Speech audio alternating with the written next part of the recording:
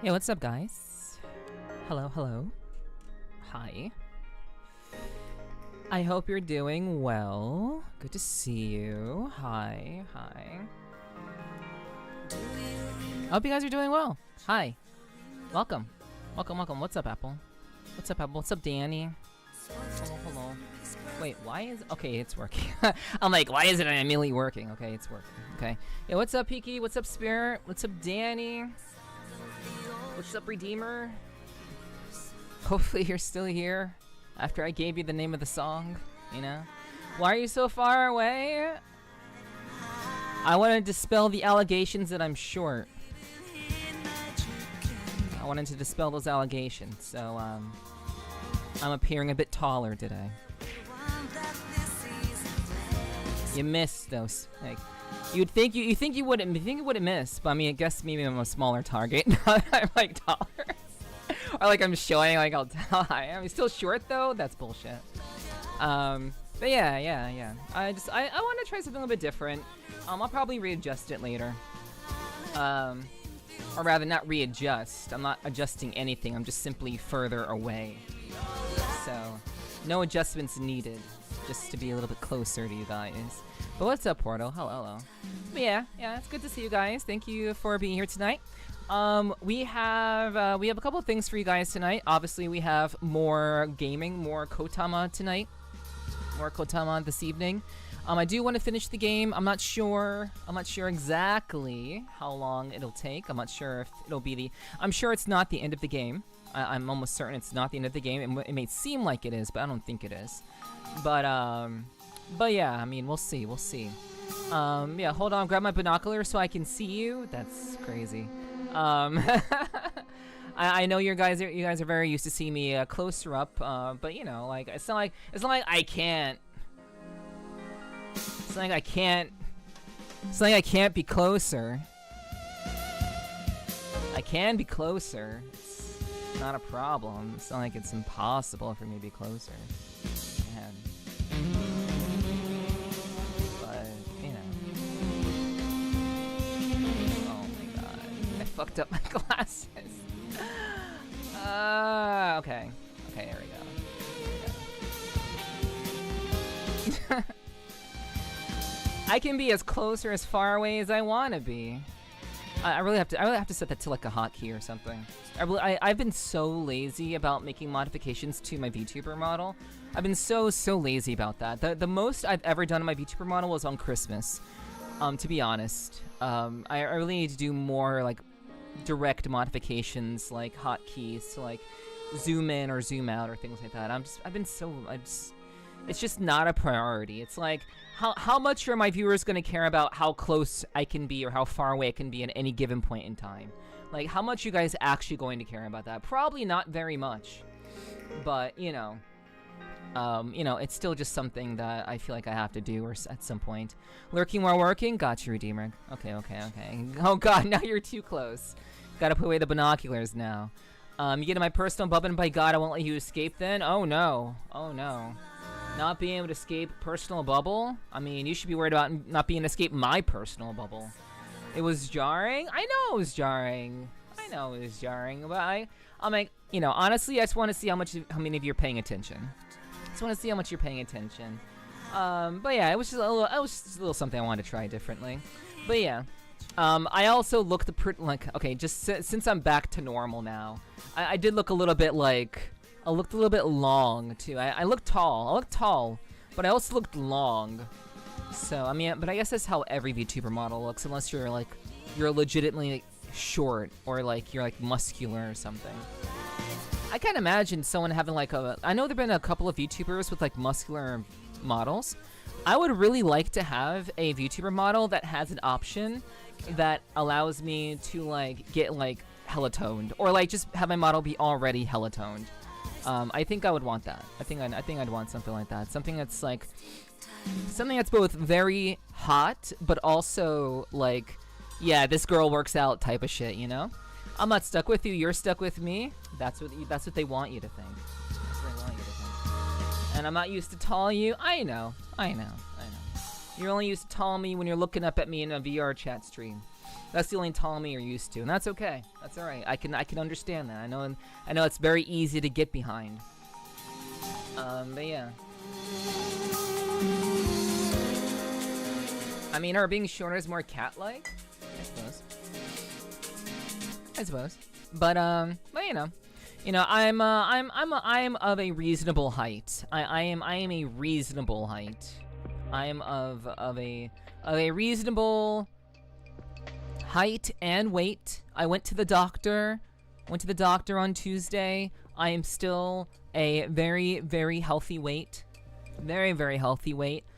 And I'm very proud of it, actually. You know, I know it's kind of a stereotype that a lot of YouTubers are like, they're like these big bone dudes who don't work out, or like, you know, like you have this like a girl that has a really cute voice but like is completely out of shape.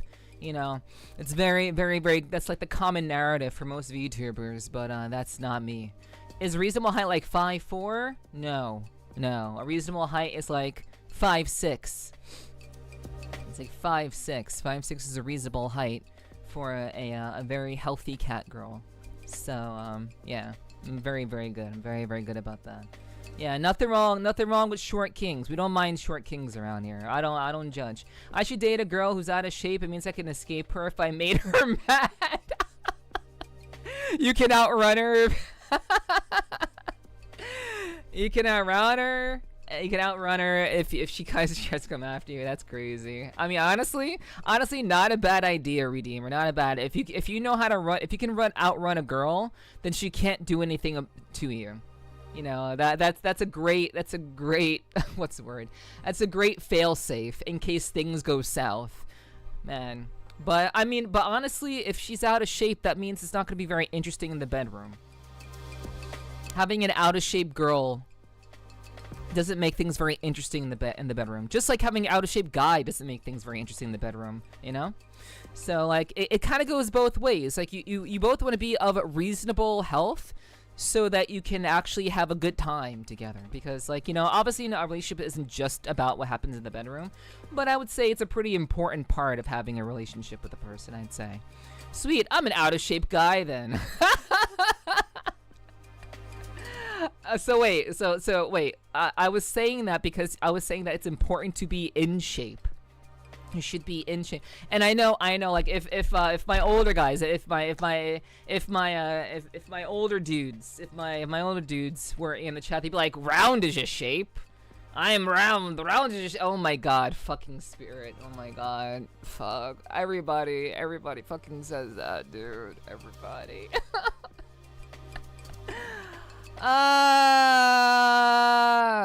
Why? Then I destroy my failsafe by giving her an ab workout in the bedroom over and over, and suddenly she can catch up with me.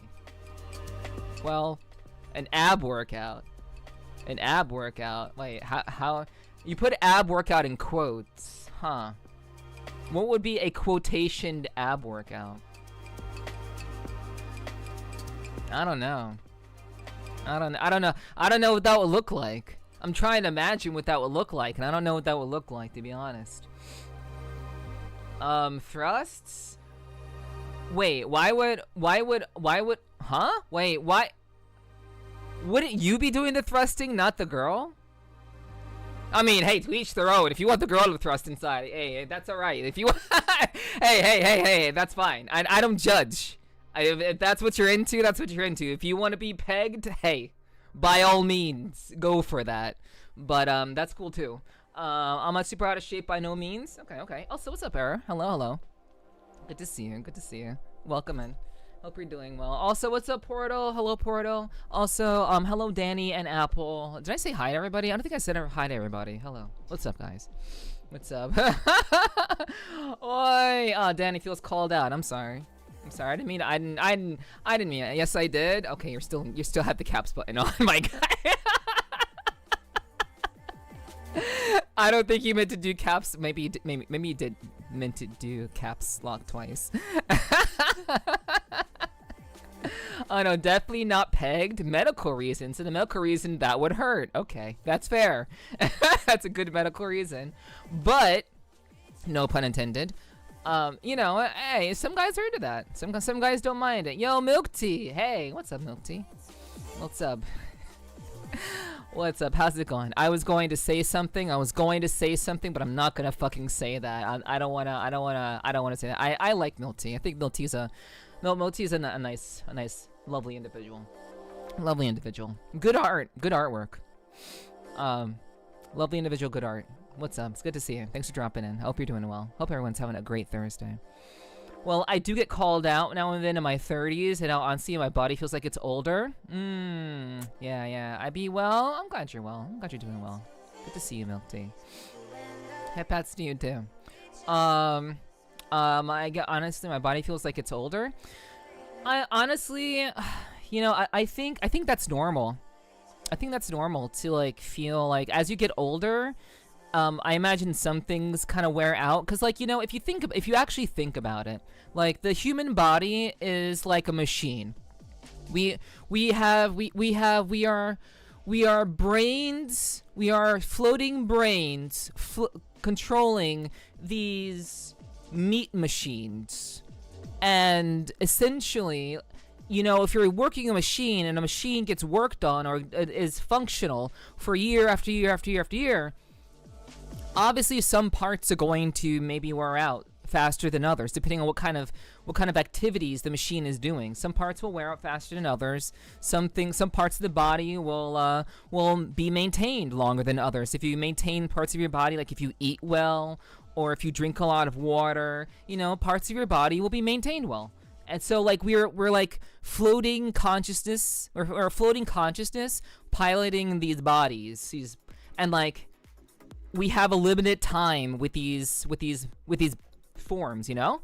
Essentially, meat machine, yeah, meat machine, giggity.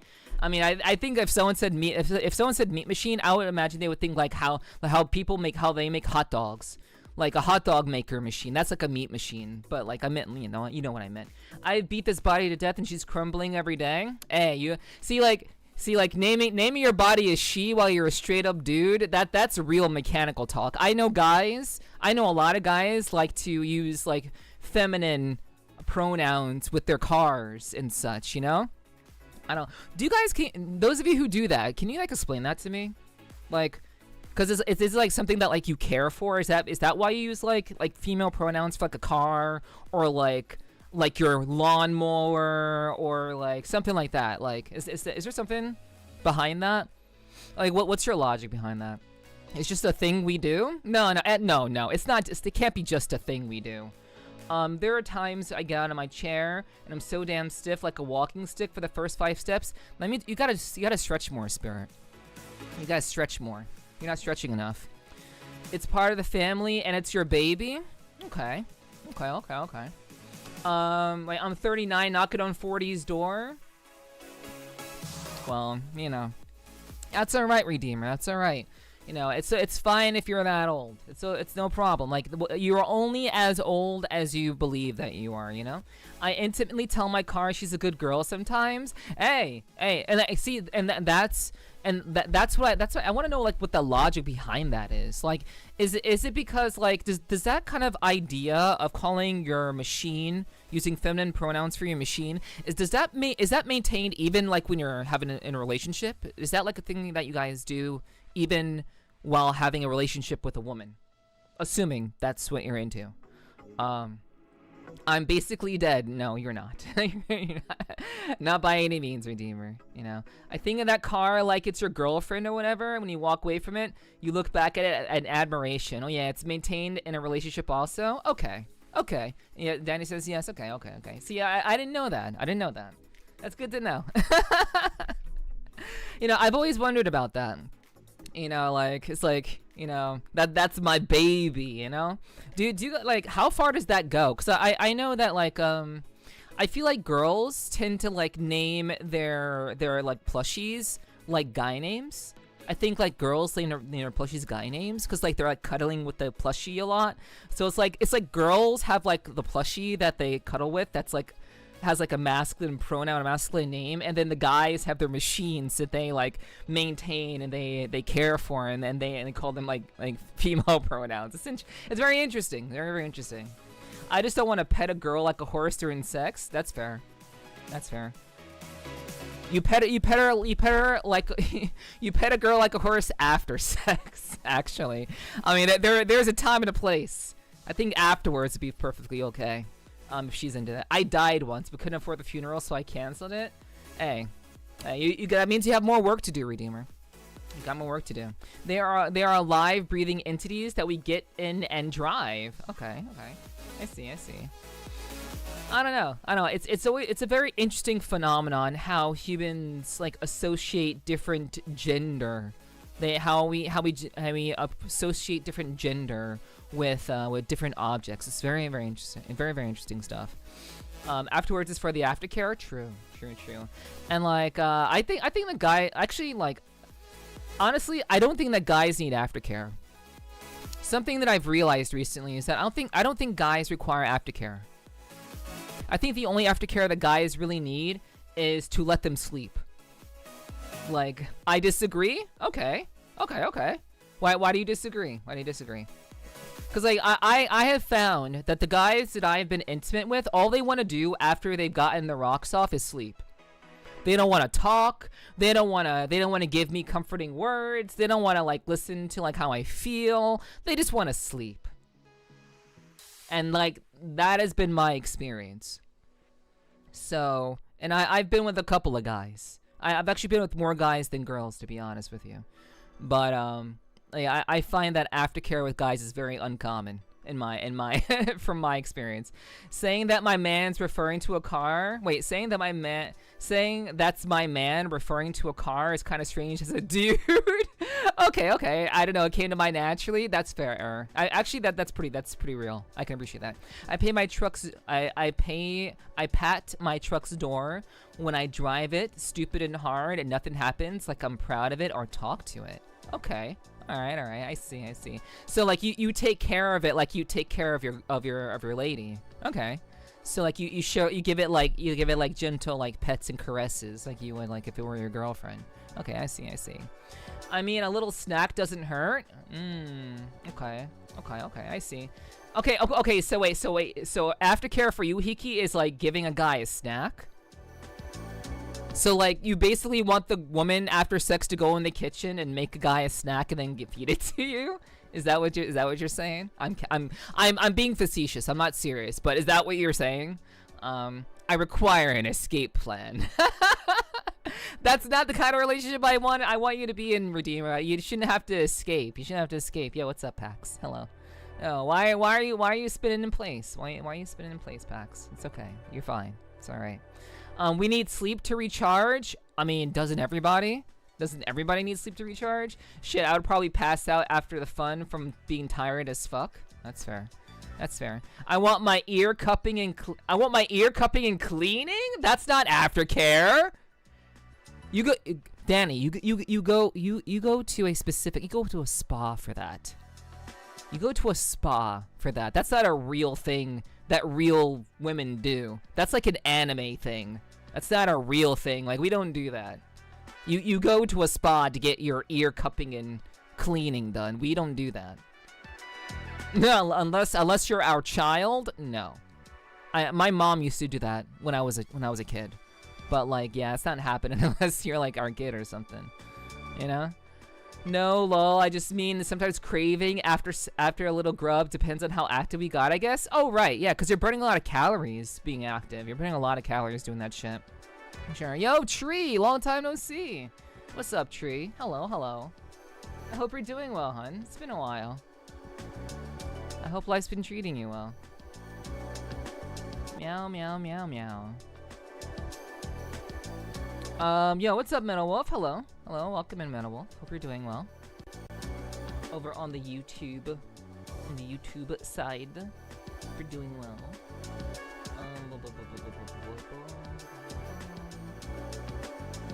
Let me see. Okay. Well, damn. I mean, if you're burning a lot of calories, obviously it makes sense that you'd be tired. No, after being active, it makes sense. Me escaping is how I had a stalker for 2 years. Oh, that's terrible, Redeemer. That's terrible. Oh man. Well, damn. What do you mean, well, damn? Nah, her truth is that she's an IRL baddie. I mean, I nobody denied that. Yeah. I mean, I've already said before, I've been with more guys than girls. And, you know, it doesn't matter who you hook up with. You know, you can be a baddie with another girl. You can be a baddie with a guy. It doesn't matter. Pretty biker queen appears. Thank you, Slade. I appreciate that. Thank you. I have appeared. I'm here. I'm aware. And here to hopefully entertain you this evening. But yeah, guys. Hello. Welcome. Welcome. I want my girl to come out to the garage with me and get dirty again, work on a vehicle after the fun. Whoa. Oh, okay. I see the cycle here. It's like, you know, like the girl's feeling frisky, you have a good time with the girl, and then you go out, and then she'll get under the car with you, get all dirty, whatever, and then it's just like, and then you just do it again. You know, honestly, for real, I honestly think that an actual healthy relationship is a person that you can actually participate in. It doesn't have to be a specific activity that the guy likes or a specific activity that the girl likes. Again, this is assuming a heterosexual relationship. I'm not assuming that everybody is straight. I'm very bisexual, so again, like, just for clarity's sake. But I think it's a very healthy thing to be in a relationship with somebody who is okay with participating in an activity that a guy very much enjoys, and vice versa. I think that's very important for a guy to be willing to, like if a girl wants to go, if they want to go clothes shopping, you know, go clothes shopping with the girl if that's what they're into. If the girl happens to like a certain kind of game, like if a girl likes playing Palia, for example, like you play Palia with the girl, because the girl is also, you know, maybe going with you to the car show. You know, maybe she has no interest in cars, but she'll go with you to the car show because, you know, you're into cars. I think that's very, very healthy, and I think that breeds a, no pun intended, I think that breeds a very positive, like, dynamic between people, and I think that's very, very important in general. I don't like to have fun with you. You don't know about that. That is an assumption, and you don't know that for certain. But I appreciate the compliment. You don't know that for sure. I guess I don't know what kind of aftercare I'd want afterwards. I know I wouldn't go directly to sleep though. Okay. Well, honestly, when it comes to me personally, I appreciate a guy who doesn't want to just go straight to sleep afterwards. But I can understand the desire to be tired after being so active. The tiredness I can understand. I get it. However, I do like to talk. I am a talker, alright? I'm a talker. I'm not so much during, but before and after, I'm still a talker. So I'm a talker. So I don't, you know, it's whatever. Activity that both can enjoy together. That isn't just, you know, intercourse, you know? I do enjoy turning wrenches a lot, even when I get mad and fling a wrench across the shop because something happened. Yeah, I mean, I think, like, and see, Spirit, what you have is an outlet to deal with your emotions, you know? Neff a talker? I would have never guessed. I know. What a shocker. Neff talks a lot? That's crazy. I never would have guessed. Yeah, no different than friends. It's a give and take. 100%. Yeah, absolutely, Hiki. 100%. It's definitely a give and take. But yeah, see, what you have, Spirit, is a good way to express your emotional capacity while still, you know, engaging with, like, the things that you have to do, you know? I do have a way to regulate my emotions nowadays, which everyone should. Like, literally, guys, like, no matter who you are, if you are a human being, and you are an adult, you should have a way of regulating your emotions, and you should not be wilding out for no reason. And sure, things may become very, very, you know, contentious, but even in a very contentious situation, you should have enough wherewithal to not simply be purely emotional. To be able to hear what the other person is saying, and for the way that you respond to not fully be emotionally driven. And trust me, even as someone who's very, very cerebral like me, I'm a very thinking kind of person.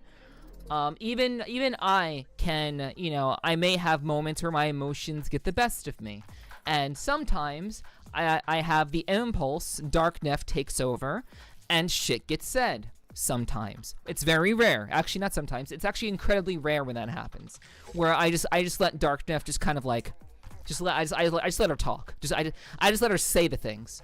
It's very rare when that happens, because it should be always a balance of being a respectable, especially if it's your partner, especially if you are in a partnership with an individual. You should have the decency and the wherewithal to listen to what they're saying and to not simply be driven solely by emotions. And I say this as a woman. Okay? So, you know, I'm still emotionless though. You and me both, Spirit. You and me both. True. Thank you. Thank you for that, you know. I feel like being able to laugh during the deed is very important. Yes. Yes, Danny. True. Yes. I think like, being able to find the humor and intimacy is also important. Cause like, I think that's one of like, that's another thing that I think guys get wrong, and sometimes girls, but I think guys often get this idea about sex wrong too.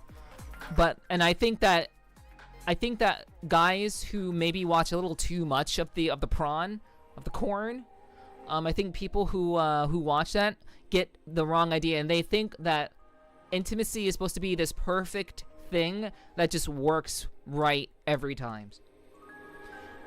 But that's not how it goes.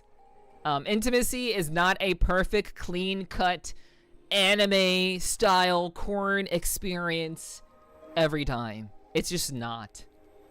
And I think being able to laugh when things happen, being able to laugh when like like just unexpectedness happens, I think that's very healthy. That's a very very healthy thing.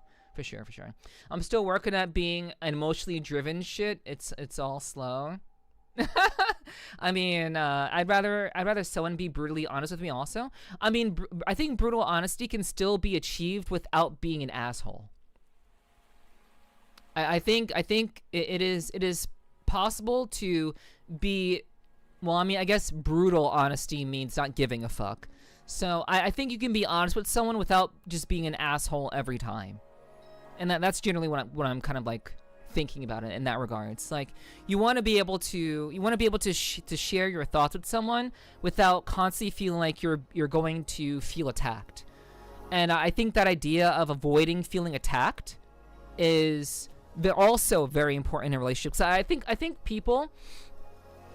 are people, and you guys can correct me if you don't think so. If you disagree with anything I'm saying, let me know. And if you agree with me, let me know too. But like, I do think that there are some people who actually, I think people do not like confrontation. I'm not a very confrontational person, but I think many people fall into this category of avoiding confrontation because they are afraid of it. And not facing confrontation, being quote unquote afraid of confrontation, leaves things unsaid. And if things are unsaid, that is where resentment starts to build up. That is where jealousy starts to build up. That's where all of these negative, like, underhanded emotions start to build up. Until it's like, I know you were sleeping with that girl when you were on Red on VR chat last night. I see you hanging around that person, being all nice to her. You were on Red last night. You didn't respond to any of my DMs. You were definitely fucking that girl. And it's just like, no, I'm just on Red, dude. It's like, can you ask me a question? Can you relax? But I think like it's much better to be reasonable. I think it's much better to be okay with confrontation in all seriousness, with a degree of being reasonable. Of like if you have a question or you have a concern with your partner, you should be able to talk to them. And even with your friends, if you have a concern with your friend, you should be okay with approaching your friends with issues that you have. Hello, Justice. No, you're good. Yeah, no, you're not late. You're all so good. You're fine. I've tried to get to the point to have great communication. Yeah. What's up, Dark? Hello, good to see you. Thank you for the drinking water. Thank you so much. Yeah, welcome in, Justice. I hope you're doing well. Hope all is well. And Slade, of course, and Beyblade. Hope you all are doing well over on the YouTube side of things. I've tried to get to the point to have great communication. Yeah. I mean, I think having good communication is important, but also not just having good communication, but being willing to ask questions and to trust your partner. Because if you cannot approach your partner with the utmost confidence that they're not going to, one, blow up on you out of emotional like distress, or two, that they'll be able to have a mature conversation with you about the thing that you are concerned about. If you cannot get to those 2 points, if you cannot achieve those 2 points as a friend with the person, you should not date them. You should not do that. Okay?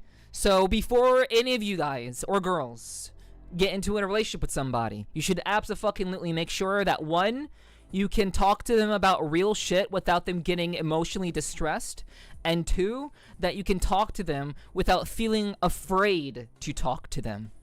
There should be not even a hint. Well, I mean, obviously, you know, we all have our fears or worries, or, you know, we all have our personal baggage, so maybe you can't fully get to zero, but I think you should be comfortable talking with your partner about real shit. And if you can't feel comfortable talking to your partner about real shit, you probably shouldn't date them. Probably not. Oh my god, I had an ex that did that. She exhausted the crap out of me mentally. Exactly, Error. Like, someone who is only going to respond negatively to the slightest bit of conflict is someone who is not healthy. This is someone who has not faced consequences. This is someone who's potentially been traumatized and has not worked through their trauma. It could be a variety of reasons. It could be a variety of things that could potentially have caused this person to end up this way. But regardless of the reason, if you are a grown-ass adult and you cannot handle your partner approaching you with a victim mindset, yes, you want to be the victim. Like, if you cannot handle just being spoken to about a concern that your partner has, you have a problem. You have a problem, and you need to get it resolved. Just real talk, you know. You know, it's just like I'm not about that victim mindset shit. You know, I like, if you are dating somebody, you shouldn't constantly be trying to make yourself out to be the victim. That's annoying as fuck. It's childish behavior. That's what you do when you're 6 years old, when you don't want to be blamed for something, or you always want people to feel sorry for you. You don't want to be told that you're wrong, ever. Yeah, absolutely fucking not. So, you know, that is my bro tip. That is my bro tip for all the bros in my chat, and also for the ladies. I don't think there are any ladies in my chat though. That's okay. I know that my stream is 98% dudes, and that's all right. But, you know, that is my bro tip for you guys, for those of you who are still on the singles list. You know, be sure that your partner can handle actual mature adult conversations and doesn't throw a fucking hissy fit whenever the slightest bit of confrontation occurs. And figure that shit out before you start fucking them. Alright? Cool. Cool. Yo, what's up, Suku? Hello, welcome in. I have a question. Do you have advice for someone in their first relationship? Depends on what that is. What is the question? Advice for people in their first relationship? I mean, do you have, like, that's a very broad question. Very, very broad. Do you have like anything specific that you're concerned about? Because I could say a lot of things about that, but it would be better if it's something specific.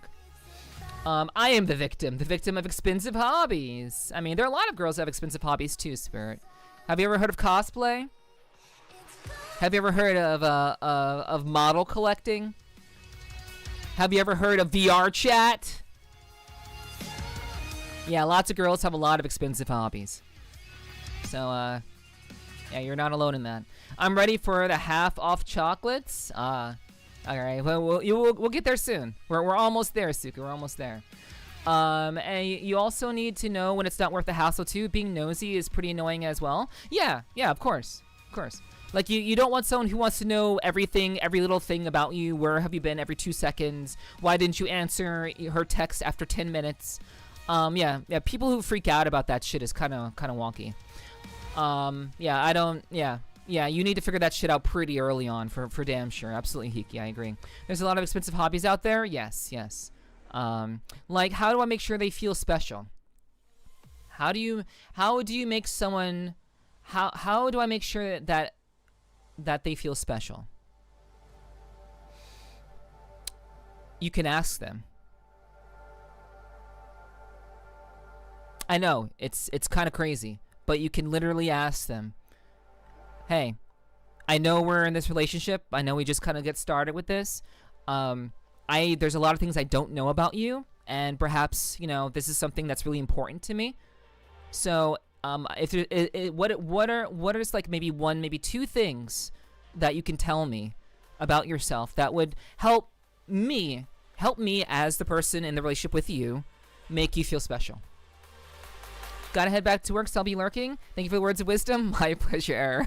Cheers to you too. Good luck to you at work. Thanks for lurking. I appreciate you. Good luck to you, hon. It is good to just make sure they got to their destination safely. Yeah, just make sure they got there safely, and that's what Hiki was saying before. It doesn't matter like where they're going.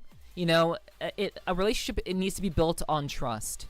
And if you are second guessing that trust because you think that your partner is going somewhere else to cheat on you, it's the same difference like being on Red in VR chat. Your partner going to some party IRL is the same thing as being on Red in VR chat. It's essentially the same. So like you should be able to trust them enough that you know that it's all good. That they're trustworthy, that they're a good partner, and that you can actually trust them to be good to you. You know? Thank you. Of course, Tree. Yeah, I mean, honestly, Tree, like for relationship things, most relationship matters that concern a lot of people, and I'm not downplaying you, and I'm not belittling you either. I think it's good to ask questions, so thank you for asking that, Tree, for sure. But I think that most issues with relationships can be solved simply by asking your partner. So, like, if there's something that you are concerned about regarding your partner or something that you think you can do better, you should just ask them. And yeah, I'm happy to offer advice if you ever need it in the future, for sure. But as someone who's been through a wide variety of relationships, as someone who's seen a lot of people's relationships completely collapse upon themselves, VR chat has been, I mean, I've seen a lot of shit way before I got into VR chat, but being in VR chat has shown me even more shit at an even higher rate. So, I've seen a lot of things. I've seen a lot of issues that have happened with relationships, in a very, like, accelerated sense. And, you know, I'm happy to offer advice. Because I just, you know, it's just, I understand there's some people don't really know how to approach it. And, you know, it's okay. It's okay. I'm always down to offer advice if I can. But yeah, those are my bro tips. Those are my bro tips for today. I hope you appreciate it. I'm sure most of you already knew those bro tips. But hey, you know, sometimes you need a good reminder. Sometimes you forget.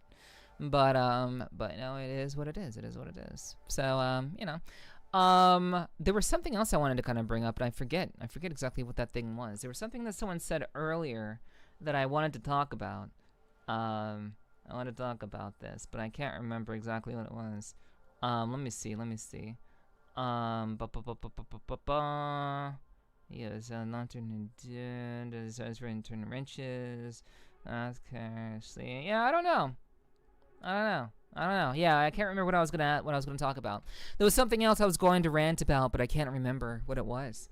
But yeah, again, I hope you guys are having a good night. Hope you guys have had a good Thursday so far. Hopefully, it's been a good day for you guys. And of course, you know, of course, the person who offers relationship advice is also the person who isn't in a relationship. Ironic, isn't it? Ironic. But hey, that's okay. That's okay. I find my own way. It's all right. But let's go ahead. Shrug. Yeah, it's no big deal. I don't care. Honestly, like that's not something that I'm concerned about at all. But it's kind of funny, you know. I mean that's portrayed so well in media, like media portrays that so well, but it's actually so fucking true. So true. Oh man, I got good advice because chances are I went through that shit already. Yeah. I mean, obviously the older you get. Like, just another lie? Is that a lie? No, that's true. It's true. I mean, it's always interesting. It is very interesting. This is something I've actually witnessed firsthand. Like, it's always interesting how the people who actually want to be in a relationship with you, they end up showing up after the fact, which is it just makes things more complicated, you know? What's up, Nomi? Hello, good to see you. I hope you had a good rest. Good morning. But yeah, I do think it's like it's very, very funny. I enjoy that shit. The universe is a bitch. Yeah. I mean, it does kind of overcomplicate things, though. That's happened to me before. Okay. I'm gonna tell you guys. I'm gonna tell you guys a story. I'll tell you a story real quick. So I was in a relationship with a guy, another streamer, another stream person. That's all I'll say. I was in a relationship with this person, and I was very happy. Well, relatively speaking, I was. But about 2 weeks before I was about to I was going to hang out with him. About 2 weeks before I was going to hang out with him in person. This is really gonna suck if for whatever reason they find out about this. I don't know, but it doesn't matter. If they find out, like, what are they gonna do? Get mad? What are they gonna do? Like, you know, whatever. Like, it's whatever. But yeah, like, you know, 2 weeks before I was gonna meet them, I came across someone who is now like my closest friend in the world. She's a wonderful, lovely individual, very close. Her and I are very, very close friends now. But I encountered this individual 2 weeks before I was supposed to meet my then boyfriend. You know, in real life. And let me tell you, upon meeting this person, I won't say who the person I met was. I won't say that much. But this individual is very like this individual kind of blew my mind. And I'm like, I'm already in this relationship with this guy. And then I meet someone who is like my absolute foil. This person is my foil. It is they are the most interesting, captivating person I've ever met in my life. And this is before I'm supposed to meet my boyfriend in person. So, but you know, as I've said in the past, you know, that did happen. I did meet my boyfriend in person at that time. I'm not my then boyfriend. Let me be specific. I don't have a boyfriend now. I don't have anybody right now. But like my then boyfriend, met up with him, and that leads into the feet story. So you can kind of guess how things went from there. So like it's just like the lore connects, you know. I mean, if they get mad, they can get glad too. That's such a boomer joke, Spirit. You're not even a boomer. Why are you making a boomer joke? That's like. Oh man. Ah yes, that one. Yeah. You'll find your someone because I'm sure you have a crush on someone. Everyone does. Of course I have crushes. Of course. Guys, I hang out in VR chat. VR chat is like my second life, alright? Obviously I have crushes. Obviously. Obviously there are people that I find attractive and interesting and all that. So yeah, but it's, but I the thing about that is that I understand that that's not realistic. And in a lot of these situations, these people are from different countries, from different lifestyles, from different places in the world. They're immature in some shape or form. There's something I haven't quite understood about them yet. They're already taken, you know, like. Yeah, what's up, Lobster? Hello. Good to see you. But yeah, like, of course I have crushes. Of course I do. Cause I let nothing hold me back anymore in this world. Of course. As you shouldn't. You should be you should be quite adamant about being, forthright about how you want to live your life. How, like, your life is, this is the only life that we have to our knowledge. So we should live it to the fullest. We shouldn't allow hesitation or self-doubt to get in the way of us having a healthy relationship, or not even having a healthy relationship, just going for something that seems completely outlandishly unlikely. We shouldn't let the unlikeliness of a situation that we encounter in life, stop us from taking that step forward. And I say that as someone who's allowed hesitation to get in the way. But these and like lately, not so much. Probably in the last couple of years, I have been relatively forthright about how I approach life, and not allowing my my doubts to get in the way of just approaching something. Maybe I have to kind of wait and maybe I need to position myself for a good moment. But besides the positioning of a good moment, besides that, I kind of just take action where I think that I can. I'll ask the question. I'll do the thing. So, I think that's important to not let anything in life get in the way of just living it, I will flirt, then throw a dad joke in the mix just because I can. Yeah, for sure. I think that's perfectly fine to do. You absolutely can do that. That is one way to kind of gauge if this is a person that you can deal with and that can deal with you. So it's all right. That's all right. Nothing wrong with the occasional dad joke to test the waters, as it were. So that's just how it is. For sure. All right. So, chat, we do have ads that are about to come up. So we're gonna go ahead and run those ads real quick. So for those of you who are still here during the ads, we're gonna go ahead and we're actually gonna start up the game. We're gonna start up the game for a little bit. In a little bit, after the ads, of course. I have a saying for myself, and it goes something like this: I'm liked by a few, tolerated by many, and hated by all.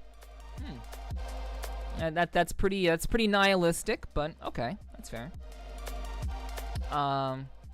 That is kind of what it is at times, but I think that's a reasonable way to approach it, Spirit. I'm not against that kind of mindset, but I think if you take that too far, then you self-lock yourself out of situations by believing that you're hated by all, or liked by, or maybe you're liked by a few is reasonable. Liked by a few, tolerated by many. Tolerated? I don't know.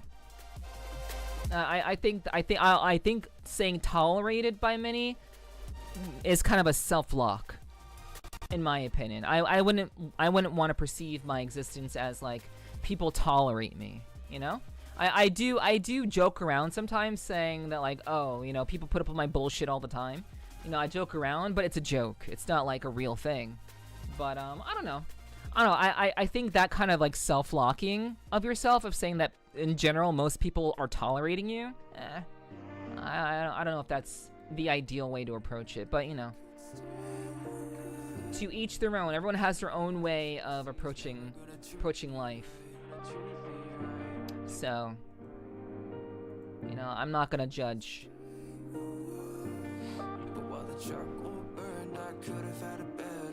But yeah, we are going, after the ads are over, we'll be getting into the game tonight. But for the time being, we're just kind of letting things kind of rock for the moment.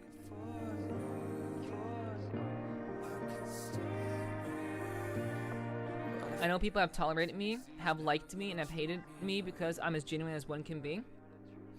Well, but that doesn't mean that everyone hates you.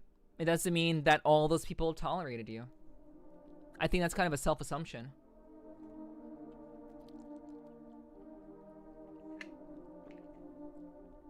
Honestly, and from my perspective, I would imagine that there are people who want to be more genuine. I would imagine there are people who want to pursue that genuineness that you have, but many people can't. Some people only know how to put on a mask and be fake.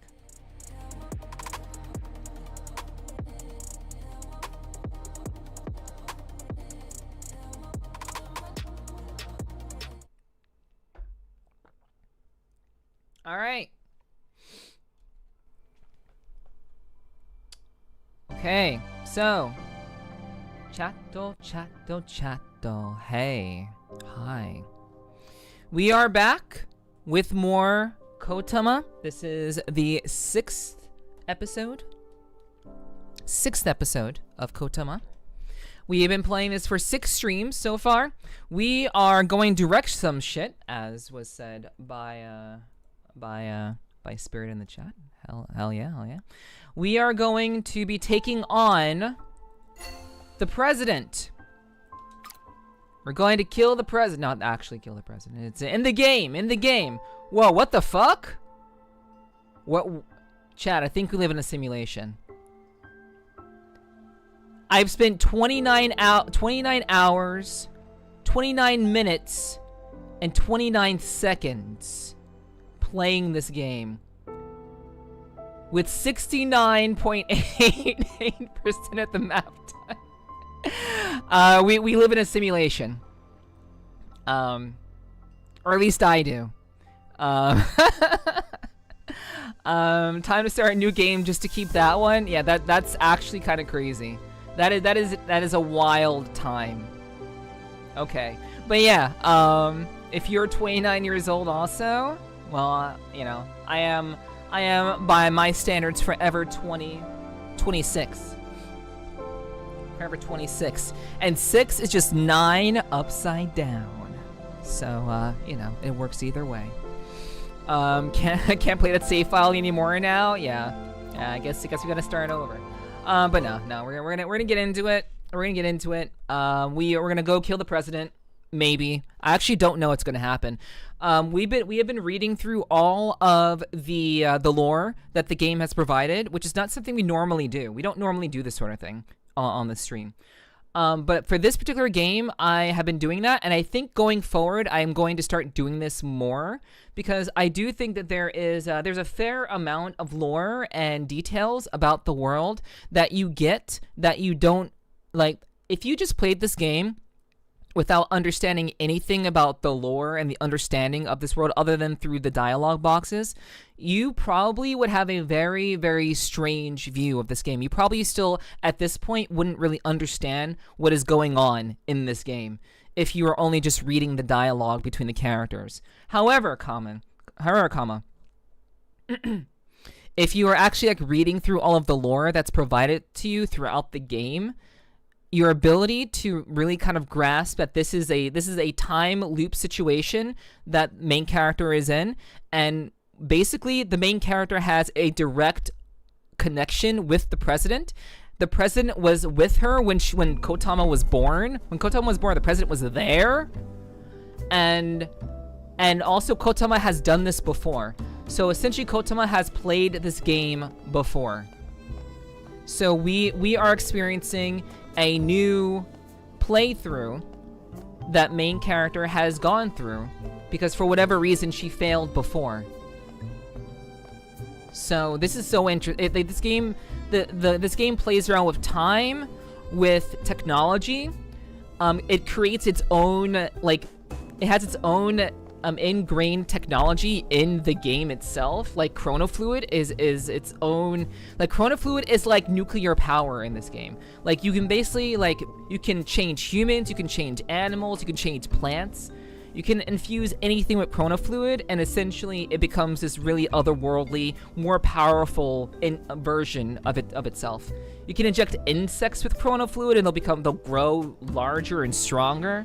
Like, there is so much lore that's tied up into the scientific build of this game and the storytelling of this game. So I think going forward, we're probably going to start reading through all of the things. Like, if we get a certain item, we'll probably just read what the item is, even if it is like Elden Ring. Like, even like Souls-like games. I think we're gonna start doing that for Souls-like games too. But I've been enjoying it. This game is pretty cool. Very, very fun. The platforming is relatively challenging. It's not as challenging as I thought it was going to be, but the platforming is challenging. It's on par with Celeste. It has Celeste-style platforming in this game. So if you've ever played Celeste, you know what I'm talking about. But in general, the game is quite fun and also quite easy. I wonder what else could one inject with that fluid. Wink, wink. Yeah. Yeah. There are definitely some things that can be done for sure. But there are definitely a lot of really cool aspects of this game that are most likely missed by most players who are just skipping over the lore. But I've really been enjoying the lore in this game as well. So, yeah. Let's continue. Let's get down to it. So, let's see. Moderately increases base attack. Let's go ahead and... Oh, wait. No. We actually need more memo card slots. So, let's just get more memo card slots. Actually, I think we're okay. I think we already have one open. Yes, we already have one open, so let's just make another slot. Okay.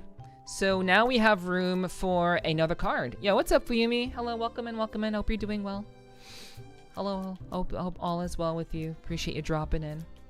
So now we have room for another memo card slot. I'm glad I didn't buy two. That would have been a waste, buying two memo card slots. So that marks location of, yeah, all that stuff. Slightly increases the amount of Luminite dropped by enemies. We actually need that. We really do need that. Yes, let's equip this live opera. Oh no! Oh no. Okay, well... Shit. Let me see. So what can we do about this? So moderate increases attack when Chrono Shell is full. Slight increases base attack. So slightly increases base attack. I don't think I want to get rid of that. Okay, let me see.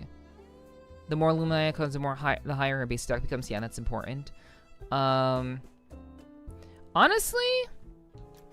we can get, because we have, what was it again? Because we have Wisdom Tooth Surgery, we can actually get rid of the one that just slightly increases attack. The slight attack increase is unnecessary. We can actually remove this. Okay, so, yeah, we will remove that. Okay, so we need to add on... after triggering a chrono... Oh, wait, we already have that one. So, okay, the purple ones we don't have. Well, I should know this by now. The purple ones we do have. The gray ones we do not. And we need to add on... Yeah, slightly increases the amount of Luminite that is dropped. So we do this. Oh, wait, hold on. Wait. Unable to expand memo card slots? Okay, give me a second. This system of memo cards is not very intuitive.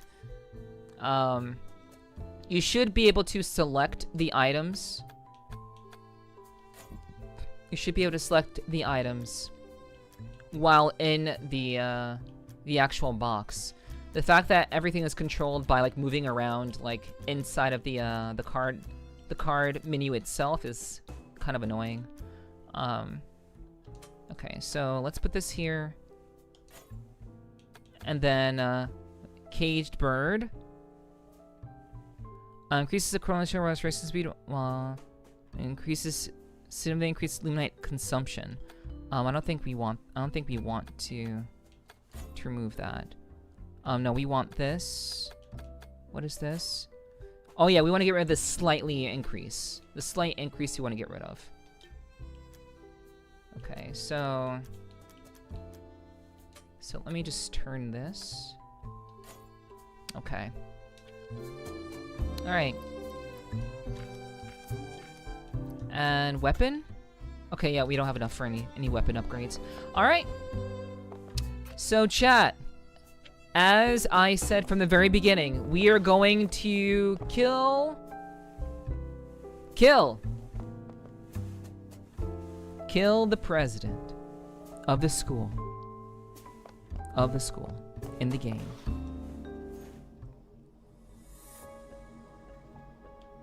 So let's do it. Oh right, I forgot the train is not in the central. So we have to go. We have to. Oh wait, it is in central. What the fuck? So wait. Oh wait, it's one room over. I forgot. It is one room over.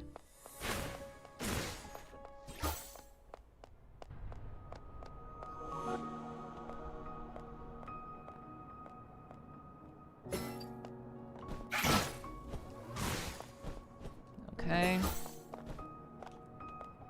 Get a little cutscene.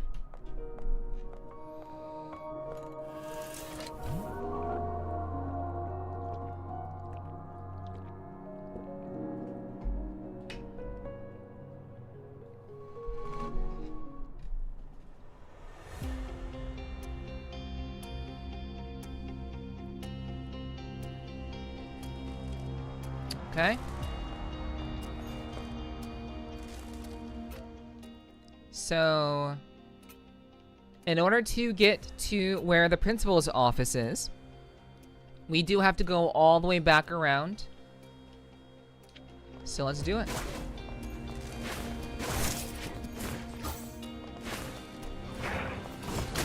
Okay, that's annoying.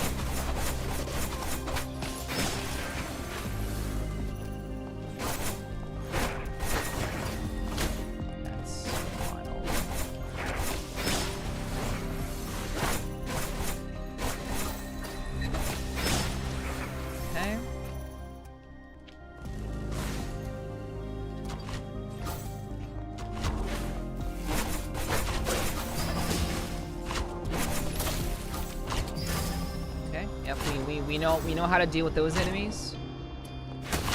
Ugh. Okay, there we go.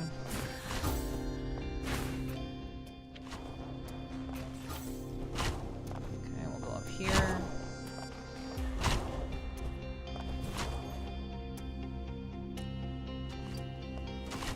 I think we actually should do a bit of farming too.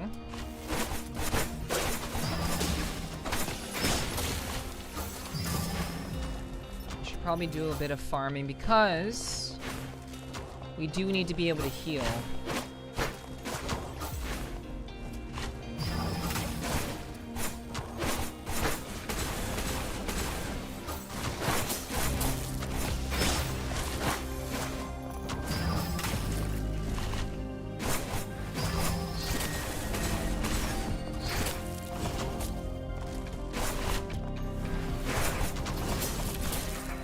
And there it is. Oh, wait, no! I got hit by that.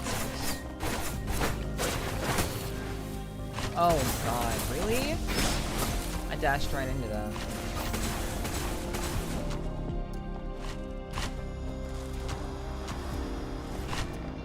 I'm trying to avoid having to heal as much as possible.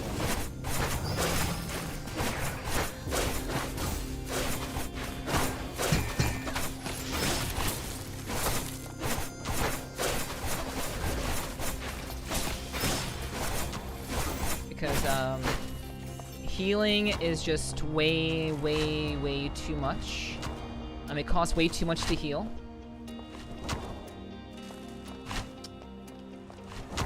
So I'm trying to avoid it entirely, and I'm trying to build up chrono fluid. Sorry, I'm trying to build up chrono shell, which is that bar, that long bar at the top of my screen. I'm trying to build that up.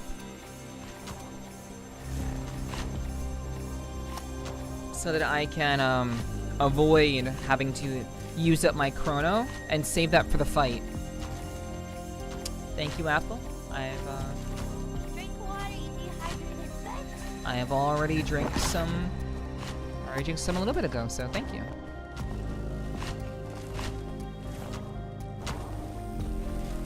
Okay, shit.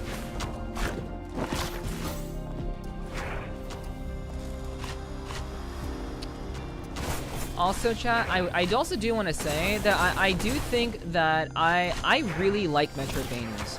And I didn't realize how much I like them. I mean, I guess I did realize how much I like them, but I was always very kind of, like, hesitant to, like, I guess, commit to them in, like, a significant way. I was always very, very, like, hesitant to, like, keep playing them. Because, to be honest with you, people may, oh my god, people may look at games, oh my god, really? People may look at games like, Hollow Knight Silksong, and just think, just by the nature of the success of Hollow Knight Silksong, that people just fucking love Metroidvanias. Jeez. And the fact of the matter is, Metroidvanias are not very popular. Okay, catch you later, Spirit. Thank you for hanging out, and always appreciate you lurking if you can. Have a good rest. Please take care of yourself.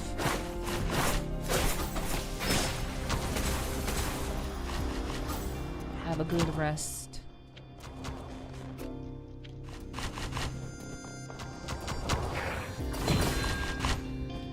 But, I think people assume that, what's it called? That, Metroidvanias are just, by their nature of the success of things like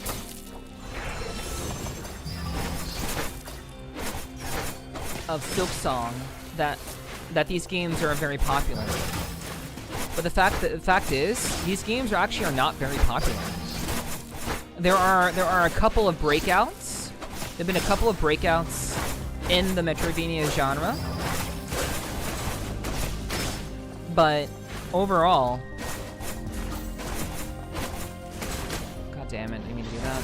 Shit, I just got myself blown up twice. That they're very, very popular. It's a very popular genre of games. Because, like, you would say, oh, okay, actually, I should say not just, like, Hollow Knight.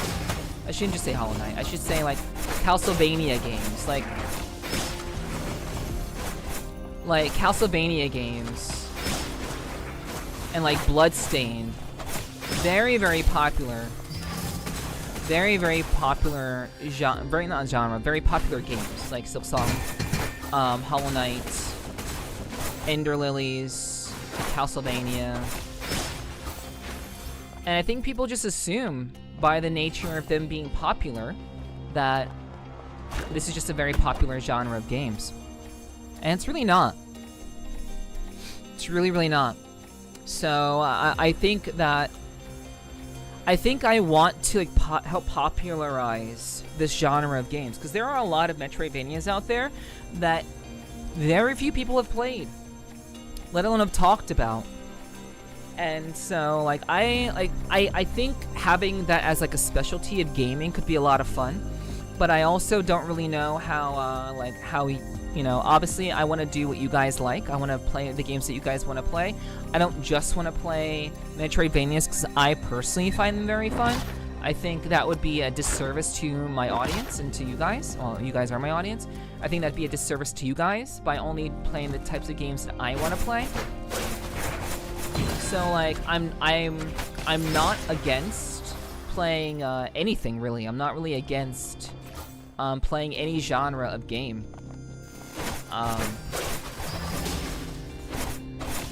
But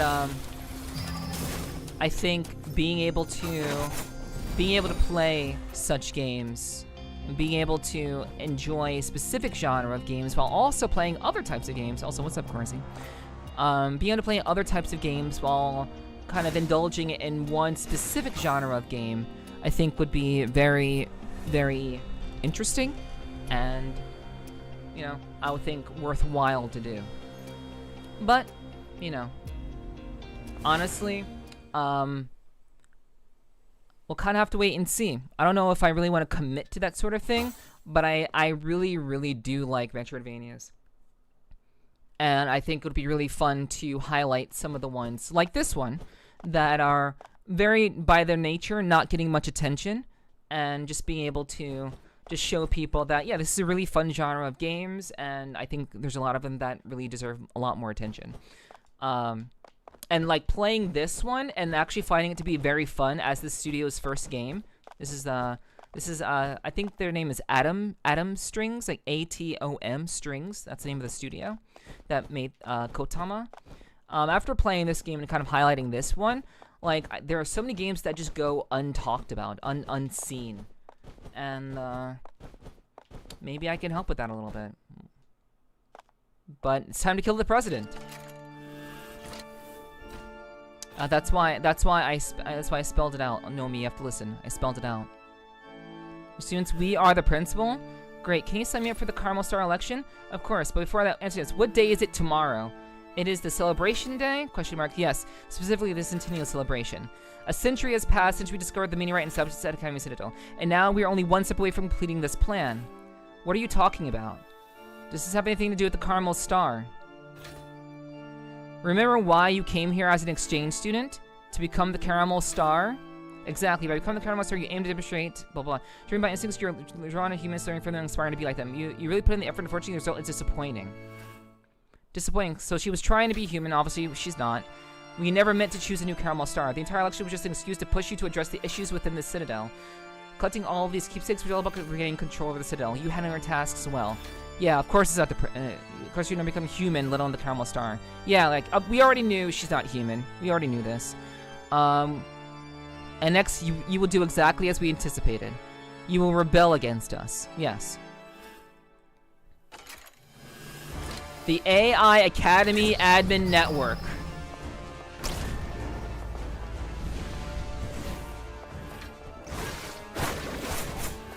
The AI Academy Network. Okay.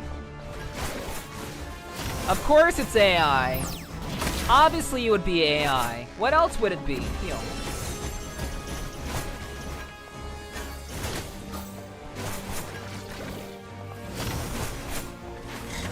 But I did actually think that it was going to be...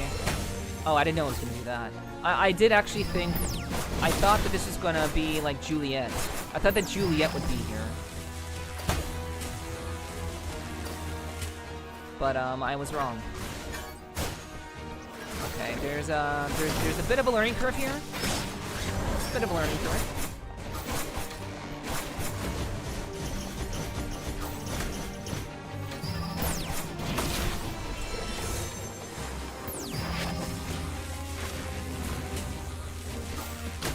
Okay, so how do I...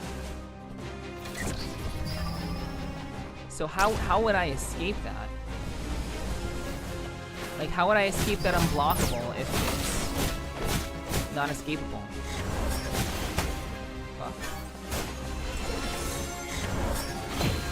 Okay, parry that.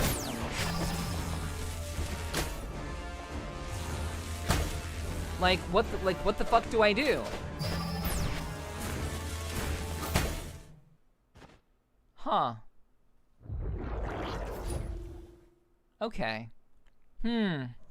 Interesting. Okay. So I'm looking. I have watched the attack patterns of this particular boss. And the attack patterns are telling me that there are situations that, one, cannot be parried, and two, are impossible to escape from without certain abilities. Fun fact, new people, if you want Neff to play a certain game, you can donate $50 for the price of the game. If it's more, and it'll be put in the queue for each game Neff will play. That's true, Portal. That is very true, actually. Yeah, if people do want to do that, you're more than welcome to do that.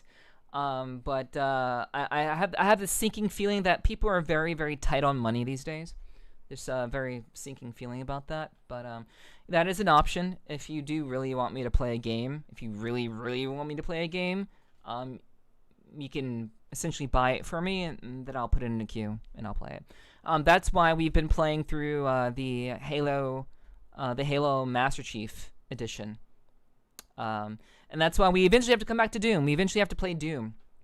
We have to finish more Doom. So, you know, essentially that's how we can make that happen if you want to. So I've made a very, very early assessment of this boss. I don't think I have all of the means to beat this boss yet. And that makes sense because there's still a shit ton left in this game. It wouldn't make sense. Did you ever finish Silent Hill? No. Because that was bought for me. That was bought for me. And the obligation is not for me to finish the game. The obligation is for me to play it, which I did. And I played it once, and it's really not my type of game, personally. I gave it a chance. I played it once.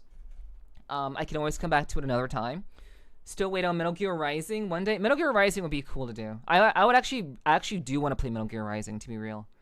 On topics of games, are there any upcoming ones you're looking forward to? My wish list. I think there's a link to my wish list available on, if you scroll down in my About section, I think there's a link to my wish list, I think. So there's a number of games. There's no games that I'm looking forward to because I typically don't buy games when they release. So I wish I could answer that question more succinctly, Corzi. But because I'm not a person who actually has a lot of money to spend, I don't particularly care about. I do care about games that are coming out. So I do hear a lot about different games that are coming out soon.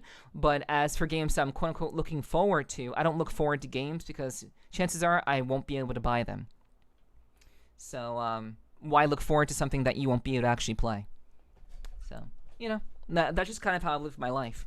Like, I never liked the idea of window shopping, you know? So yeah. But in general, if you guys really want me to play a game, you can essentially donate for me to play that game. And I can buy it, and then I'll play it. The only games that I finish are games that I want to finish. And the thing is, the majority of the games that I do finish, actually, the majority of games that I've played, I have finished. So, you know, it's usually the games that, you know, personally, I wasn't like super hyped for, that I didn't really finish. So, we're gonna see about this boss once more. But I do think that this boss is not a boss that I can fight right now. I don't think that we are there yet.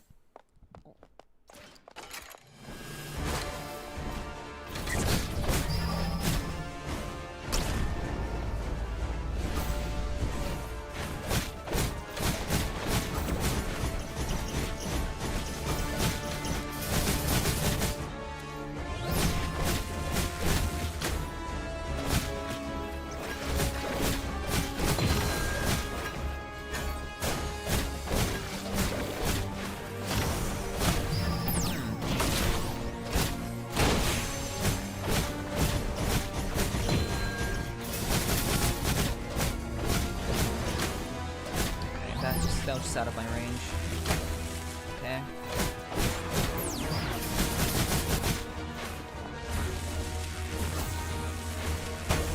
So that attack, you can't parry that. That attack is unparryable. And you also can't escape from it. Okay, that was not what I wanted to do.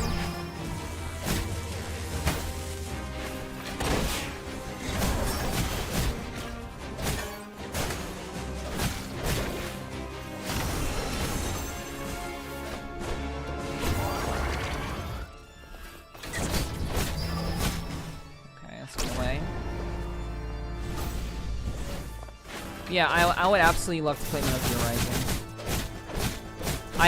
I own Snake Eater. Like, I have Snake Eater.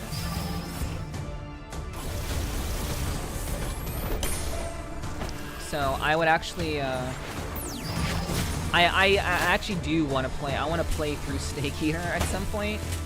Because I've always wanted to play a Metal Gear game. But I've never played one. I haven't played a single Metal Gear game ever. So, like, I would like to at some point.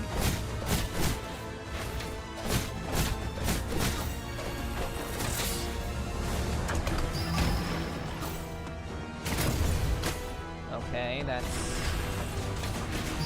interesting. Okay, I see. It's just like.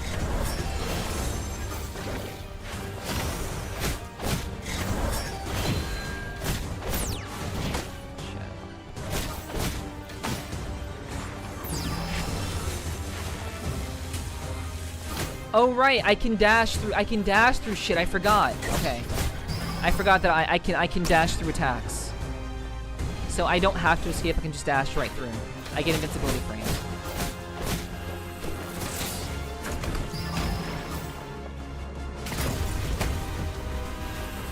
Heal. Okay. That's maybe my timing was wrong there. Heal.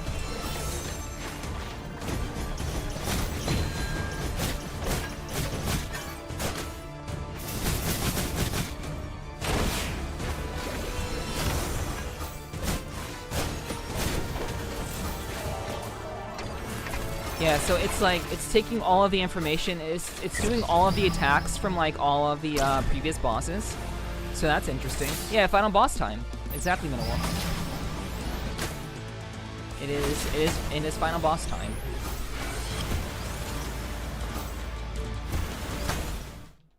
Okay, so yeah, that was from, yeah, okay. Okay, so maybe this boss is beatable. Maybe this boss is beatable with the tools that we have. I knew this was gonna be the final boss. However, we are still not even like, we're not even close to like done with this game. There's so much left in this game that we have not done. So I'm not sure if there was more game after this.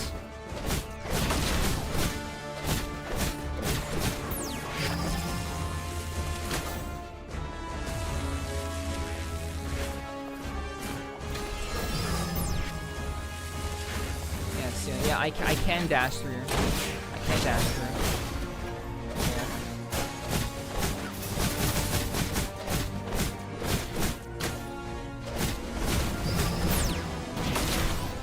Okay.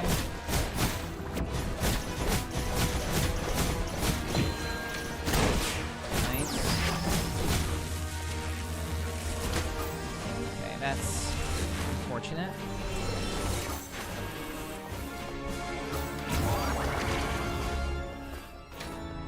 Okay, so it's like randomly choosing different boss abilities.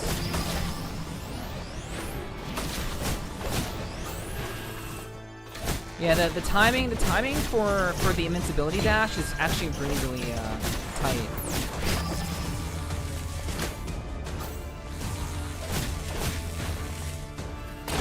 It's kind of hard to like know for certain.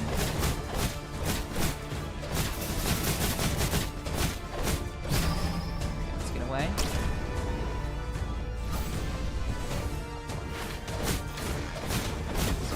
So we are in fact using our strongest weapon to get this job done.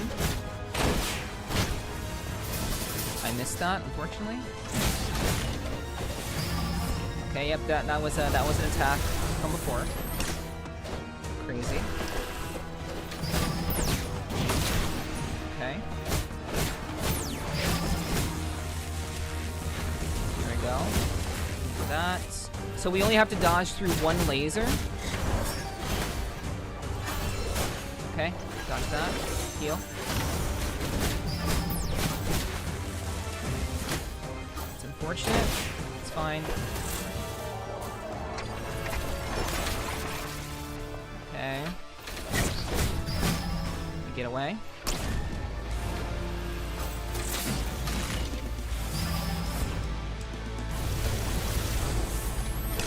Oh god. That's unfortunate. Okay. Alright. Wow. Okay, I see you.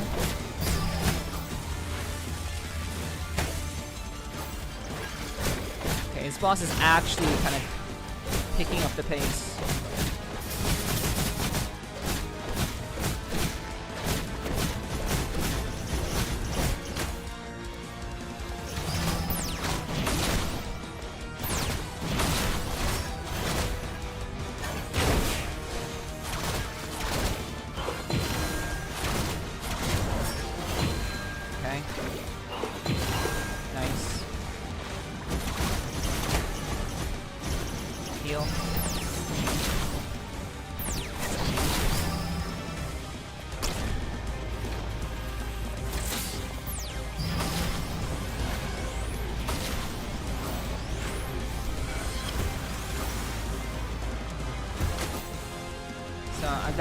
Those are parryable.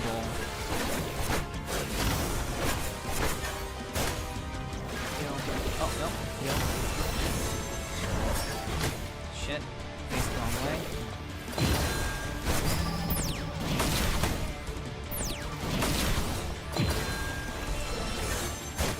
Okay. Sad. I have no more to heal with. Okay. Yo, what's up, Kyomu? Why does this thing has to have so much health? Because it's the final boss. It's the AI. It's the AI that's been trying to...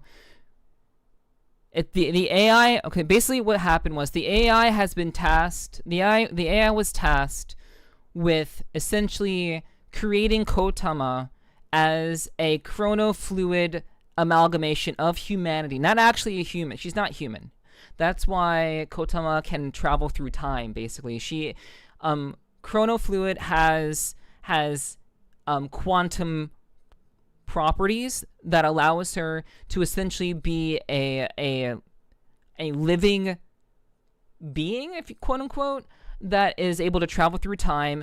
And she was tasked with fixing the issues that have happened on the ship. Basically, a terrible threat has happened on the ship. That they're in space. This is a school in space, and there are other humans on this ship. However, KOTAMA is not human. Again, we already knew this from reading the stuff that was provided to us throughout the game. So basically, it has so much health because the AI is running the show. The AI is trying to fix what has gone awry. So yeah, it's essentially the final boss. Wait, why isn't it fighting Skynet? Yeah. This is a final boss situation. For sure. There is a lot going on with this boss. For sure. And, you know.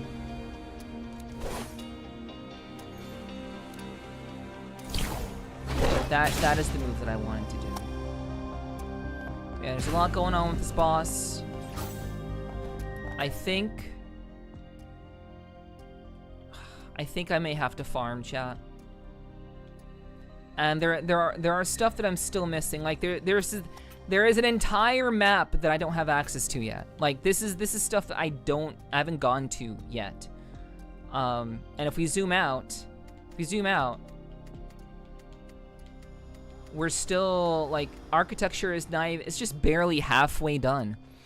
So, like, honestly, this may actually be the final boss. This may actually be the final boss. Let me read this last one that I didn't read yet.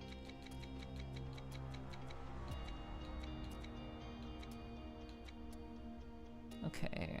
Oh yeah, I did read that. Yeah. So, basically this whole, like, the whole Citadel, is run by a quantum computer. And Project Juliet Irons, Juliet, who is the quote-unquote president of Caramel, isn't really the president. She is just the, she is the figurehead. The actual president is the quantum computer that runs the entirety of the ship.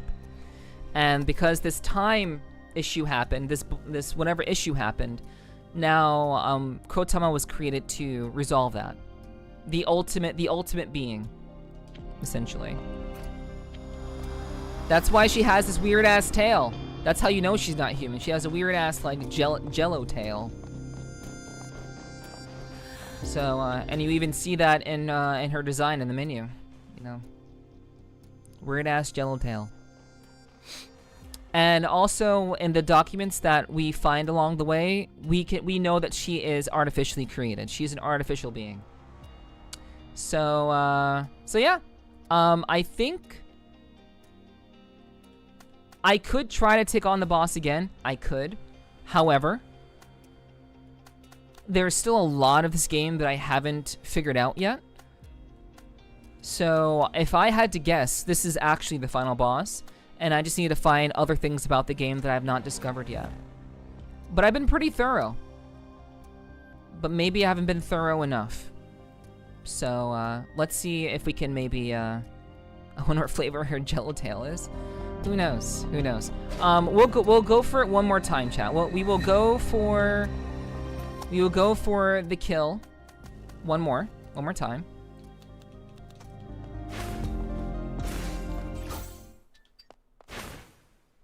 And if we don't get it, at that point we will simply keep exploring, because quite honestly, this seems like a final boss to me. And since this is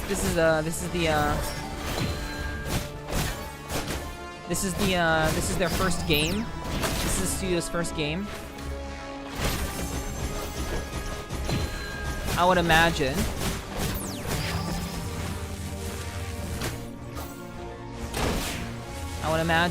that this is like just actually the final boss. Like Team Cherry is just on a different level. Team Cherry is on a different level, and I wouldn't expect Team Cherry levels of intricacy for their first game. You know what I'm saying?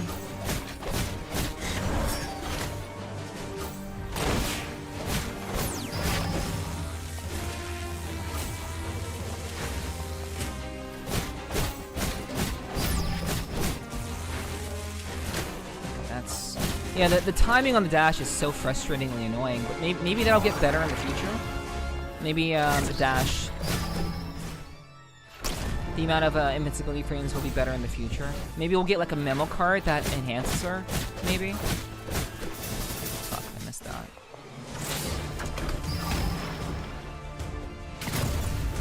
Oh right, I'd have to dash through that.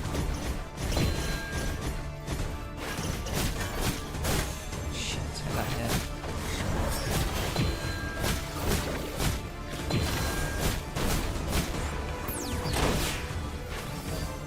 Okay, we stopped it.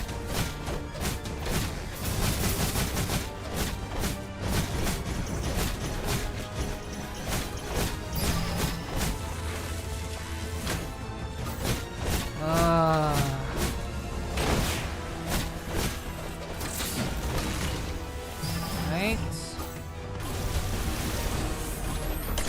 Oh, come on. That, like, barely touched me.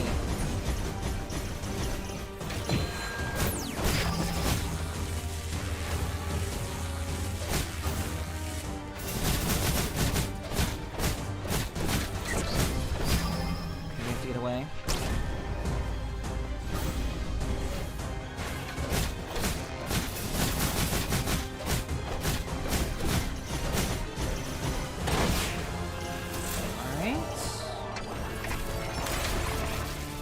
And also, chat, even if I do manage to get the kill, we're still gonna keep exploring. Even if I get the kill, we're not done with the game. I actually really like this game a lot.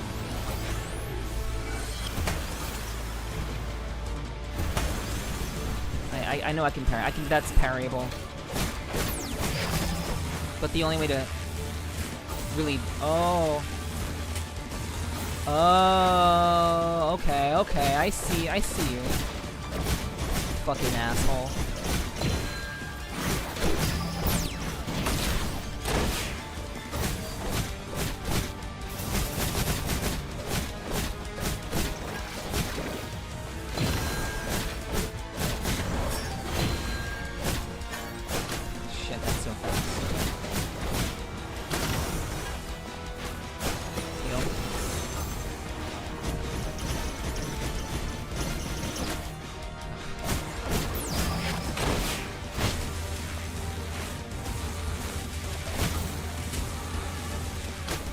Oh, okay. So if you kind of move, if you kind of rotate with it, you can avoid. Right? Yeah. Yeah, so you can rotate with it, and it'll try to rotate around with you. Okay, that's fine.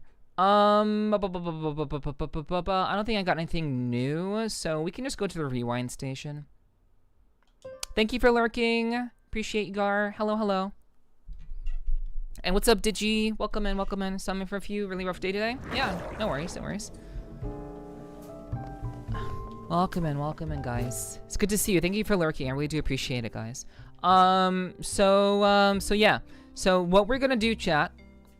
I'm gonna do as I said I was going to do. There's still a large bit of map that we have not explored. There's even an NPC that we, for whatever reason, haven't found. Maybe I actually can't find the NPC. Maybe the NPC's timing to find her is too late. Maybe I won't ever be able to find her. Maybe. But there's still a lot of stuff I've not seen or done. So let's see what else we can do in the game before we try to take on this boss. Because we could, in theory, beat this boss, over time. But I would rather try to see what else we can do in the game first before we continue to bang our heads against the wall. You know what I'm saying? Okay, so let's go ahead and try to get here. I'm gonna see what's going on over here. Because I've forgotten some things over time.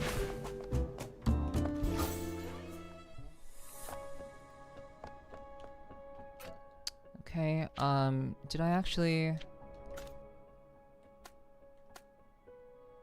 Okay, I do have it. Alright.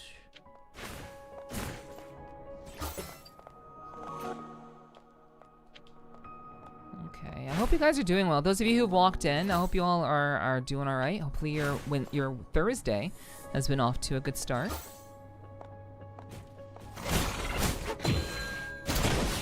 And also, this will give me some time to farm, as we have we've not really had much time to really farm.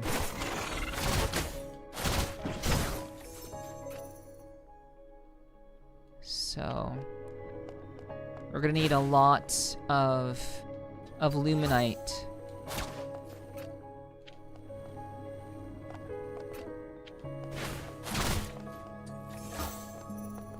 Okay, so that is a door that requires... Okay. So all of these doors that have this kind of wall effect all have to be opened through another means. Which is something...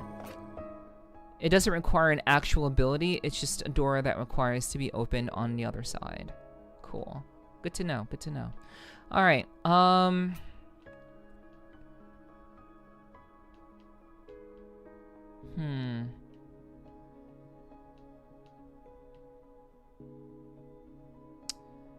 want to see... Is there anything else that we can actually potentially do? Let's go to the Art Academy. Yeah, there are still, like, there's so many, like guys, like, to put into context of, like, what I'm missing in this game, aside from just the map itself. Obviously, all of my weapons are not maxed, for one. And for two, we only have 3 of 12 tapes. I know where a 4th one is, but essentially we're down, like 8 tapes. Also, we're missing a bunch of items.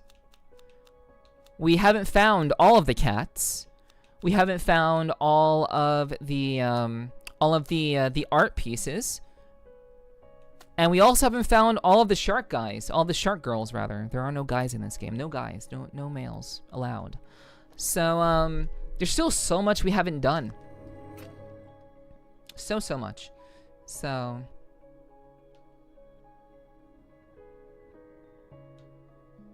hopefully we'll be able to kind of parse through some parts that we have missed. And like I said, I've been trying to be extremely thorough with this game.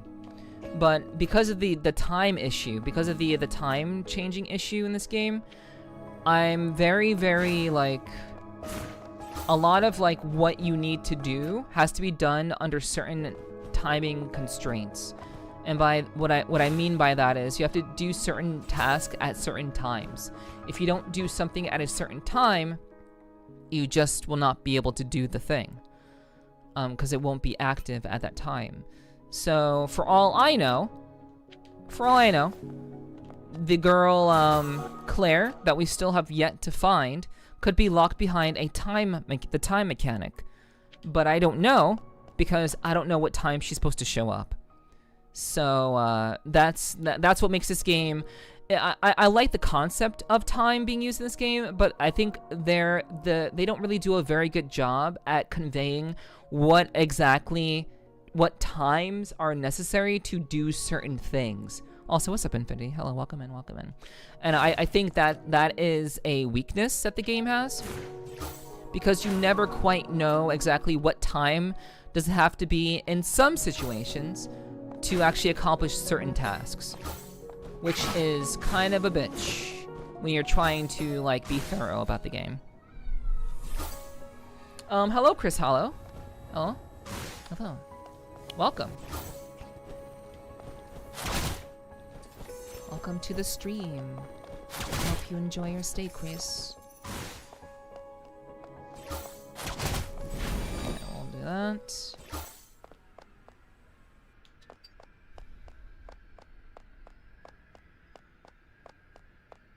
This was the boss fight that we did at the beginning of the game.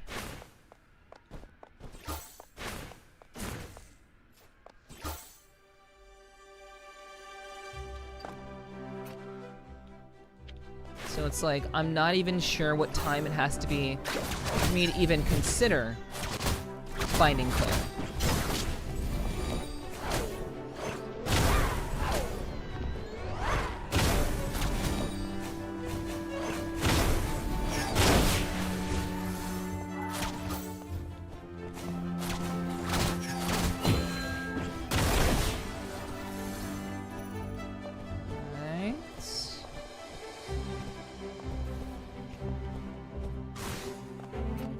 There.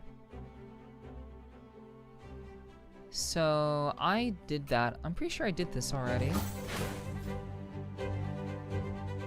This was a platforming issue, platforming puzzle.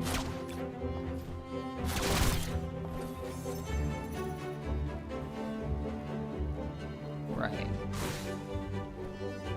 Yeah, we did this, and honestly, I know what's over there, and it's just like a luminite. It's like a luminite crystal. I don't really fucking need another luminite crystal.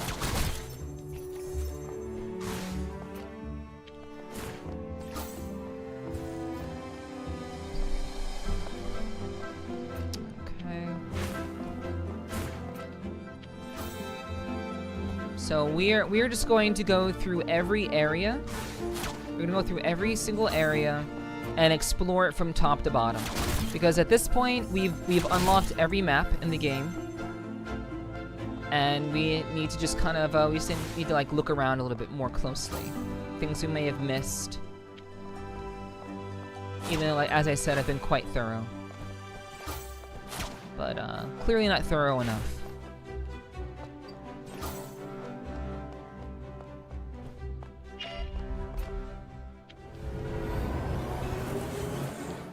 Okay.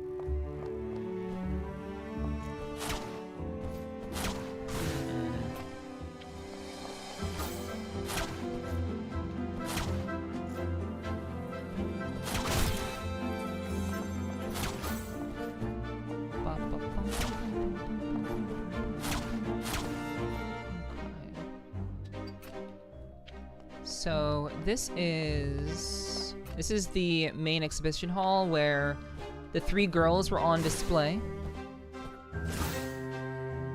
Yeah, the 3 girls that were trapped there. After we saved the three girls, this door opened up, which led to the final boss, or not the final boss. It led to the art academy administrator. So we fought the art academy administrator down here, which then led to the architecture academy, which was then subsequently held off by bullshit. So yeah, just bullshit that didn't make any sense. It's just blocked off because fuck me, you know. Okay.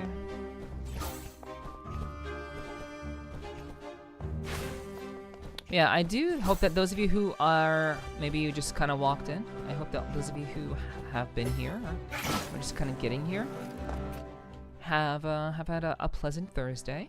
Hope your Thursday has been a good one. Will that open the door? Will what open the door? Sorry. There may be a bit of a delay, so I highly suggest that, like, rather than using, like, what's the word? You know, like, use specific nouns, because there's a good chance that I probably have already moved on, and there may be a bit of a delay. So, I'm actually not sure, you know, what that means.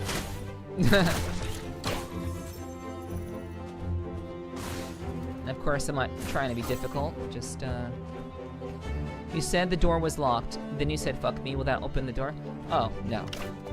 Yeah, see, like, if you're trying to make, like, puns off of things that I have said, and you're trying to say, well, will that open the door? Like, the things that I say them kind of tongue-in-cheek, and if you're trying to make a joke out of something that I've said immediately afterwards, chances are I'm gonna think you're talking about the game, and I'm not gonna understand what you're saying. So, yeah.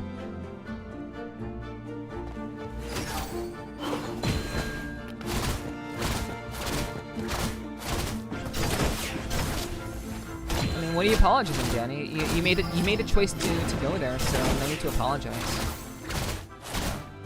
It was your choice to go check it out. So I hope it was a good time.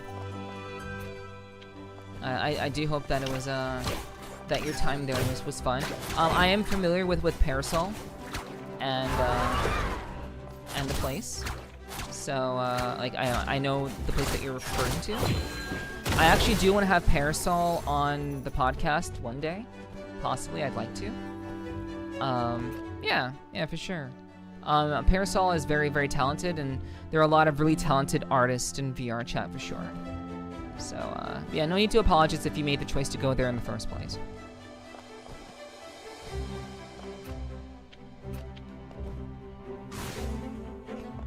Alright. Most people don't understand me anyway, so it's all good. I mean, I don't want to write it off as, like, a lack of understanding of you, Sly. I don't want to, like, it's not a misunderstanding of you. I simply didn't know what you were talking about. I understood what you meant once after you put context to it, but I didn't misunderstand you. I just did not know what you were referring to. Like, your desire to attribute everything as a misunderstanding of you. You know, I don't know. You know, you shouldn't feel like you have to do that. You shouldn't feel like you have to, like, every time a misunderstanding happens that's, you know, something that you said, that's not entirely your fault. Okay, good night, Portal. Thanks for hanging out.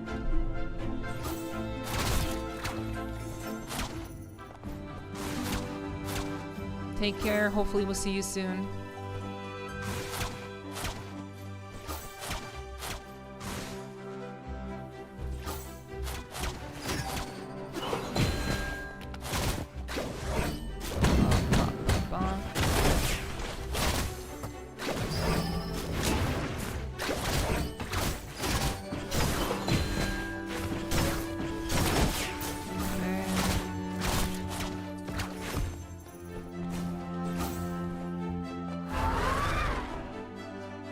here.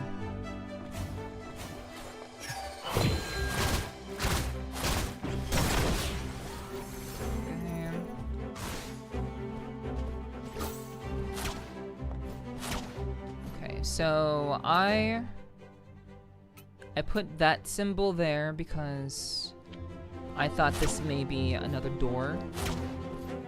Because there are many doors, Ed boy. So always doors. Okay, so we've already. That looks so out of place. It does. It definitely looks out of place, and I'm not sure. Like I've been trying to, like, every time I come here, I try to hit it. I try. Yeah. But yeah, nothing happened. So I've noted it for later. Okay. So for those of you who maybe you missed a stream, maybe you missed out on a portion of a certain area, I'm basically going to go through every single area. I guess it was normal architecture, maybe so. So because I'll be going through every single area from top to bottom.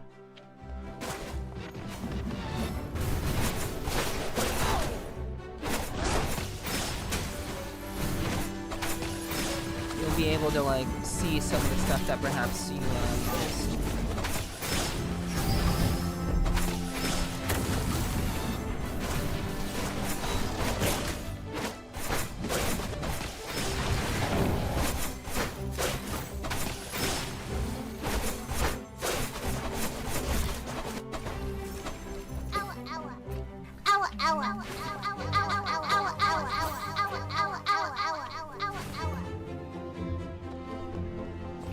And I'm also not even going to bother with the timer.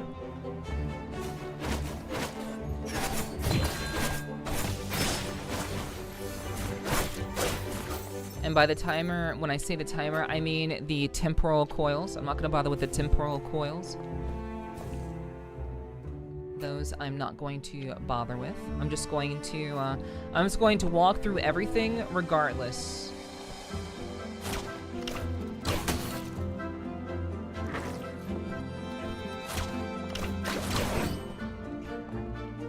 So I don't particularly want to jump down because then I'll have to go back around. I don't want to do that. Knock off Harley Quinn with the big hammer. Knock off Harley Quinn. I know about Harley Quinn. I do know about her, but not particularly something that really came to mind. In general, Harley Quinn didn't come to mind, but maybe. I see what you mean. Okay, so this is a situation that requires me to be somewhere up here. Somewhere up here. So that is kind of a bummer, kind of a shame. Look at her move taking on 4 at once. Oh yeah. Yeah. Like once you kind of understand, like, once you have a general, like, mastery of the game, and also, like, being in an easier area helps. This is like an easier area for sure. So I can take liberties with just beating up a bunch of guys at once. Yeah. Never figured out how to get through the chain link fence bars? No, I do know how to. The ones that are above me, you can't, like, the way to get through these parts is by turning to goop. That's how you get through them. You turn into goop. However, you can only do that downwards. You cannot turn to goop in the air. You cannot teleport and turn to goop. You can only turn to goop when you are standing on solid ground. You can only turn to the blob when you're standing. So it's not that I don't have the ability to go through. It's just that I don't know what I need to do it from an aerial perspective. And normally, It's not about finding out how to turn to goop in the air. It's about finding out how to find the location that will enable me to get above the grate, like right here, and then turn to goop. So there's probably not an aerial goop situation. Maybe there is. I don't know. It would be very, very nice to have the ability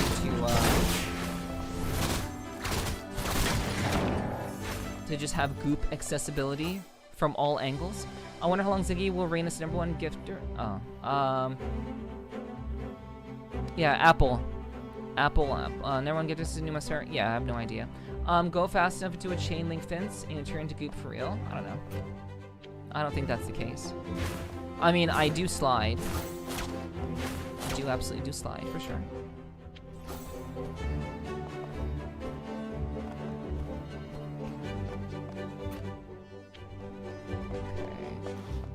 So I think we got, there was a thing that happened here. We got the thing that happened here. Okay, so I don't really need to save, but I'll do it anyway.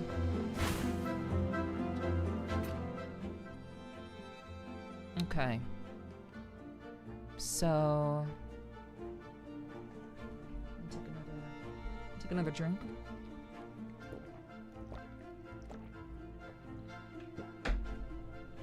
So yeah, we are definitely at the part of the game where we are just kind of looping around.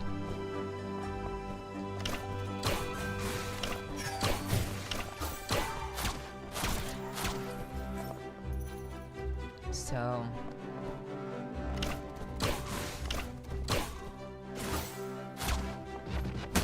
oops. That's not what I want to do. Yeah, we're definitely at the part of the game where basically I have to keep looking around.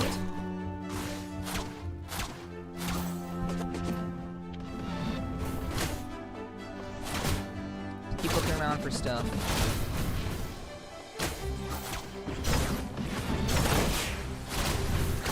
Because I have overlooked something on the map.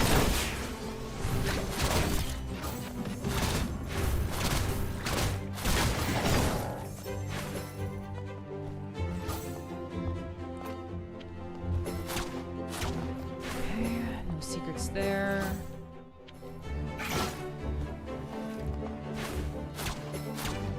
There.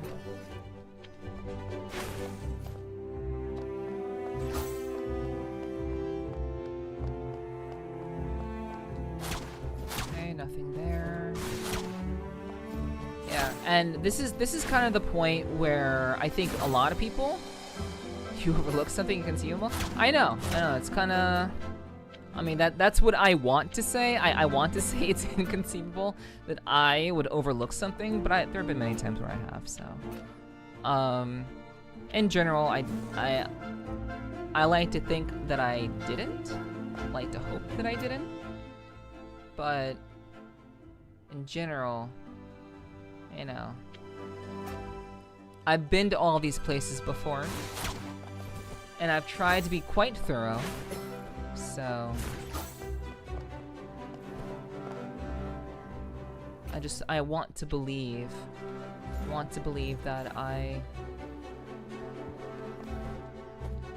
did not overlook anything. Yes. That double jump fucked me up.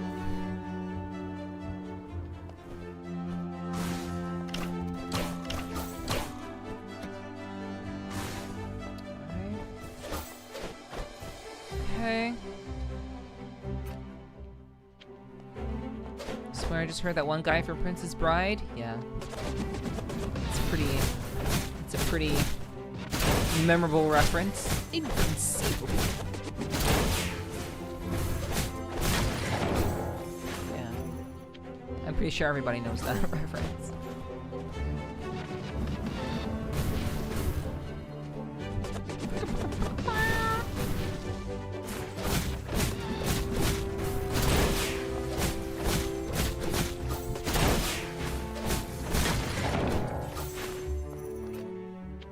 That word means What do you think it means? I think it means exactly what I think it means.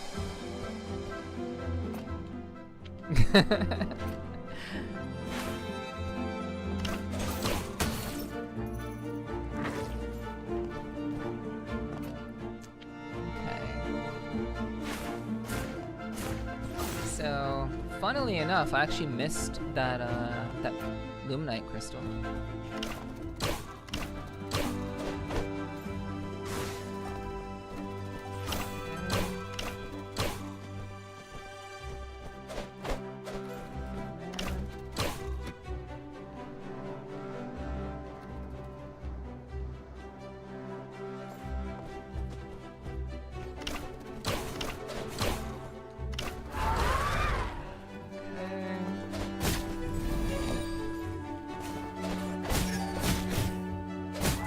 Oh wait, is oh my god!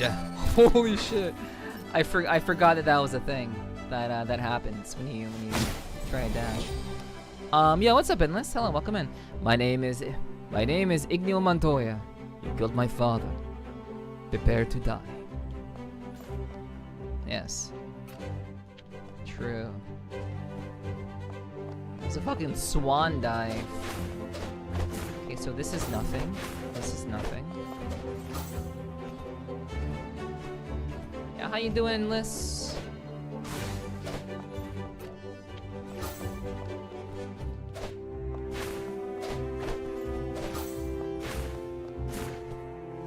Yeah, there's like...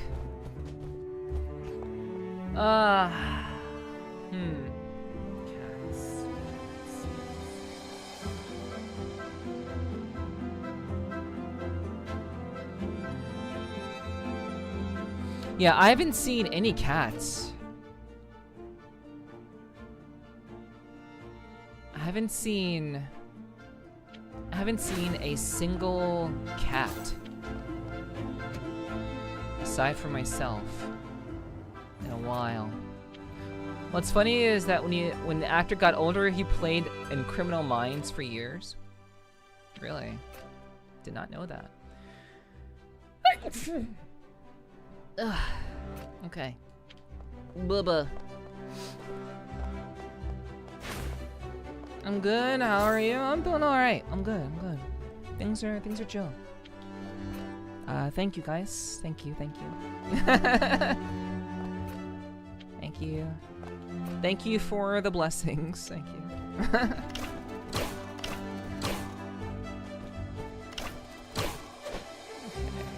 Whoa. Down. You're going to explore every crevice of this game.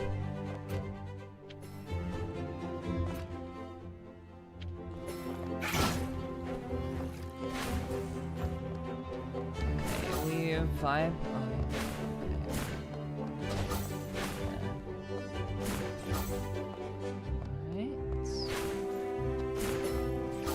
I think Endless asked how you were doing, Apple.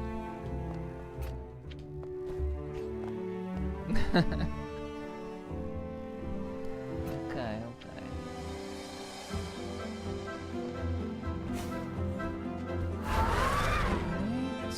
Come here.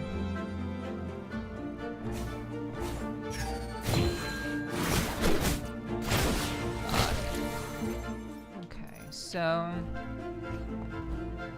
let's see.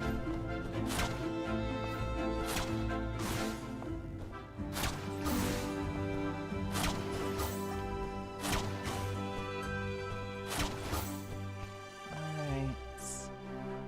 Ba-ba-ba-ba-ba-ba-ba.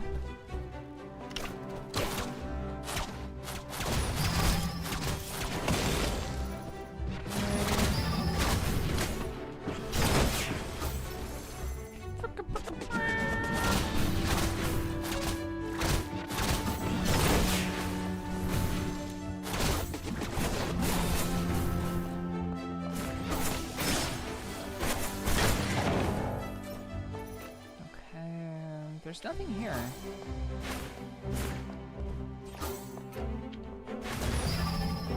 Thanks for having fun with your points, chat. Why'd I jump?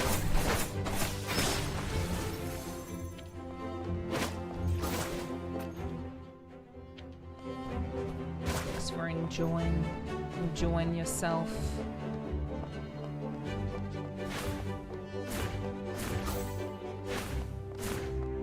Playing with the points. I really appreciate that.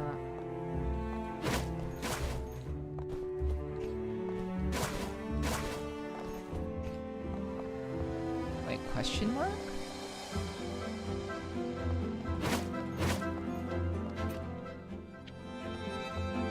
I don't remember. I don't remember what's here. Question mark.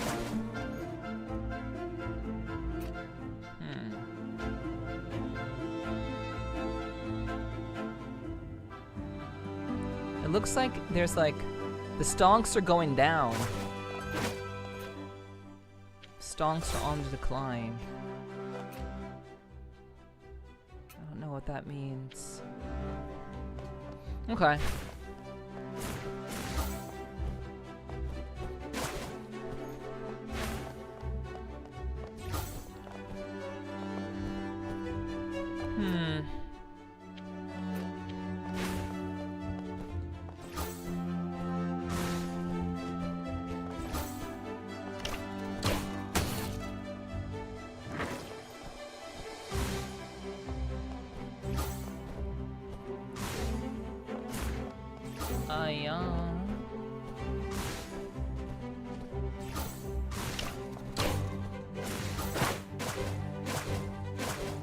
Okay, no.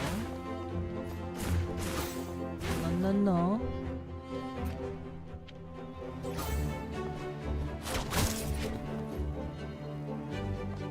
Okay, so there was a time thing here.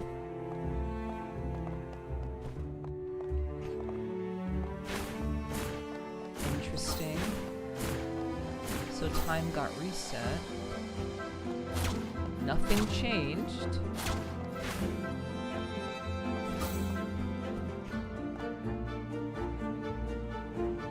Like there's a picture. Yeah, there's a picture of these are like the containments. Those are the containers. And maybe that's a boss? Like over here? But those are the containers that the three girls were kept in. But I don't fucking know. I don't know. I don't know. We're gonna keep going though. Cannot waste time. Whoa!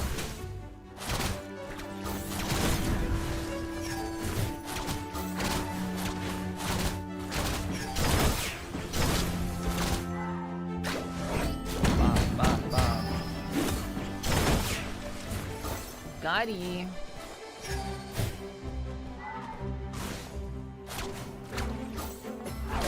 Oops.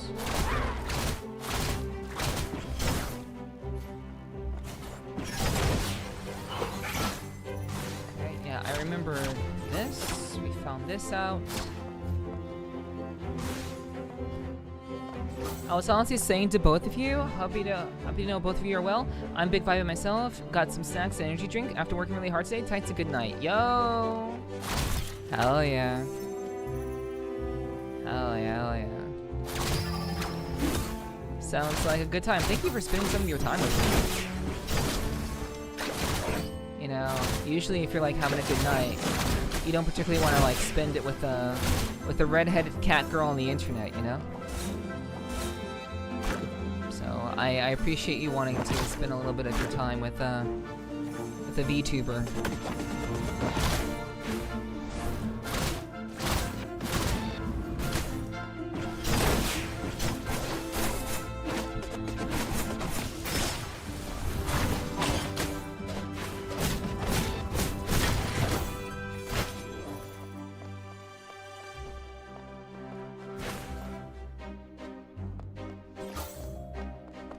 Is that so, Apple?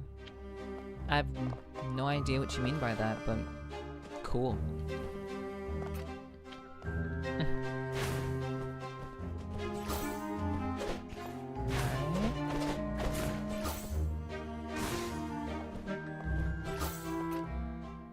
Okay, so...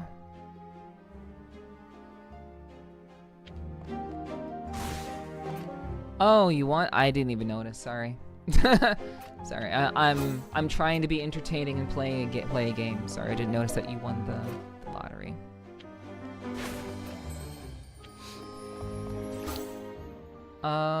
Okay, so...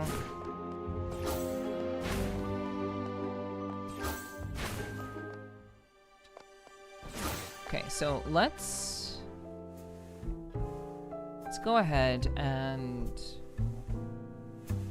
refresh. Also, the more Illuminate we can collect, the more stuff we'll be able to buy from Saya. So that'll be good too, because like she has all of this good stuff here. Like she has a ton of good stuff. So like the farming that we're doing now will be beneficial because we'll have a lot more stuff to play with.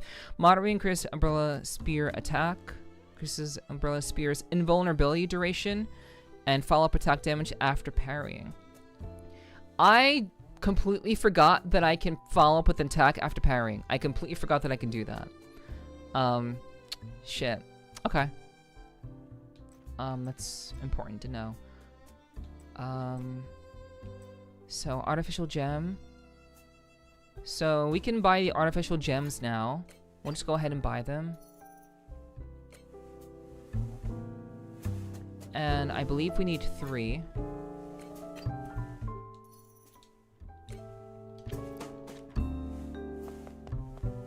Okay. Found out there's a found. Okay, hold on. Thank you, Pocket Coyote. Thank you for the drinking water. I will take a sip. Thank you. See, gacha game might be handy. Okay. Yeah. Gacha game is really, really good. But I want to save. I want to get that later. But what's up? What's up, Coyote? Hello. Found out there's a gaming pub downtown near me. Sounds fun. You should go.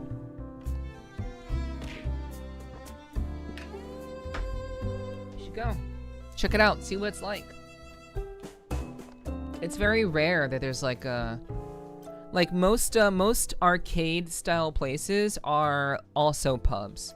You never have an arcade that's just an arcade these days, so maybe you should go check it out and see if you like it.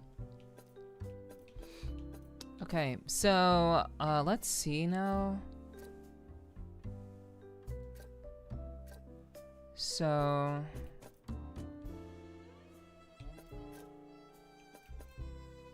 okay, I think a part of me just wants to focus on the on getting my liquid blade to level 3. So we'll have to go and do more hunting for stuff to achieve that.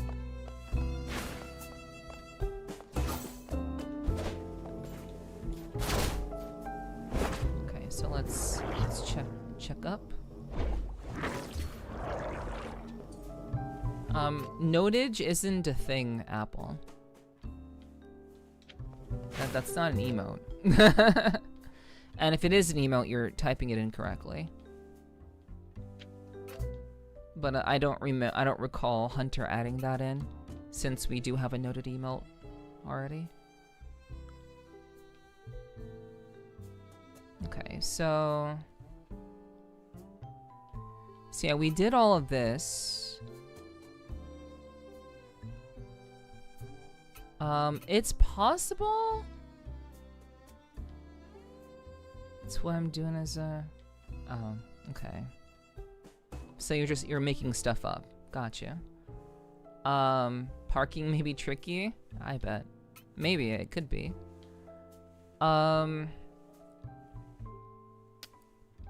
Okay, so... let's just keep going. We'll keep going forward. I didn't go up here, so I didn't exactly get to see what was going on up here. But honestly, it is possible that there could be something here.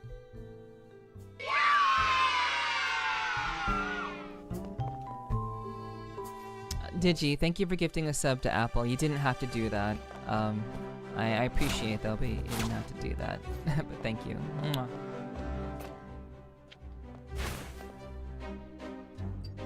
And Apple, I would say, you know, We've had a conversation about that sort of thing, so do keep that in mind. That's all I'll say.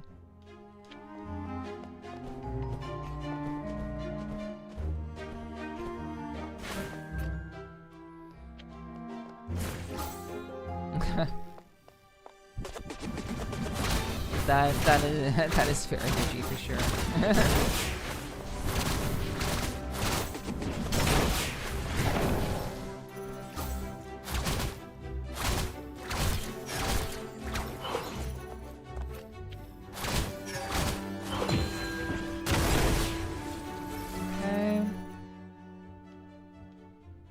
So I'm gonna see if I can go straight up and see if I can explore this. I'm gonna see if there's anything here. I doubt it, but honestly, I think the biggest secrets could be in areas that one least expects, so.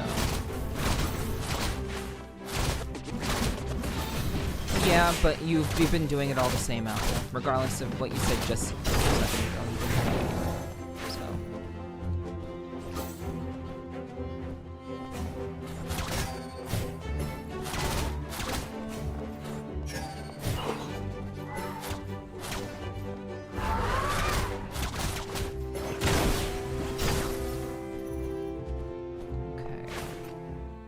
So let's see if we can.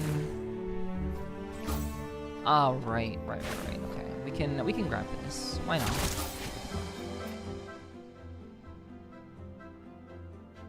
Okay.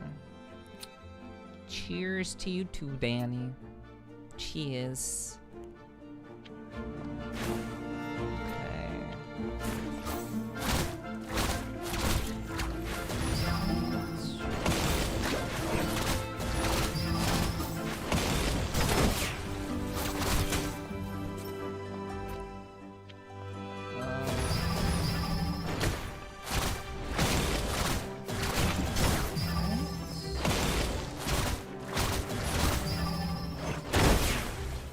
So yeah, we already did this. We did that once.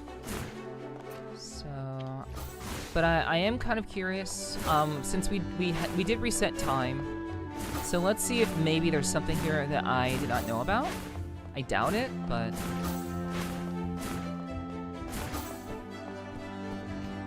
Okay, nope. There's nothing different here. Okay. Yeah. Thank you for the headphones. Okay, so let's go up this way.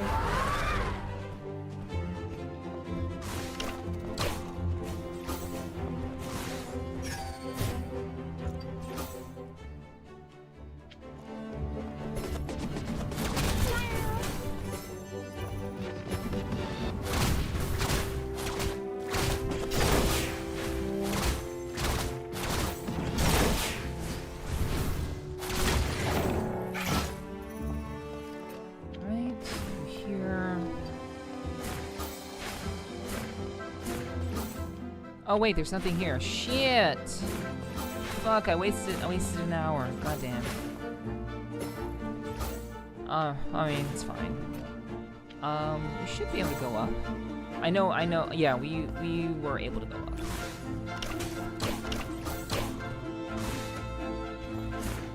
Okay. You work out a lot, Neff? Right? Yes. Do you tend to nap afterwards? No, I do my workouts in the morning. And by the morning, I mean when I should say when I wake up. I do my workouts typically whenever I do work out, I do them in the morning. So no, I don't usually take a nap afterwards. I do. I wouldn't say I nap often. I wouldn't say I nap often quite either. I would prefer naps. I would, to be honest. Oh, wait, we did do this. We did look around here. Fuck. But, I do like naps. That is for sure. I do enjoy naps. I enjoy sleeping in general. But I kind of wish that I I guess it's less that I enjoy sleeping and more so that I enjoy the comfiness of my bed. Especially as someone who didn't always have a bed. And I lived many years without having a bed. So in general, I definitely do enjoy the comfort of my bed.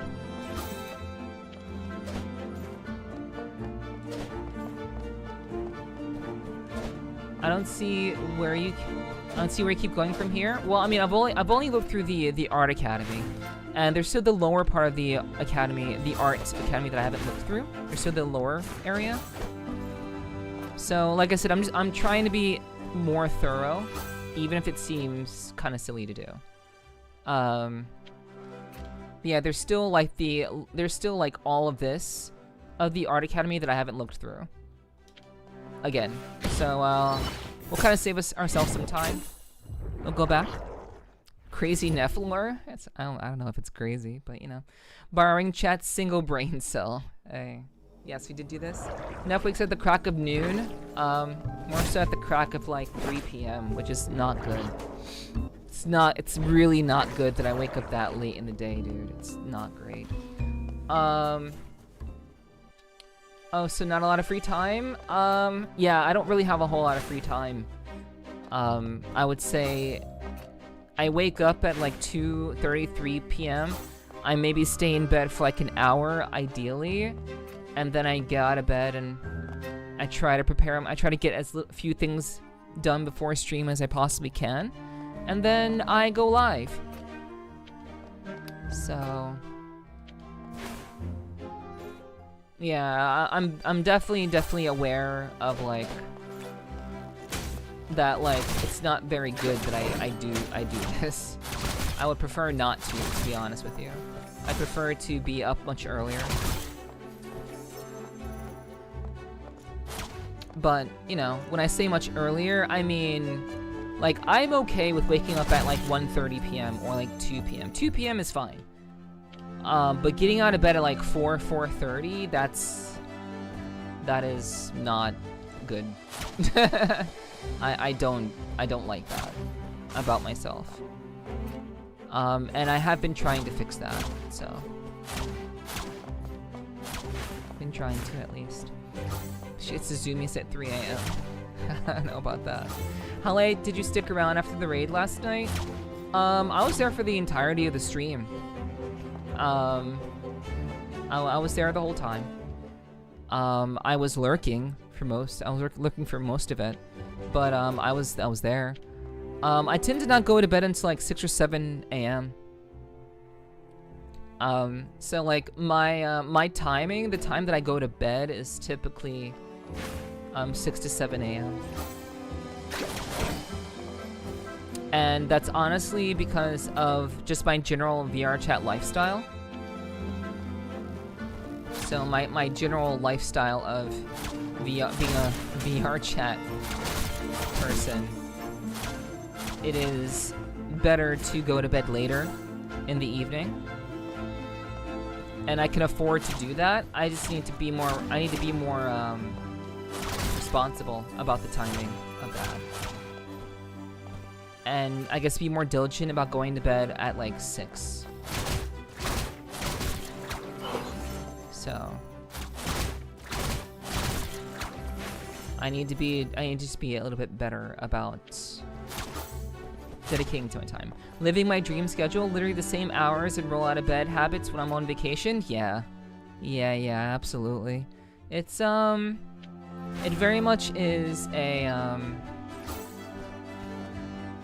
okay, I've done this entire thing more than once. But just for the hell of it, I'll look again. Just for the hell of it. I'll look very briefly, but I've done this. But yeah, like I very much I like living. I like having this kind of freedom. It's very nice. I enjoy it a lot. I need to switch to umbrella. Okay. I like the freedom that I have. Oh right, I have to go on the other side. That's what it is. The freedom of making my own schedule is very, very nice, and I enjoy it a lot. But it also, the thing about it is that it also requires me to be very diligent about negotiating with myself. And honestly, that's like the most important thing. The most important thing is to be like, to be honest with myself and not put myself into a situation where I am failing to meet my obligations. And my obligations to they're obligations to myself. So, fuck. Though it's nice to be able to have your own schedule, you have to really be, well, but I have to be very diligent about my timing of everything. Because if I'm not, and if I keep cucking myself with my schedule, I will never get anything done. I'll never achieve my goals, and I'll always be fighting with myself, and I'm currently kind of fighting with myself. And I thought sleeping at 12 a.m. was bad.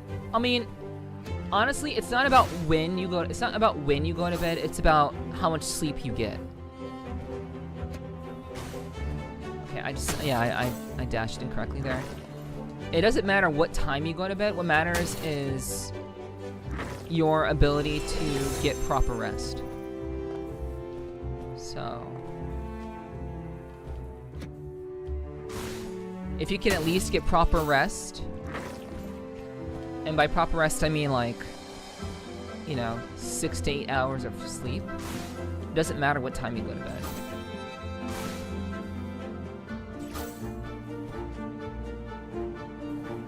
Best of luck with that. You got this though. I recently just fit my sleep schedule, so it's worth it.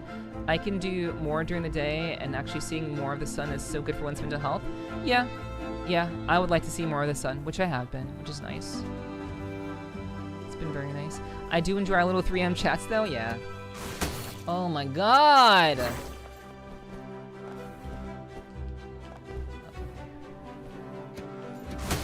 I do enjoy the late night chats that do occur. Once in a while, you have people who are around, and it's nice. It's chill. I appreciate it. Yeah. Schedules can be finicky at times. They're only as finicky as we make them. Again, like it's I'm a firm believer in. I'm a very firm believer in essentially, being like, there are many things in life that we have control of. There are some things that we don't have control of. I have the liberty of having full control over my schedule, of what I do and how I live. So there's no finickiness about it. The only finickiness is my own issues. So obviously, if you work a day job, that's completely different, and it doesn't really apply here. So, I understand in those terms. But I guess I'm speaking more so in terms of myself. Yeah, every fucking time, dude. I don't. Oh man, do I really want to see what's at this fucking wall? Is seeing what's at this wall that important to me? Yeah, it is important to me. I do kind of want to see what's at that wall.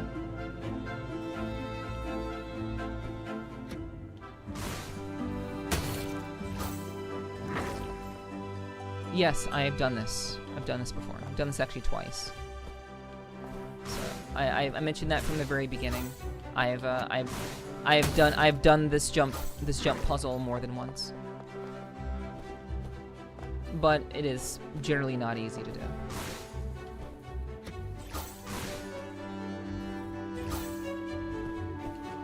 And honestly, despite me doing it again, I don't think there'll be any reward. And I fucked that up again. I don't think there'll be any reward. To be honest with you, I'm gonna do it, and it's probably gonna be like, oh no, there's nothing here.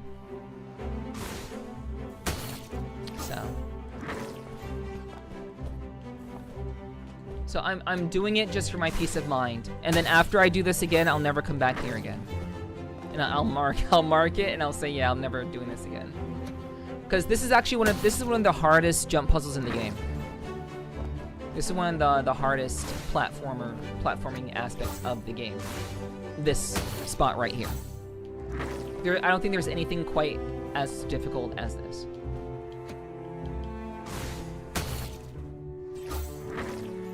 What do you mean, is that what my map says?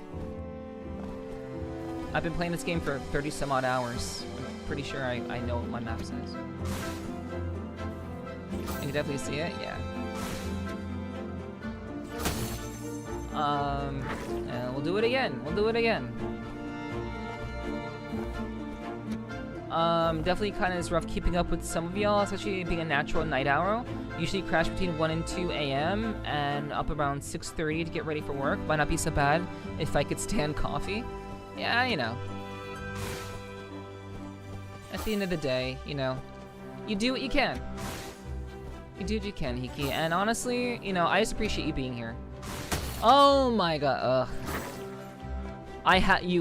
There has to be a dash. A dash has to happen. A dash is part of the puzzle.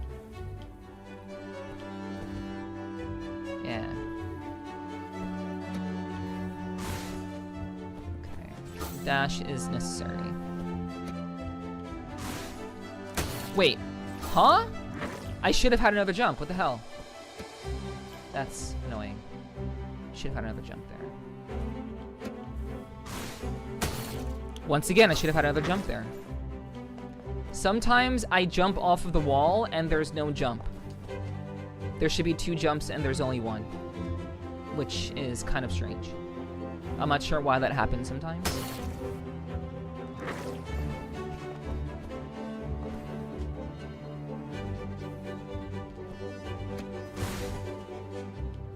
So, yeah, I'm basically doing this for the sake of my peace of mind. Yeah, okay, see, okay. That is what's happening. That's what's happening. I'm jumping off of it and it's counting as a double jump.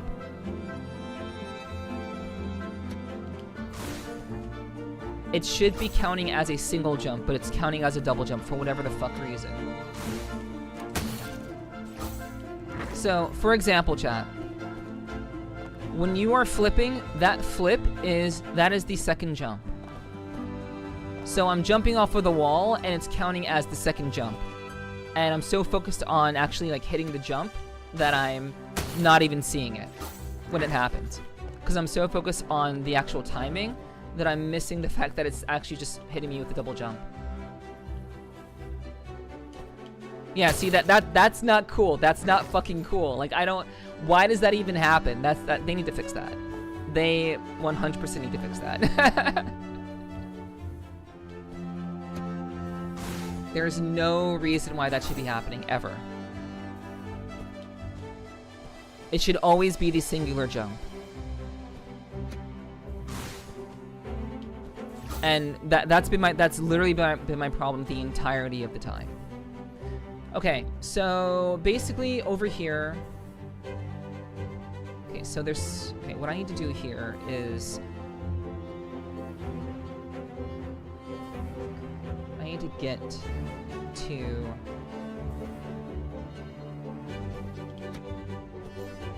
right. Okay. Okay, so I'm going to die if I don't kill. Yeah. Yeah. If I don't heal, not kill. If I don't heal. That block grab reminds me of your Celeste playthrough. At least you don't have a hang time limit. Yeah. You actually do have a hang time limit. You have to get a power up in the game to avoid the hang time limit. But yeah, you're right. In Celeste, you have to just make a decision beforehand. So. But yeah. Yeah, that is an annoying thing. That's literally been the only thing that's been holding me back. Not spotting that it hit me with a double jump.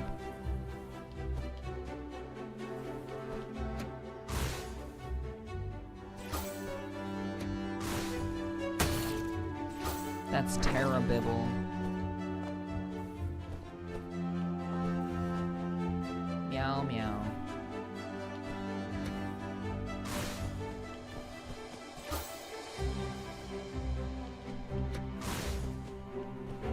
Okay. Unfortunate. Okay, if I can at least catch myself. If I can at least catch myself doing the double, then I can avoid it.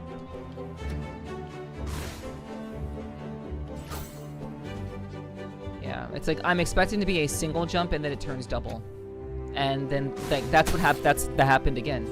I jumped off and it was the double jump. Fuck me, dude. That is a massive oversight.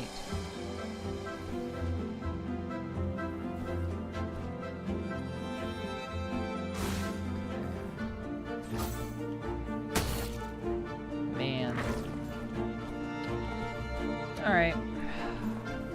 So all I really want to do is hit that wall. So just for context, all I'm trying to do is I want to get to the wall and see if I can hit it. That's all I want to do. Thank you for that, Pats.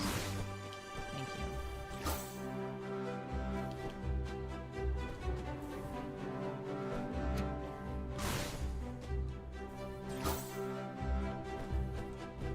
you. Okay. So now I've touched the ground. I've touched the ground, so if I die, it's going to bring me back here. So all I want to do, literally, is just hit the wall. And see if there's a secret here. Okay? No secret. As far as I can tell. I'll try it one more time. Nope, no secrets. Okay. That's fine. I am going to warp back. And now I... after fucking clutching for so hard, dude, now I have to pee. I have to go to the bathroom. So, after that, that very painful session that you guys had to, endure, now I'm gonna go to the bathroom. So I will be right back, and we're actually gonna continue playing the game, like, for real now. So, BRB, and see you guys in a bit.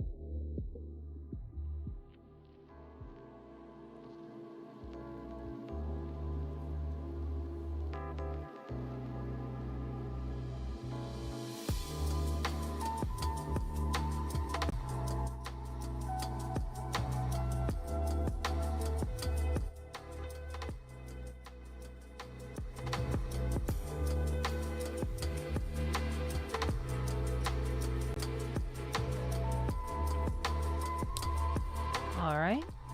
Whoa. Whoa. Okay. Okay, we're back. We're back. We're back. Hello, hello, hello, hello. Thank you for the welcome back, Stanny, Apple, Sly, Infinity. Thank you for the welcome backs, guys. Thank you, thank you. Appreciate that. Let's see. All right. So, we're gonna go ahead and get right back into the game. Again, we are... Drink water. Thanks, Ziggy. Drink water, eat dehydrated veg. Yep. All right. So we're gonna get back into it, chat. Alright, and... Oh yeah, we have to mute the music. I mean pause. Okay. Alright. So as I said, we are basically in the end game. We are basically in the end game of this game. You know, shit is getting quite. We're experiencing the actual like point of really getting into a you know, this sort of Metroidvania style gameplay where things are getting very, very specific. We'll say very, very specific and very uncertain. There are a number of things that are going on here. That and just finding things in general. We just really, it's really hard to find things. It's been really hard to find shit. So, hopefully we can find more stuff. And actually, have a point of making a semblance of progress that doesn't involve beating the final boss. Because we have the final boss unlocked, for those of you who are just kind of tuning in. We do have the final boss unlocked. The problem with that is that we have 70% of the map explored. And not only that, on top of that, there are very clearly places that we have not been able to get to. This part of the map being one of those things. This spot being another one of those things. This door being another one of those things. So there are parts of the map that are not accessible to us. This needing a door. These being essentially like cautioned off. There's a lot of shit. And also this 36% door. There's a 36% door that you need 36% votes to get into. So there's like stuff like that that's around in the game that in general are, you know, very hard to get. There's a jumping thing here that I can't get to. So there are various things throughout the map that I've not gained the means to access it yet. And so for the time being, I'm going to just be going through all of the places, all of the areas, and see if I can find anything. See if there's anything that I can kind of that I can obtain, perhaps, maybe. So we went down here and through here before. We're gonna go down and through here and see if there's anything here, if there's anything at all. Wait, Nuff's a nerd. I love you, Coda. Hi, what's up, Coda? Hi, good to see you. How are you doing? I almost missed your message. I was yapping. I was trying to get people up to speed of what's going on here. Big chillin'. Oh yeah, I appreciate you big chillin' in my stream before you know who, you know, hits the big go live button. But I appreciate you dropping in. I do hope you're doing well and things are going well for you. Exactly, Coda. Exactly. You know what's up. But yeah, it's good to see you. I do hope your week's been a good one, hon. Appreciate you dropping in. Big chillin'.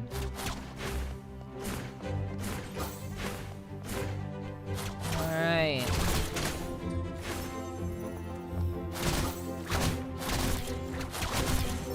But I'm very much enjoying this game.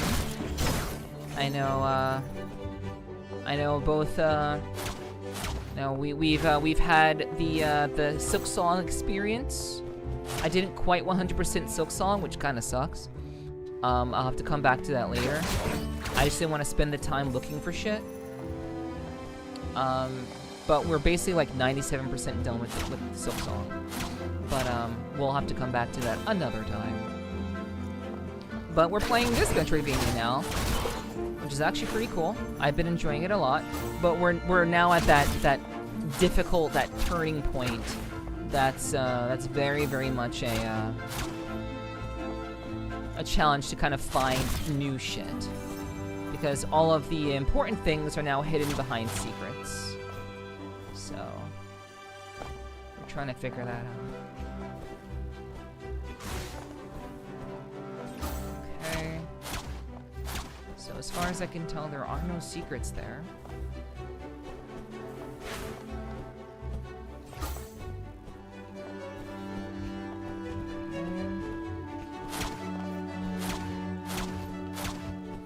There and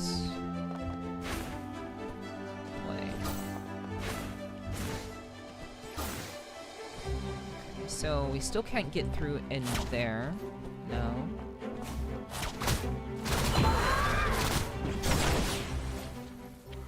Okay, so I forget.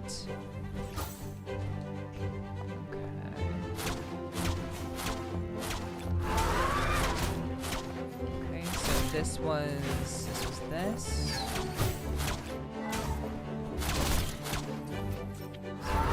That.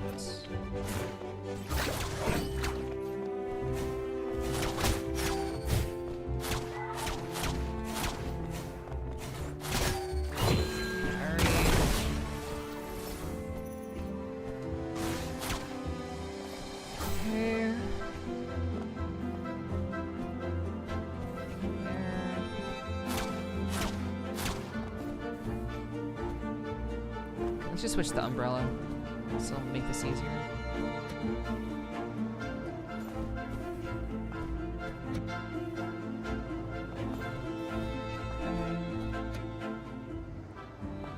Oh, I can't even do that. Oh my god! Whoa! Ziggy, thank you. Wow, holy shit, dude. Thank you so much for the 10 gifted. Wow, thank you so much, hon. I really appreciate that. Thank you, thank you. Mwah, mwah, mwah, mwah, mwah, mwah, mwah, mwah, mwah, mwah. It's been a while. It's been a while since I've been hit with anything like that recently, so thank you so much. I really appreciate that, hon. Thank you, thank you, thank you. Did anyone get sniped? Did anyone cool? Anyone cool, any badasses get sniped? Okay. Alright, so we have a couple of people whose names I recognize. Alright, that's cool, that's cool. I don't really see them in my chat very often, but I do recognize their name. And Ziggy, thank you for gifting a sub to Danny. Thank you, thank you. I appreciate that. Thank you so much, hon. Thank you, thank you. Yo, hype, hype, hype. True, we do hype that shit up. We do, we do.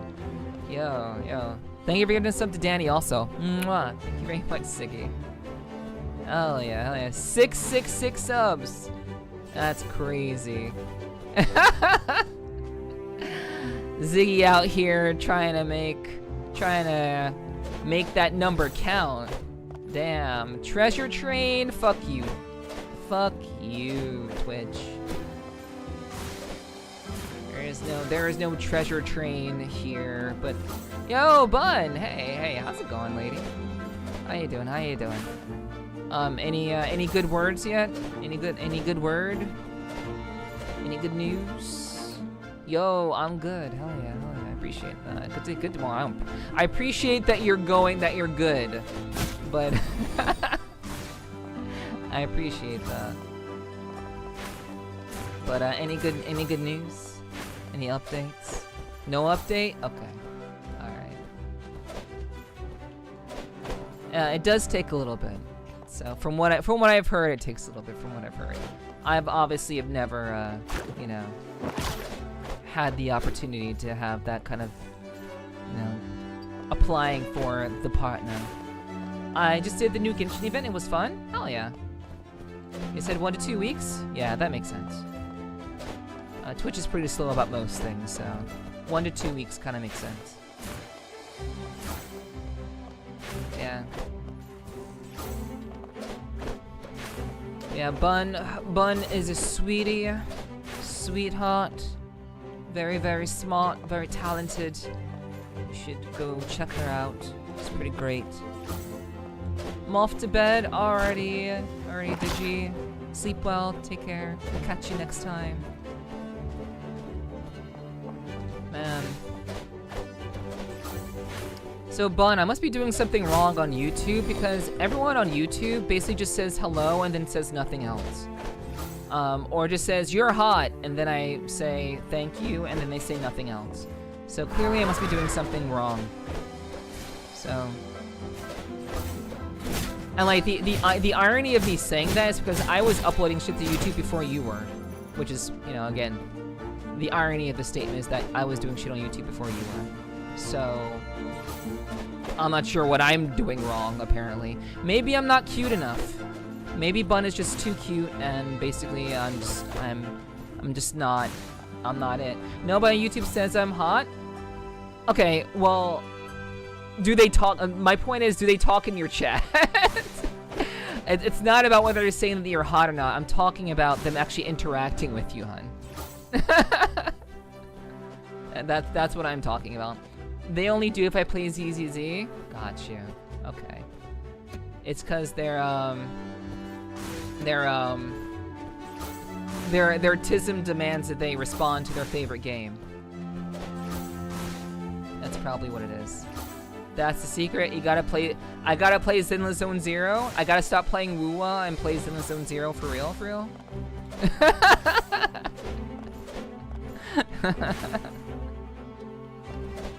Is that the? Apparently that's the strat. The strat to partner is play ZZZ apparently. React content, semi-frequent ZZZ streams. React content? What do you mean React content? I do React content. Oh, I do React content, but it rarely ends up on my YouTube channel. But that's fair. Or if you want even bigger, says do that with Genshin. Honestly, the things that I want to react to, there's actually a lot of shit in Wuthering Waves I would love to just do React content to be honest with you. There's a lot of interesting things in Wuwa that I think would be interesting to discuss. But I do know that Genshin is still a very big game, so I just try to respect it, you know? I respect Genshin as a prominent figure in the gaming sphere, in the gacha game sphere at least. You know, they did it first, as it were. So I do got the respect, but you know, as per usual, you know, my home will always be with Wuwa, at least for now. They don't want discussion, they want someone quietly watching hours of trailers with no talking, or so the mean YouTube comments told you? Watching hours of trailers with no talking? Really? I mean, can't you just do that by watching the real one? Like, saying nothing while you are watching something, you could just watch the actual thing. That makes no sense. They want someone else watching the trailers not talking at all? That sounds kind of wild. I mean, I'm not saying you're wrong, but it's kind of like seriously? Yeah, I got hate for talking over the trailers. Oh yeah, don't talk. Yeah, obviously talking over the trailers is bad. You don't talk over them. You pause them. You pause them and then you talk. That's definitely what you're supposed to do. Weird people on the internet? Yeah, weird obsessive tism people on the internet, yes. And actually, also, what's up, Ty? Hello, good to see you. Thanks for dropping in. I hope you're doing well. Hello. Okay, we've already gone this way. I'm just going back to the beginning. Yeah, you know, I had a weird thought while I was at the bathroom. I had a strange thought, like, how is streaming ever going to survive when people barely have attention spans these days? How in the world will streaming ever survive with people being incapable of being able to watch one thing for an extended period of time? I've heard people struggle to watch movies these days, let alone a stream or like a long form video of any sort.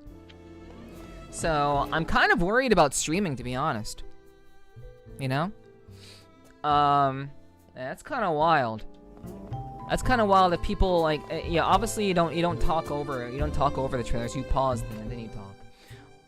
Streaming survives because it's a second monitor content while they scroll short form on their main monitor, I suppose. And also, I think it also survives because of the interaction. I think you are right, Bun, but I think it also mostly survives because people are hungry for attention.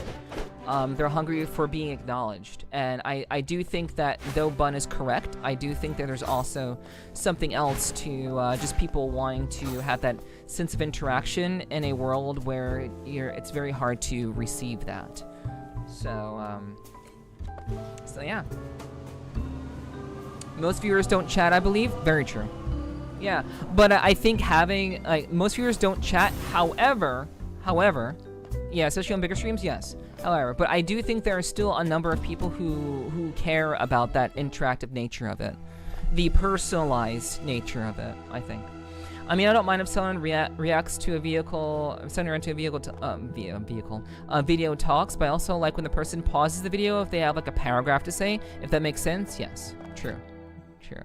Yeah, I mean, I'm sure, yeah, there are, in fact, people who just prefer to have the conversation be very limited, you know? Very, it should be short if you're going to say something briefly. But if you're going to say something long form, you should pause it, for sure. That is understandable. Understandable and likely true. Yeah, but I think both of us are correct, one. In that regard, but I was definitely very much kind of, I just thought about that while I was at the bathroom. So.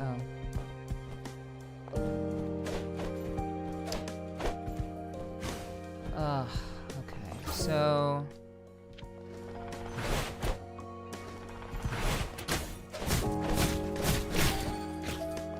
When Bun was reacting to ZZZ trailers, I didn't think she talked too much. Yeah, I mean, on like internet people are gonna internet, you know.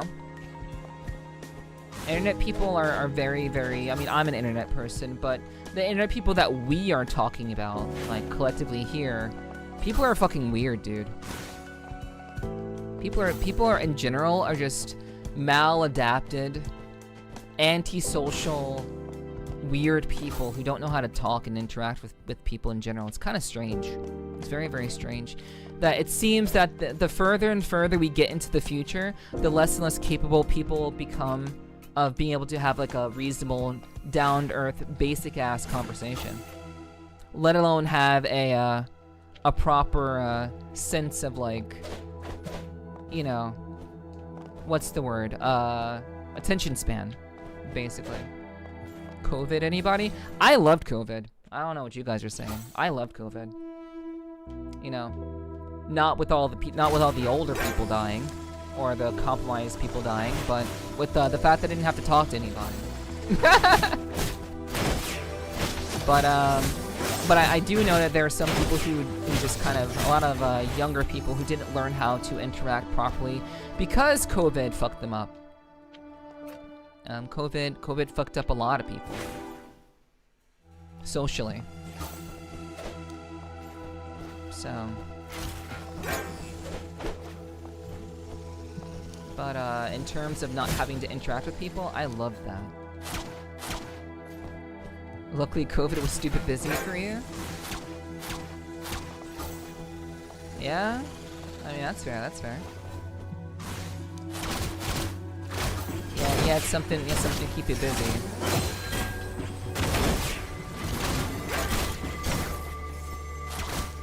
But yeah, I loved. I was very happy when I didn't have to go into work anymore. Very, very happy about that. All those empty buildings needed painting. The empty buildings that all the companies would eventually abandon because COVID fucked up. It fucked up the idea of having a physical business. A lot of businesses moved to digital. They moved to a hybrid or a digital kind of solution when it comes to a lot of their the workplace needs. So I'm actually surprised there are a lot of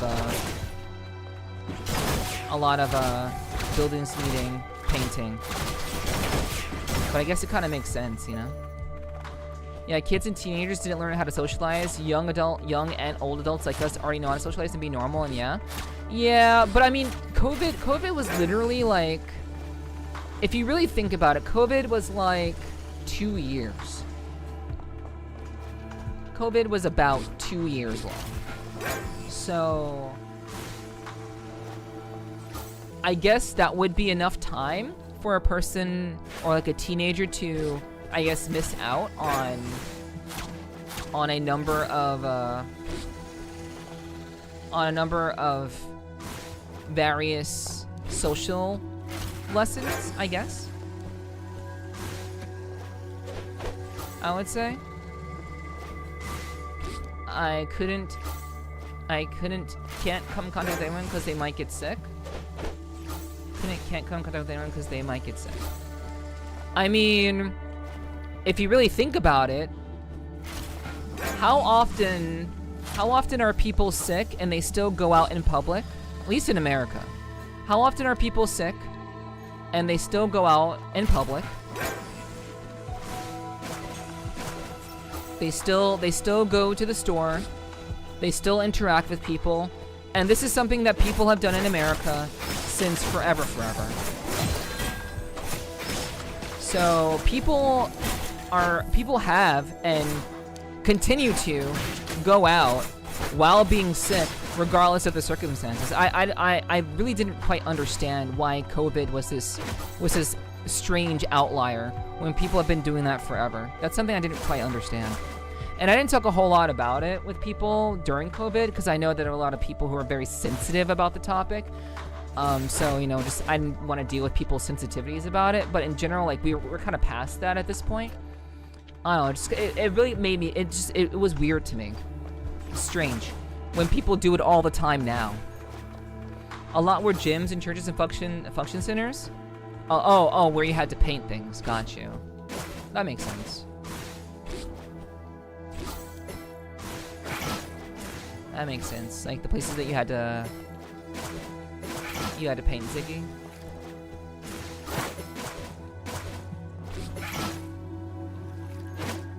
I don't know. I remember it just killing people, but with the shots it was different. Yeah. I mean, the thing is, a lot of the mainstream news was really hyping it up in a false way. The people who were largely dying from COVID were not the average person. The people who were dying from COVID were people with pre-existing issues and elderly. It has always been the elderly. Kids were fine. Kids who didn't have pre-stated issues were fine. But again, mainstream media painted this narrative of everyone needs to protect your kids. Everyone could get sick from COVID. Like, in general, if you did not have an actual issue before COVID, you were fine. But because of, you know, mainstream media's whatever narrative, it really caused a lot of people to get very, very, like, worried about it. And all people heard was like, oh, people are dying. Like, it was people who had issues beforehand who were dying. And honestly, you can look this up now. You can literally look this up right now. What I'm saying isn't false. It's not like bullshit. It's actually what happened. And everything came to light after COVID calmed down. After there was no more COVID threat, quote unquote. COVID is still around, by the way. For the record, COVID still exists. And guess what? Nobody cares.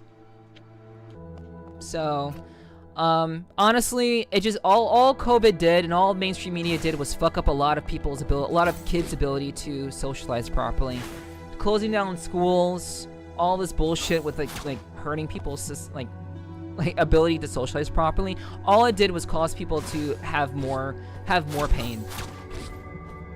And it's unfortunate. It's really sad. It's genuinely sad. all the time, but I wore a mask even before COVID, but that's because I think it's a smart thing to do.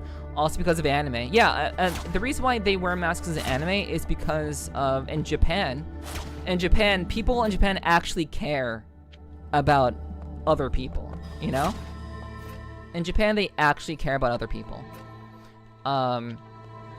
It was a cultural thing for people who are sick to wear masks in Japan before COVID.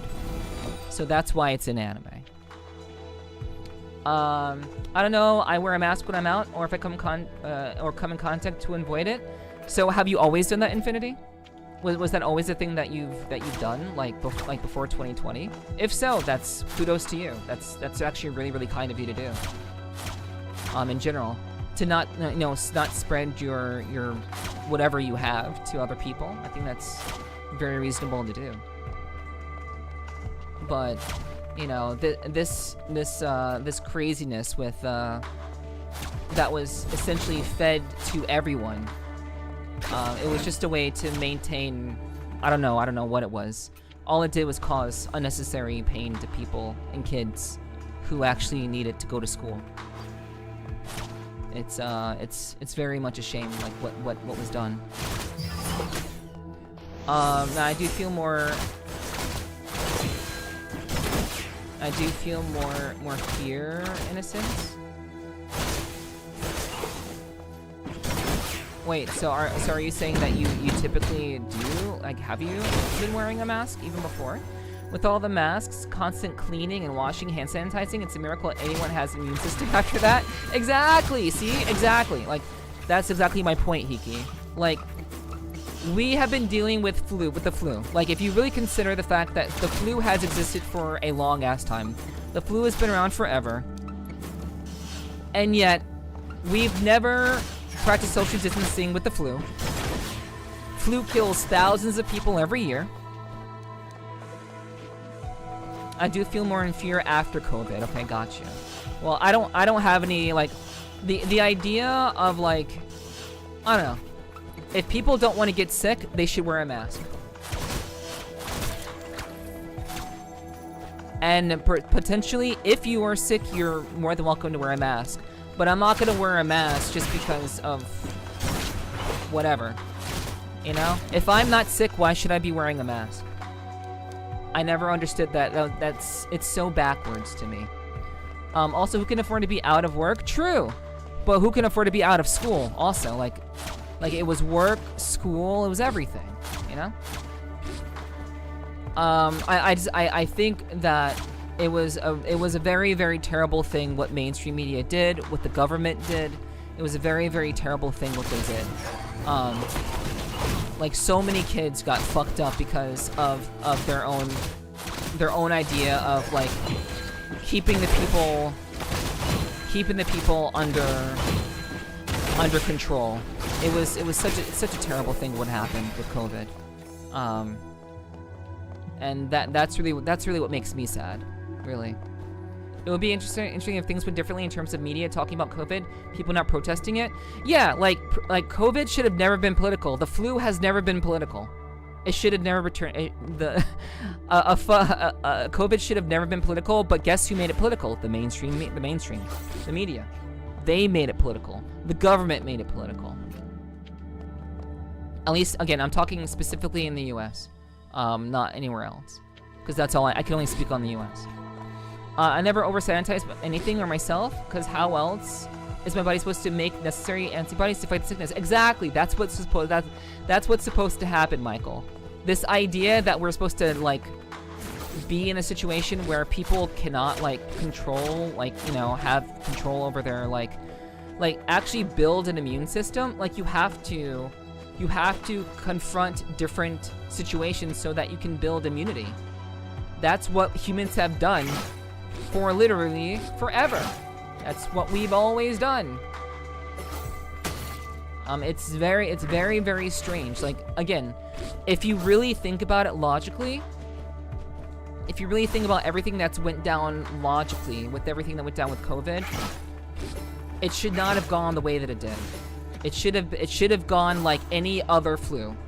Protect yourself, and once they found out that, you know, older people were like affected by it. Okay, well, older people, be careful. I mean, older people have to be careful about the flu or any other disease anyway. Like when you're elderly or you have like a pre-existing condition, you have to be careful anyway.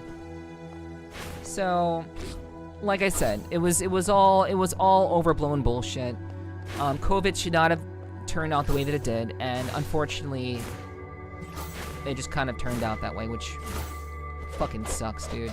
So many kids. And that's what's the main point of why we were even talking about this in the first place. So many kids were not socialized properly because the government and the mainstream media thought it was a good idea to keep kids out of school. It's terrible. The policies in public places like businesses, etc. were wild. My company had us sanitizing all knobs and phones, door handles, bathrooms, etc. once an hour for a few weeks. Yeah, it's fucking stupid. The most ridiculous things, Hiki. Yeah. Like, and honestly, I don't think there's anything wrong with like talking about it now. But like I said before, I was very, very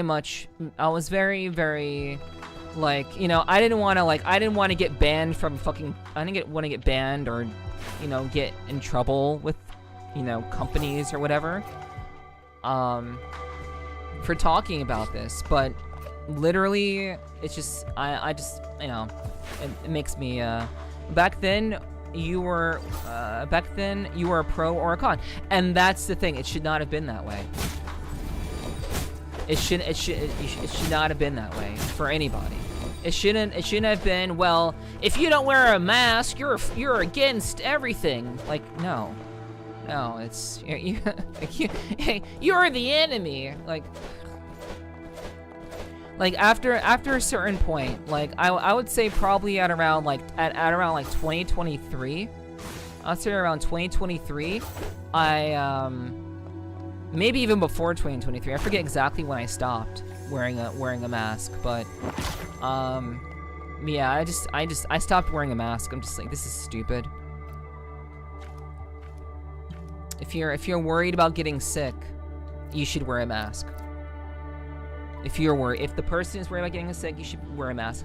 We should not be galvanizing other people to protect others, to protect yourself. If you're sick, however, you should wear a mask. If you want. But that's never been a thing in America. So, I don't know. Anyway, this is about the kids. We're talking about the kids. And the kids got fucked up. The kids got fucked up because the government thought it was a good idea to fuck with people. And that, to me, is the worst part of COVID. That was the worst part.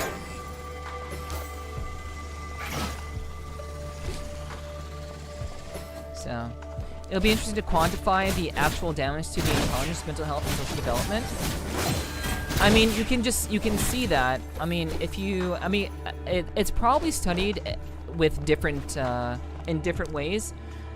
There probably isn't a specifically COVID-related study to see how being isolated can affect people, but I think we already know how isolation can affect people. I think there are plenty of studies on isolation and how certain people who, I'm not saying all people, but certain people who are isolated for extended periods of time can be affected in a significant way. I think there are plenty of studies on that. And I guess you could pretty much apply that logic to COVID in and of itself. But I do know that there are, at the very least, there's probably like a study or two of something that is related to how schooling, how students have been affected by COVID. And I think if you look at, I mean, I don't know that for certain. I don't know that for certain, so I'm not going to say that. But I do believe that there are instances of just kids being unable to focus. There are, at least in America, studies have kids' ability to test well have gone down significantly. Kids' ability to do math have gone, or like general STEM activities or STEM learning has gone down significantly. So, like, there are ways to kind of analyze how COVID has affected students. Like, if you look at how students were testing pre-2020, and then you look how students are testing nowadays, I'm pretty sure there's a pretty good,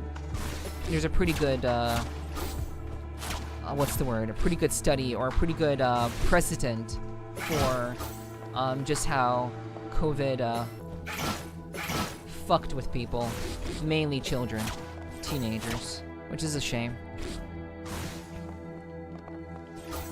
Clearly there are still side effects. Look at 6-7. Yeah, I mean that's meme culture. I'm not sure if you could take like meme culture as a sign of the times, or like how kids are affected. Kids are doing dumb shit even before 6-7. That's always been like a thing. So, but the fact that 6-7 is like funny, I mean, I feed into it because it's a thing. I feed into it because it's a dumbass meme. I don't actually find 6-7 interesting at all. I think it's stupid. I actually find it very stupid, actually. But I feed into it because that's what people pay attention to. They pay attention to memes. People communicate through stupid, what's the word? Stupid, low IQ memes, essentially. I remember when planking was a thing. Planking? Isn't that an exercise? Isn't planking an exercise that people do? Hell no, memes actually used to be funny because they meant something. Now it's like literally laughing at nothing because. Oh no. I've actually talked about this in the past, Tiki. The evolution of memes. There has been a very clear evolution of memes, on the internet. Back in the day, and like I can actually explain this very simply. Back when the internet first was a new thing, memes used to mean something. Memes had very clear meaning. For example, Nyan Cat, peanut butter jelly time. Those are all memes that actually meant something. It was very clear what people were experiencing and what they were talking about. And that was like in the late 1990s, early 2000s, where memes actually had actual meaning. Memes gradually progressed into being, nowadays, they've progressed into having no meaning. They are literally, you say the thing, and then someone else says the thing, and then someone else says the thing. And no one actually knows what the thing that they're saying is. They just say the thing because it's the thing that the other person said. Screen kid culture? Yeah. Screen kid culture. I've never heard of that terminology before, but yeah, I think that's a good way to describe it, Kota. It's very much like that. Like that's what memes have become. They have become the thing that you say because other people said the thing, but does it mean anything? Does anybody know what it means? No. Nope, not at all. So, planking, yes, but trend planking was full board flat laying. Oh, planking. Now I know what Ziggy means. Now I know what Ziggy means. I remember planking now. I do remember that. That was so dumb. Brain rot. Brain rot wasn't really a term until like TikTok, or like when shorts became a thing. Actually, no, I think brain rot existed before shorts, if I had to guess, because I think YouTube was a pretty significant player in how people consume content. So I do think that brain rot existed before shorts, but I think it was just enhanced as short form content became a thing, became a norm. But yeah, memes evolved into becoming what they are today, which is essentially brain rot. Nothing has meaning. Nothing has meaning. Nothing makes sense, and there's no way to really know for certain if if anything means anything at the end of the day. People are just repeating things. Excuse me. They're repeating things because their friend said something, and then their friends laughed at the thing that their friend said, and now people say the thing because their friends laughed at the thing that their other friends laughed at. It's so dumb. Thinking doesn't happen. Thinking is limited. Thinking in this day and age is extremely limited. That's current. I'm struggling to recall anything for 6-7 that had zero meaning, but people turned it into a joke. But 6-7 isn't really... 6-7 wasn't turned into a joke. People made jokes out of 6-7. 6-7 in and of itself didn't really have a meaning other than, like, with, like, boobs or whatever. 6-7 actually did come from a stupid song, then a mop head, literal name of the kiddo's hair, did the stupid brain rot thing at a basketball game. 6-7 actually did come from a stupid song. What's the name of the song, Apple? Because if it came from a song, I would imagine that people would know that it came from a song. But so I'm not sure what the name of the song is.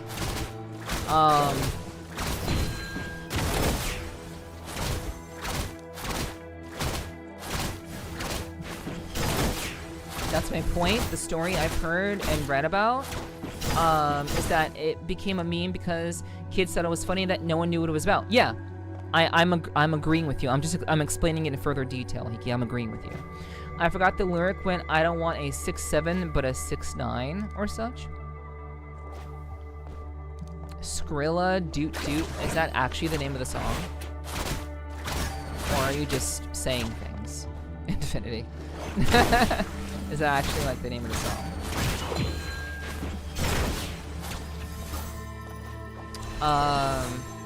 Yeah. I mean, I'm agreeing with you. Try me? Dan, think I'm lying? No, I don't think you're lying. I'm asking a legitimate question.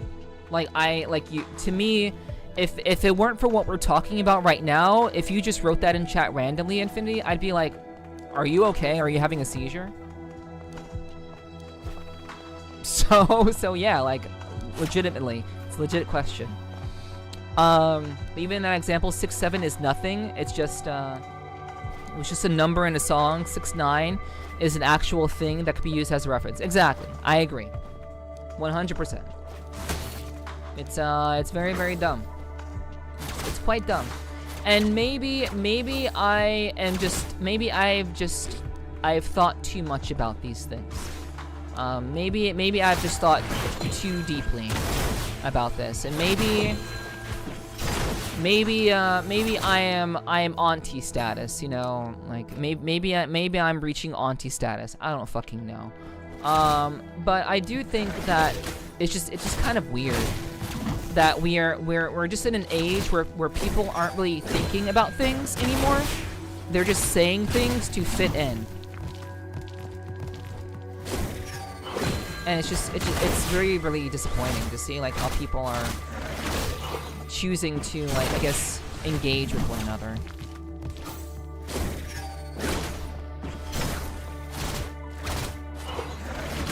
Okay, that's... what I heard was kids totally don't consume plot-based content anymore. The youth might be doomed. Yeah, and the thing about that is that, you know, 2020 definitely just made that worse. 2020 made that worse. And I think, like, honestly, despite, you know, despite, what's it called? TikTok being a thing, despite many people engaging with TikTok, even, like, I don't engage with TikTok, I make content on TikTok, but,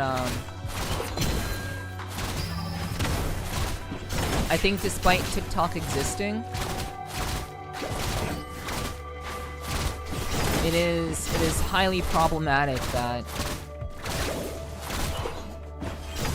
that people are just not, and kids are not thinking anymore, and like kids are not thinking anymore, and a lot of adults are being very, very like emotionally erratic. Like while kids are not thinking things through anymore, there are a lot of adults who also aren't thinking things through and are functioning purely off of emotion. So yeah, when we're definitely not children, yeah. I mean that's the thing. Like there is a very, very, very clear-cut reason why my streams are the way that they are. You know? and the reason for that is I'm not looking to babysit people. I'm not looking to babysit anybody. And the reason why I very distinctly say that I'm an 18+ streamer is because of the fact that I understand where the youth is. I understand where they are. And it's very, very troubling to see where things are going. And I don't want any of that shit in my streams. I'm not trying to deal with any of that bullshit. So yeah, that is just me, you know?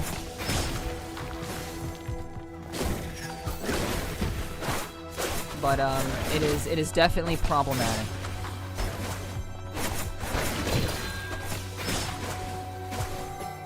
It's problematic and it's sad. Also talking to kids that ain't mine, true. Some kids are more open-minded than adults. Well, yeah, like I'm not limiting, like obviously there are just as there are adults who act like children, there are children who have the capacity to think like adults. It goes both ways. And that's a simple matter of like just general IQ. That's an IQ thing. So, you know, it just happens that way. Alrighty, Apple, take care, have a good rest, and thanks for hanging out. I hope you have a safe day at work tomorrow, and sleep well. Oh wait, you don't work tomorrow, but have a good rest. Have a good rest. I forgot you don't work tomorrow. I remembered. Okay,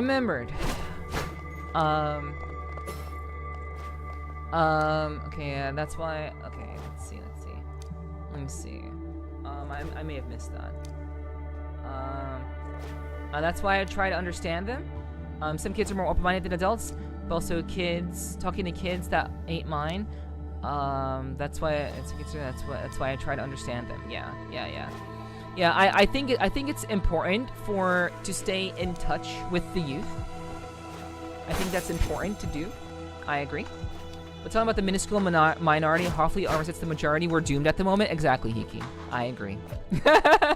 The capacity of kids to have an adult perspective is the minority. It is by far the minority, for sure. Which is sad. So, you know, again, all I really try to do is my part. I'm like, I legitimately find that, that it is just, things are not looking very good. And that's why I try to talk about these things on my stream. It's not looking very, very good for adults and for kids. So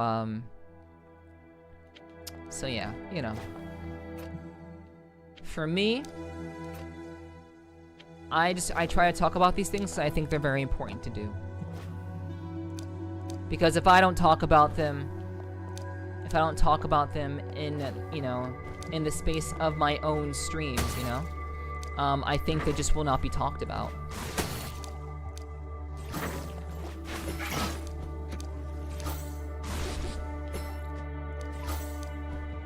And I think it's just important to do that sort of thing. I just wish I grew faster. What do you mean? Do you mean, like physically, or you mean psychologically? But yeah, there's definitely just a lack of awareness personally. So everything, gotcha. Okay, there's a turner there.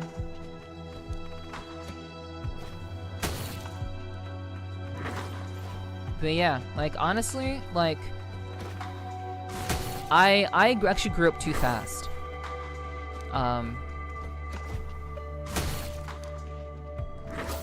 Me in general, like, oh my gosh, okay, how can I do this? How should I approach this? It is, okay. So maybe I dash first.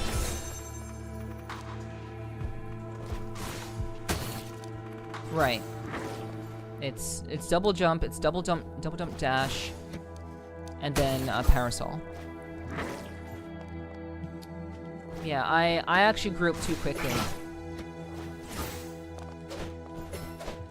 So, I mean, I think that's why I think a lot of what I talk about, a lot of what I do on this stream is very kind of, I want to say very kind of esoteric.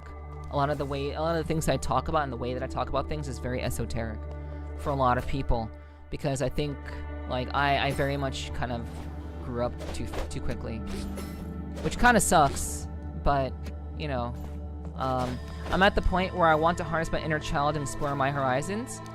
Well, there's actually a lot in life, there's a lot of ways that you can do that in life. So, you know, you just have to find the thing that you want to do. Yeah, we're all human. Yeah, we are all human. That is true.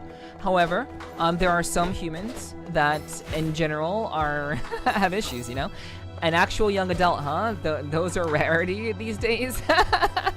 I think there are some people who do not conduct themselves as humans, and I think there are people who choose to not really conduct themselves or have that kind of awareness of the fact that we are all humans.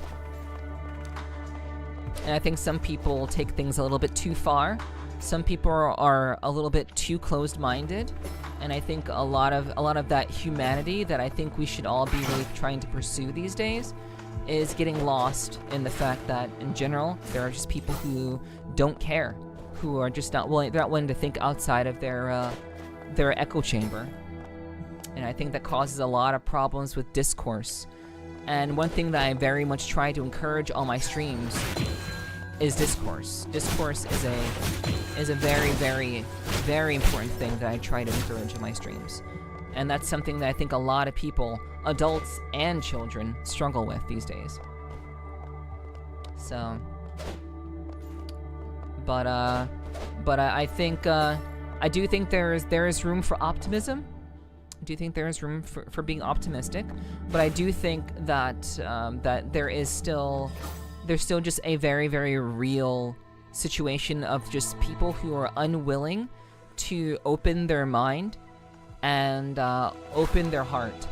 And people who say that they're opening their heart, they're only opening their hearts to certain people who agree with them.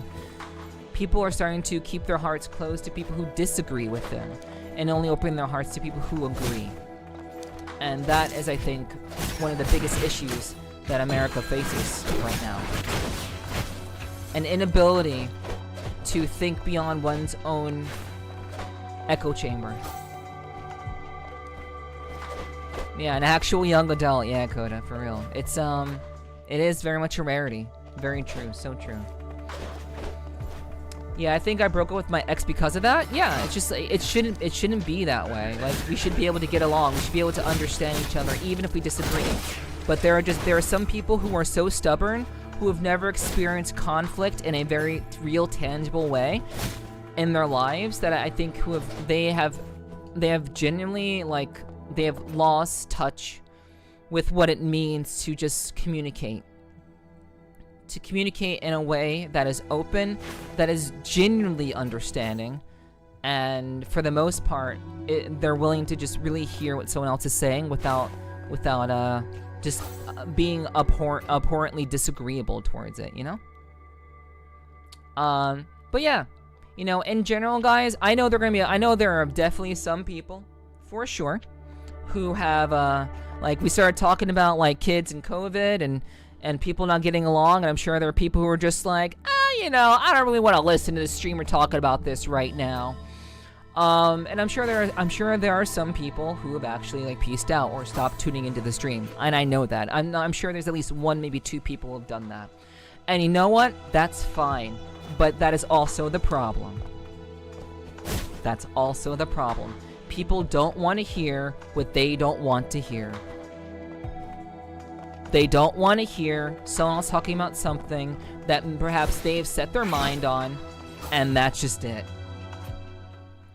And that's the problem. That's the real issue, guys. So I hope no one did that. I hope that's not the case. I sincerely hope that's not the case. But just knowing how people are and how people can be, I expect it. But that, my badasses, those of you who are still here, that is why I do what I do. That is why I talk about the things that I do. Because at the end of the day, again, if I don't talk about these things in a very level-headed, mindful way, who will? Glad you are too? Thank you. Like, it's, like, honestly, like, I'm very open to other people, like, sharing their thoughts about things. But in general, people have become so afraid of hurting someone's feelings that nobody talks about shit anymore. We've become, like, at least in the United States, we've become a culture of people who are more concerned about people's feelings than just having real, honest-to-goodness conversations about things. And just because we may disagree on something doesn't mean that I hate you. I gotta go now. Thanks for the stream. I love you, I love you, Bun. I say love you. I love you, Bun. Have a great stream. I'll see you soon, hun. Talk to you soon. Have a great stream.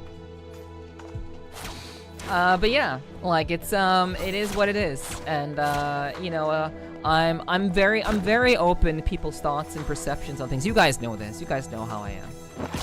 But at the end of the day, fuck them idiots. True. At the end of the day, all I really want, at the end of the day, chat, all I want is for people to not be afraid of discourse. Too worried about getting canceled, whatever that means, to have an actual conversation. I mean, being canceled in this day and age essentially means, like, I guess you can still get canceled. I don't think you get 2020 canceled, but you can still kind of get canceled if you are a small creator with a very small following, and basically, like, for example, if I were to say, for example, I see it as exposure. I think it feels a little bit different when the pressure is actually on you, Infinity. I think it's easy to say it's exposure when you're not actually, like, experiencing it firsthand. And I don't want to say that it's exposure either, because I'm not too sure about how I would deal with something like getting canceled. But if you have a small community and your small community turns on you, you're fucked. Like, if like no one in your community actually, like, believes in what you're saying or believes in you as a person, as a content creator, as a streamer, whatever, you know, that can be very, very detrimental. It can. And sure, under certain circumstances, it can be exposure, but I think you need to have enough momentum already for it to become an exposure type of thing. I think without the momentum already established, pre-established before said canceling, you run the risk of essentially losing your entire fan base, your entire support system, the people who actually trusted in you and believed in you, you know? That's essentially what canceling means. And sure, maybe in this day and age, with people actually being willing to think about things, you're less likely to be 2020 canceled nowadays. But I do still think that if people, like, for example, if I were to say, yeah, I think Trump has done some good stuff and whatever, I think you could still, like, if people don't agree with you, if your entire community is liberal, and you say, yeah, Trump is doing some good shit, you're basically kind of fucked. And that's why I don't get explicitly political, number one.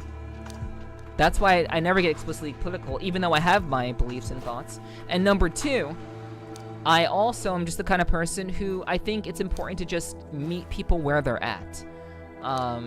You know, I think it's good to just talk to people where they're at and not really kind of make things more, I guess, how can I say, more difficult or more complicated than they have to be. Just talk to people.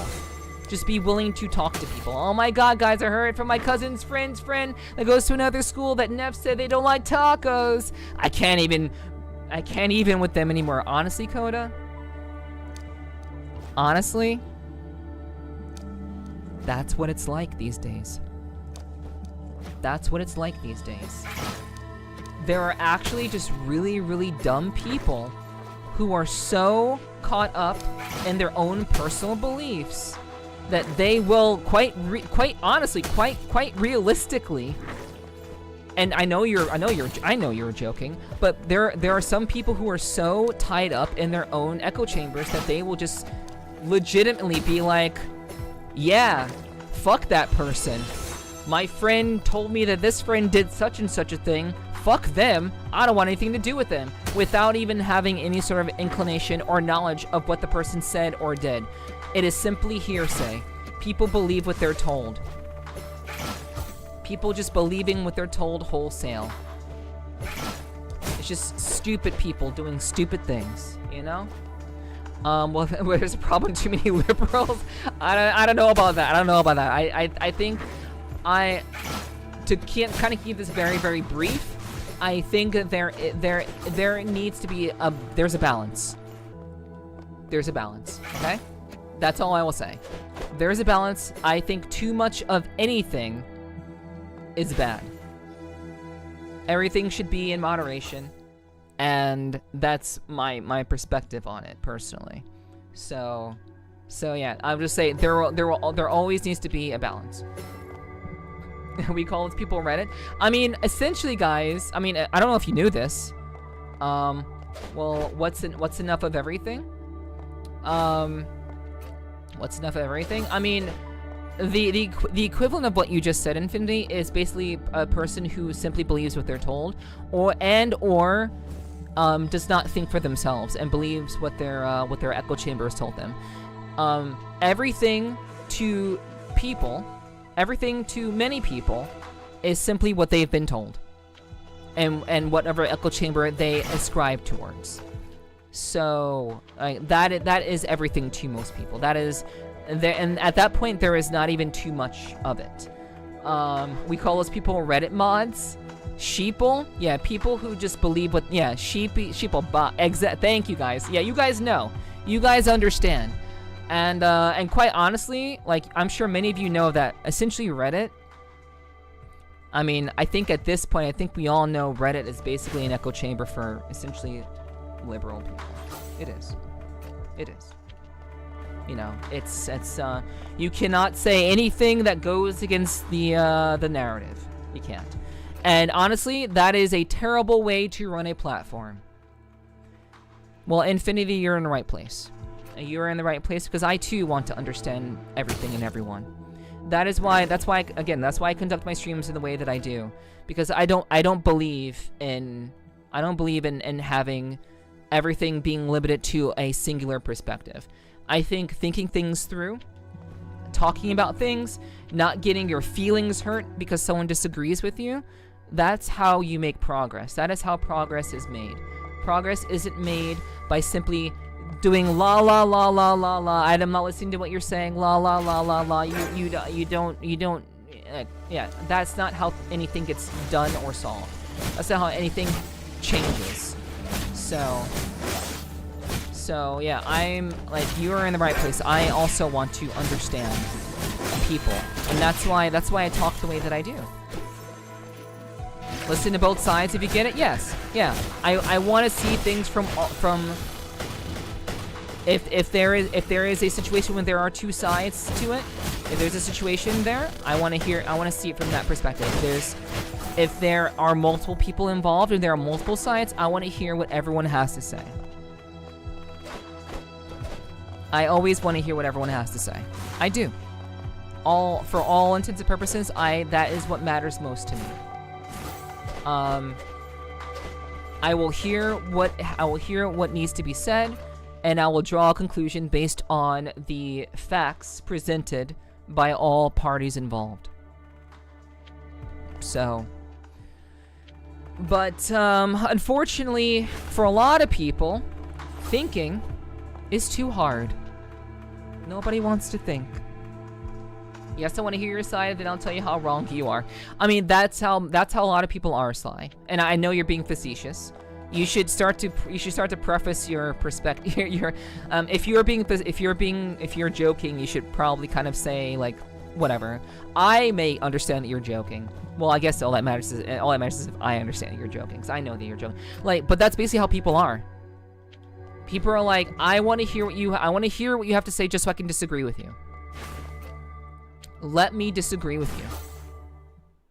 It is, that's not a way to have discourse. That's not a healthy way to do it. But unfortunately, for a lot of people, that's what it is. And it bugs me out. It makes me very, very sad. That literally people are abhorrent. People abhor thinking. Those people cut you off the moment your mouth opens. Yes. Yeah. So, you know, I do think that there's definitely a loss. There's a loss of people wanting to think. There's a loss of people being willing to think. And at the end of the day, I think it's very, very problematic that we currently live in a world where people are unwilling to hear other people's perspectives. And not only are they unwilling to hear other people's perspectives, they are unwilling to think for themselves. And that, to me, is the biggest issue. That is the biggest loss. That is the biggest loss, and one of the prime issues when it comes to just overall discourse. Demonizing people who simply disagree with you. That, in my opinion, is the downfall of society. People unwilling to hear other people. Unwilling to listen to other people. Unwilling to hear what others have to say from their perspectives. That is how society dies. Because people stop thinking, people prefer to not think, and then people who are thinking get criticized for thinking, and then we all lose. That's my biggest pet peeve. People cutting me off because they think they know what I'm going to say. I'm like, that's not how conversations work. Exactly, Kota. So true. So true. So real. I'm right there with you. Those are very, very annoying people. Very much the case. Very, very frustrating kind of people, for sure. So, yeah, I don't enjoy those kinds of interactions. We should be willing to hear people and listen to people, regardless of what's going on, of what they're saying. You know, I could go a step further, but like I said, I don't want to make this conversation political. This is simply about humans. This is simply about just the human experience. This is simply about the human connection.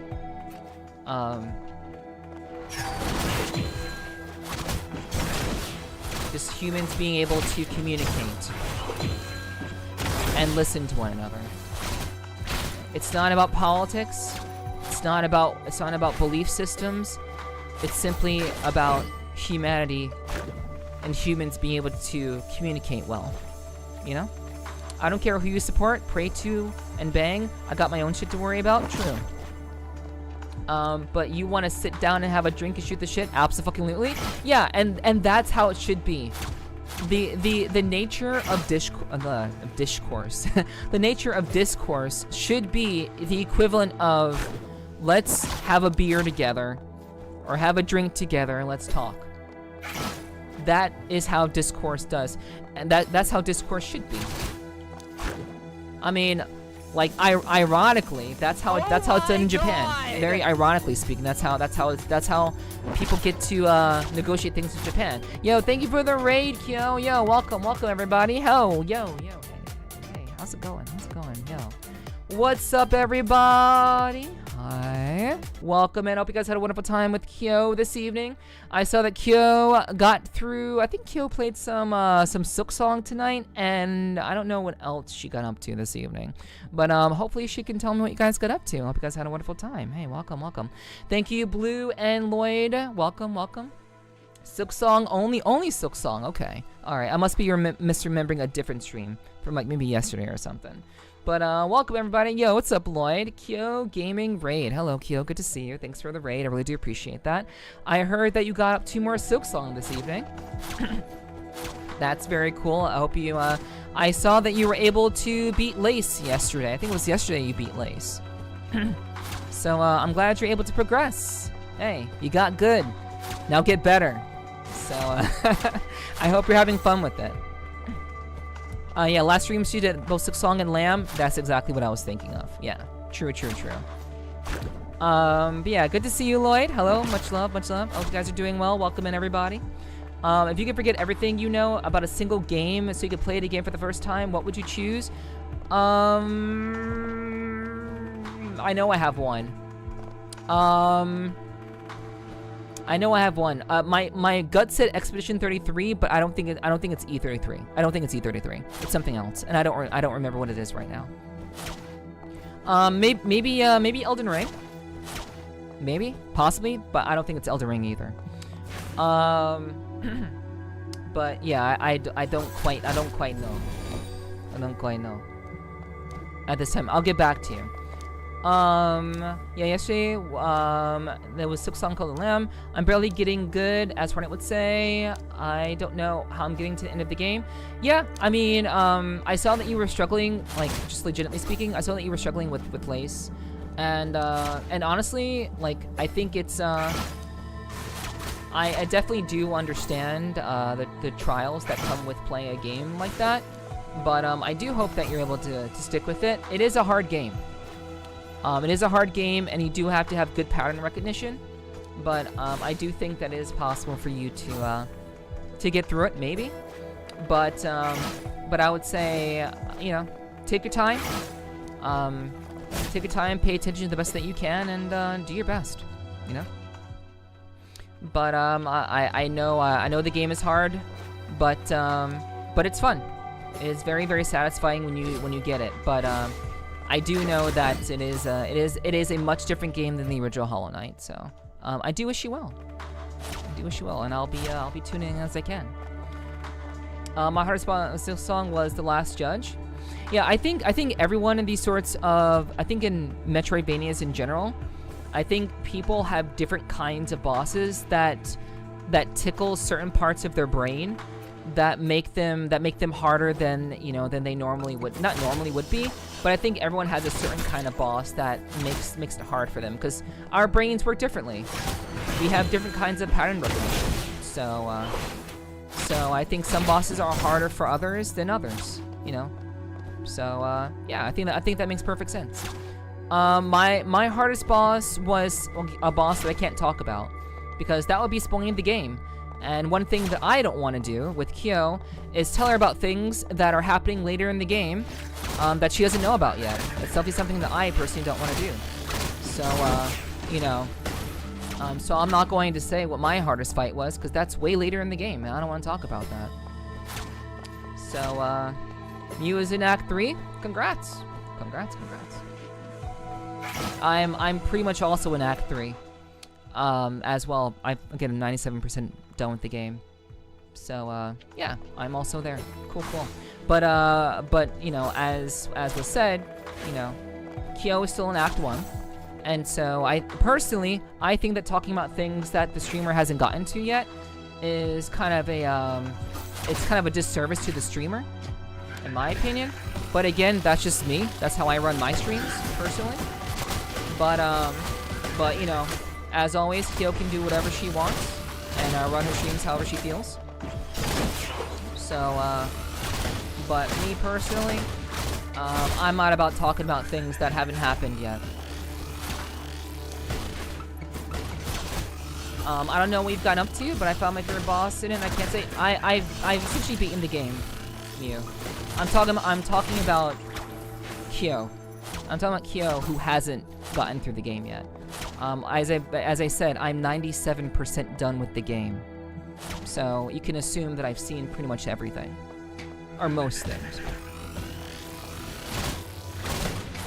But in general, I'm talking about Kyo and her experience, because Kyo raided me. So you guys should go follow Kyo. Did you get a shout out?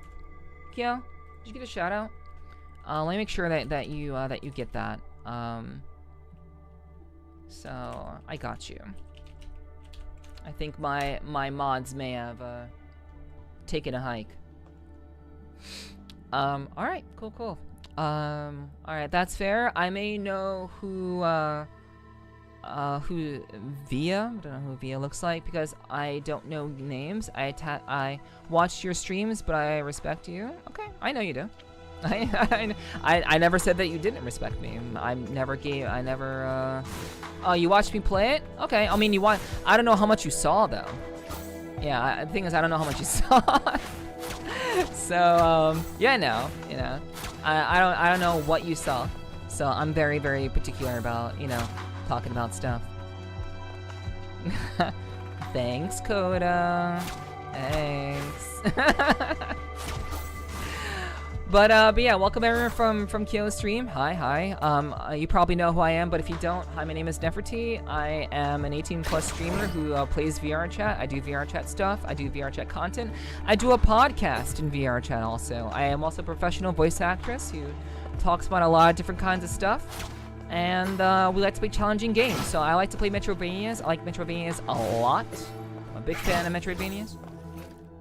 Even though I may not be very good with maps, I suck with maps, but I do like Metroidvanias a lot because I think they're very fun genre of gaming.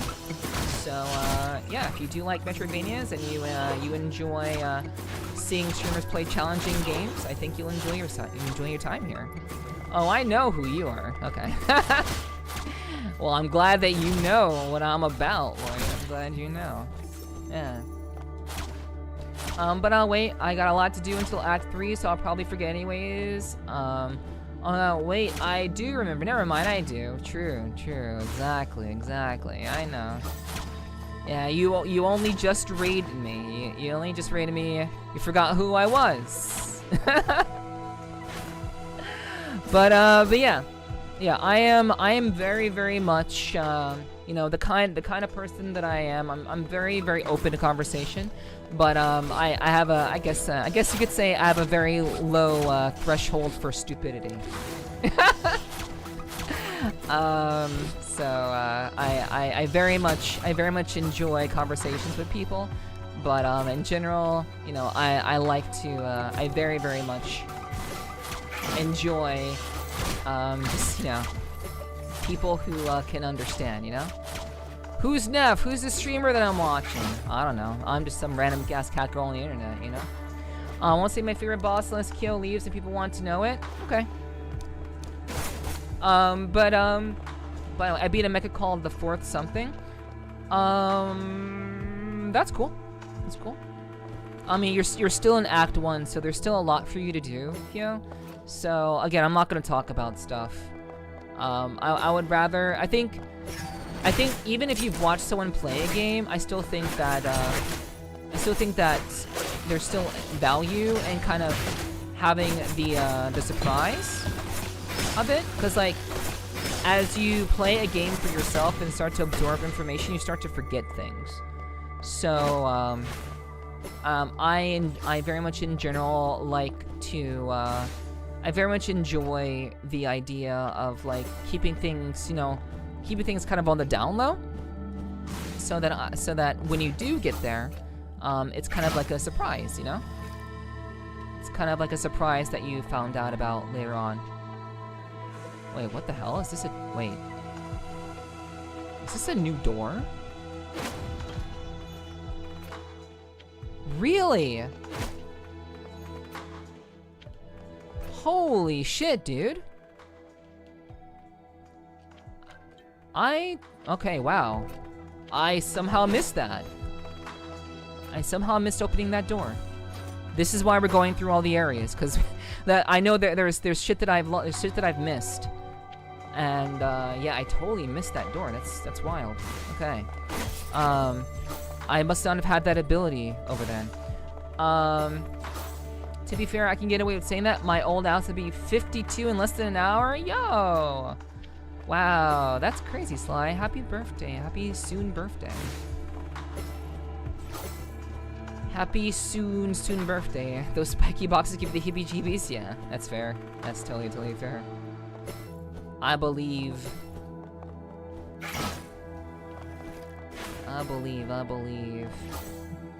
So, okay, hold on. Let me see. Let me go down here.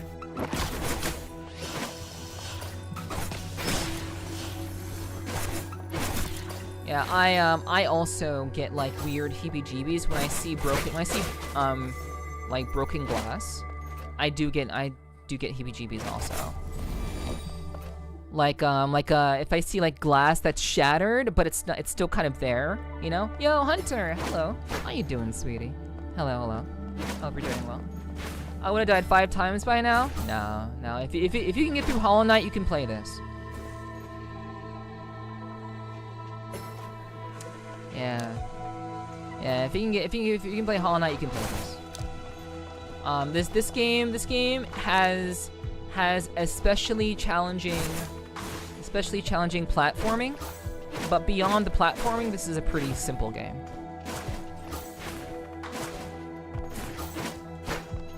Are we talking about in-game or IRL with the glass? Doesn't matter. For me, doesn't matter. If there is a broken glass structure that I can see very clearly, for example, let's say, you know how if you drop your phone, your phone shatters, but the glass doesn't like leave the phone, it's just shattered there. Like, that's a pretty good example that I think people can understand.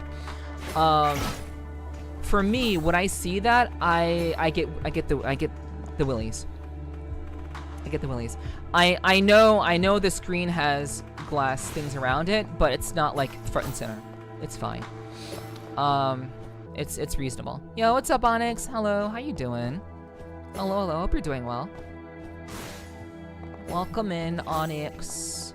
Interesting. Yeah, it's a weird thing. It's a very strange thing that happens to me. It has to be very front and center for me though. But yeah, if there was one time I broke my phone. And basically the glass shattered on it. It became like fractured, I guess you could say, not shattered, but fractured glass. And I basically couldn't look at my phone. But I still had to use my phone, so I literally had to train myself mentally. I had to train myself to look at my phone, because every time I looked at it, I got this weird sense of dread. This very, very strange sense of dread. So, yeah, that was something that I had to learn. So, yeah, it's very similar to that fear of holes. Yes, multiple holes in one place. Yeah, for me that loose my crap is deformed, broken sort of body parts. Not that there's anything wrong with people using them, but it just freaks me out. Okay. Deformed body parts. I mean, I guess that makes sense. Yeah, just don't get into forensics, Mew. Don't get into forensics. That'll be a bad time for you. I think I do very well in forensics myself, but don't get into it. Or hospitals? Yeah, that's fair. I think that's reasonable. I'm doing good. Hope you're doing well, and the game is going well. Yeah, it's coming along. It's coming along. It's been rough. We're definitely trying to. We're definitely trying to get through shit. We're definitely trying to find more stuff. So we're progressing. Gaming has been good, but yeah, we're definitely just trying to progress. And progression is hard in a Metroidvania because you've been to all the places, and now you're just trying to find all the interesting places, all the things that you've maybe missed in the past. So that's kind of the hard thing. It's kind of the weird thing. Trichtophobia. Okay, yeah. That's the fear of holes. Yeah. I mean, it's not the fear of holes. It's the fear of like multiple holes in one place. Because if you feared holes, and you were straight, and you were a guy, you're gonna have a problem. So it's the fear of multiple holes. Holes in a pattern of sorts. Yeah, just to clarify, it's the fear of multiple holes. You know. But yeah.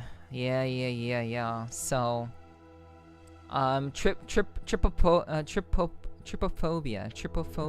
Yeah. Yeah. True. One of my best friends has that. Yeah, that's rough. I mean, I guess it's pretty easy to stay away from, to be honest. It's pretty easy to get away from, all things considered. But yeah, like, thankfully fractured glass isn't a problem.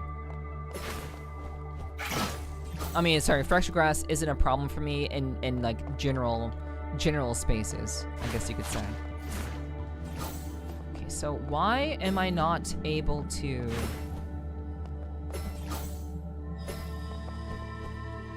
Okay, so I know. Okay, so is there a way to? Is there a way to make this a platform? I forgot that I could do that with that weapon. Okay, I don't think there's a way for me to do that. That's unfortunate.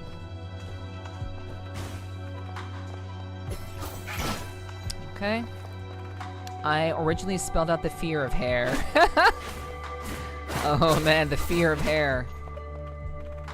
That would also be a problem. Fear of hair, that would be extremely problematic.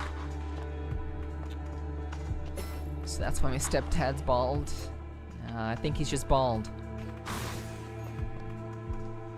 I think he just had some issues. You know, especially my bald ass. Sly, you're bald? Damn. That's crazy. That's crazy. I didn't know. That changes everything, Sly. I'm kidding. That changes everything. I rock this chrome dome. I'm thinking of going bald. Why? I mean, Drink water, eat dehydrated. nothing wrong with that. Nothing wrong with being bald. There's nothing wrong with being bald. Thank you, Onyx. Thank you for the head pats. Appreciate that. I'm thinking of going bald in like 6 years. I don't know. Maybe. I guess I fear only mortality. I mean, that's real though.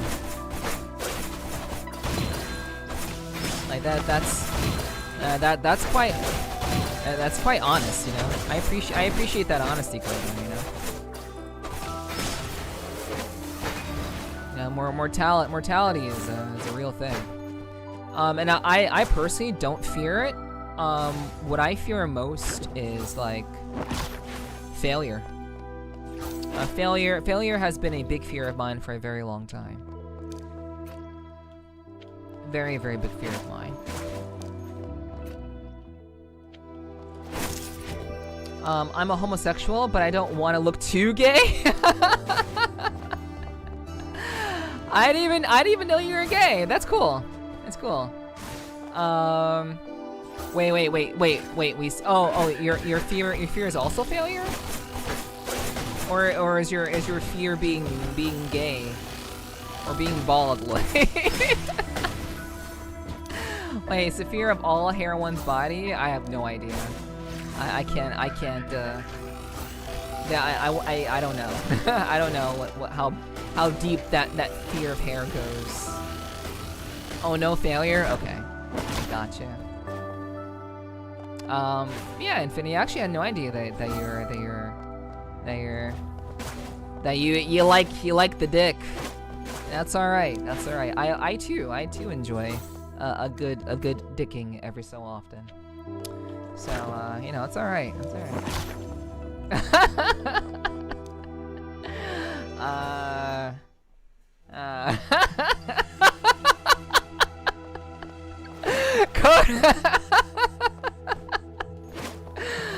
cool. I like everything depends on personality. Oh, okay. So you are predominantly gay. Nice. Okay. That's all right. If it was the other thing, you can't simp me. Oh yeah, no, I'm straight up. Yeah. Oh yeah. No. Lloyd is the furthest thing from gay. That is for sure. And that's okay. The fear of losing hair, I imagine that could be a problem for some people. I suppose. All right. So chatto. The ads are about to start. I'm gonna take a short break because the ads are about to do their thing. So I'll be back. I'm gonna use the bathroom, get some more water, and I'll be back. So you can be reminded of my very much bisexualness and my affiliation for enjoying dick every so often. You can remember that from while I'm gone. All right, I'll be back. Meow.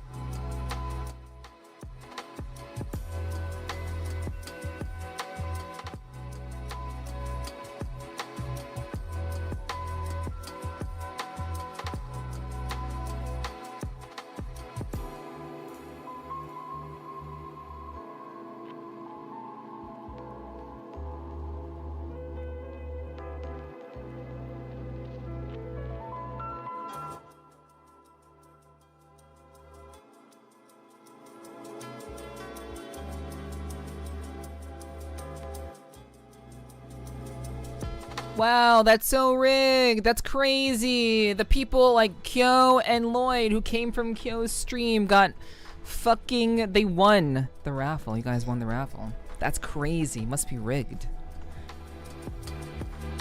Must be rigged. It's gotta be. I'm back, guys.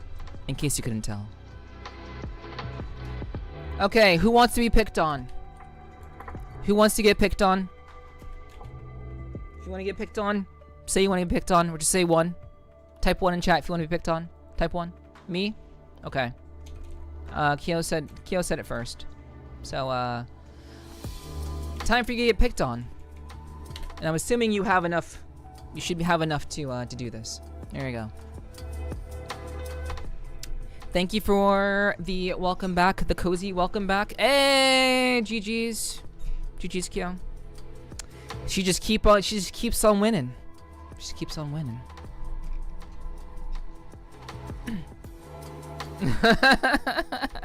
Literally, it's the Neph is the reason why Kyo and Lloyd won. Also, Neph is the reason why she just lost. Yeah, like clearly Neph is pulling the strings. Obviously. But yeah, we're back, guys. Oh yeah, we have to turn off the music. Turn off the music. My bad. Alright. And there it is. Sly winning on his birthday. Sly do be winning on his birthday. Hell yeah. Okay. So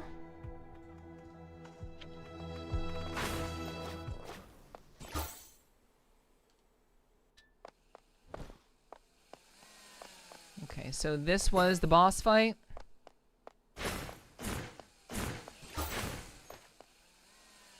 Personal birthday stream, I'm Jelly, yeah. Sly gets all the good stuff. Oh shit, it's a secret. This bitch.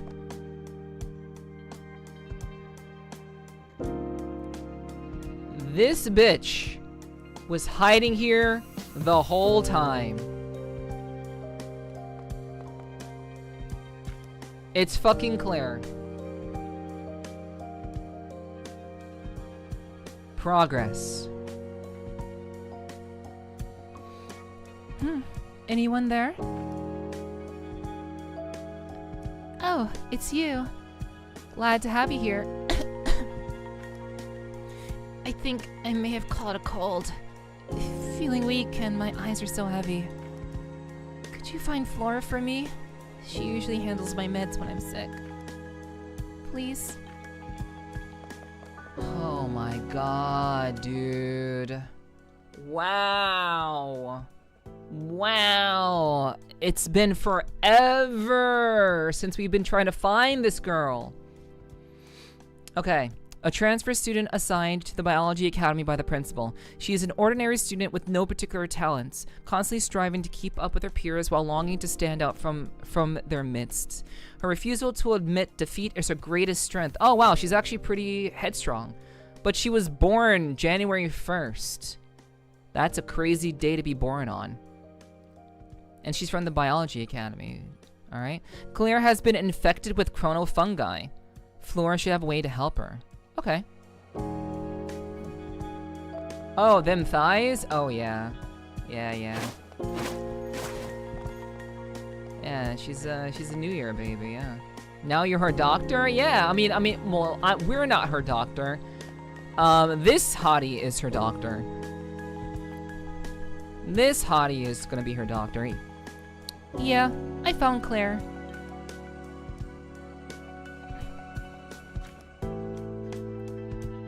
Great! This should help stabilize Claire now. How did I not see how sick she really was? If we had waited any longer, it's terrifying just to think about. I forgot what voice I gave her, so I'm just gonna give her any sort of random ass voice. I forgot how I voiced her. How's she doing now? We can still use the life support system to keep her stable. But since there are no past cases of chronofungi infecting humans, I haven't prepared any meds for this. And Claire can't board Arcadia in this condition. But luckily, we've got one last option. Is there a way to help her? Yeah, but I'm swamped right now. I need your help. Here's the serum I made. With this, we can create an effective treatment for the fungus. The machine for making the cure are corroded, but the Aerospace Academy should have a prototype. Can you find that prototype for me, KOTAMA? Sure. I want to help Claire get back on her feet too. She has a German accent? I suppose we can do that. I'm supposed like when we talk with her again, well, we'll do that. Fungi, flora, nice reference. Yes, yes. I mean, this is the biology academy, so it makes sense. You know, flora, fungi. Yeah, that's a thing. I'm surprised she didn't say anything sooner. Yeah, I was thinking about Russian. I suppose we can do Russian accent. We can work with that. We can make that work. Yes. Okay. Next time we'll make that work. A syringe loaded with raw materials requires a device for formulation. That's such an old joke, Kyo. That's a dad joke. That's a dad joke. Jeez. I die. Alright, so, database updated. Okay, so, let's see. Flora. A pharmaceutical device capable of producing medicinal formulas is located in the laboratory east of the Aerospace Academy. Flora hopes you can use it to develop a potent medicine to treat Claire. Okay, so it's medicinal formulas. A medicinal formula located in the laboratory east of the Aerospace Academy. So let's see. So east of Aerospace. This would be it. This is probably it. This part that we, for whatever reason, can't fucking get to. So yeah. Okay. Alright. So...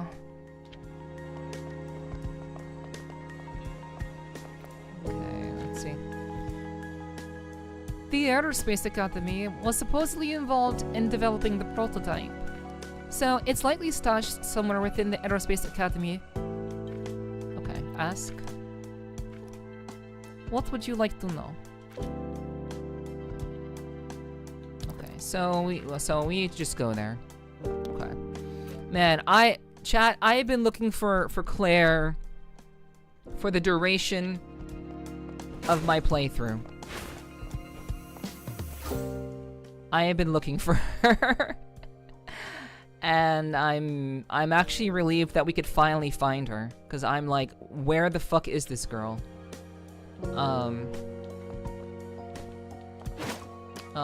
Well, it would have to be another secret room because it's not on the map. I mean, it is on the map, but obviously I would have gone here. I would have gone here if I could have gone here, but I can't go here, so obviously it would be another secret on the map. That's a given for sure. Let's see. A bong falls under that type of device? No. I know you want it to, Sly, but no, we cannot. We cannot have bongs. Okay. So, okay, that's progress. So now what can we do? I think at this point we should just go to the Aerospace Academy. We've gone throughout the entirety of the Biology Academy. We talked about a bunch of stuff while going through the Biology Academy. The only place we did not go to was here, and that's because I am almost certain. I remember what this is. We need something that will make us immune to traps to get this. So, or something that can make like an invisible platform. That is like the only thing that we can really do to get that particular thing. So, I suppose we can go through the Aerospace Academy, and you know what? Maybe we should just do the Aerospace Academy. Let's just do that. We'll go through there, and we'll see what's around.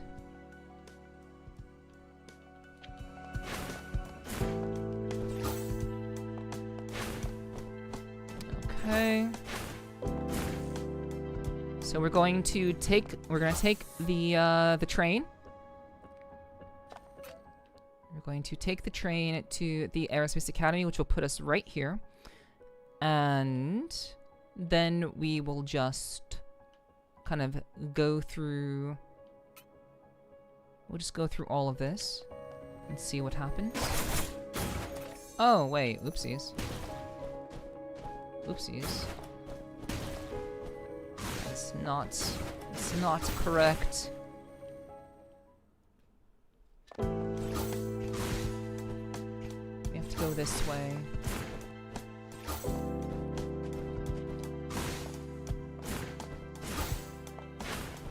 Ba-ba-bum, bum-bum-bum-bum.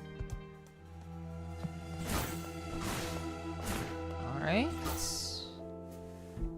We are here at the train station.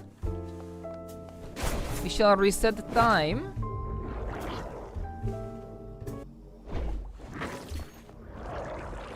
And we shall take the train to the aerospace station, aerospace academy. That is where we will go.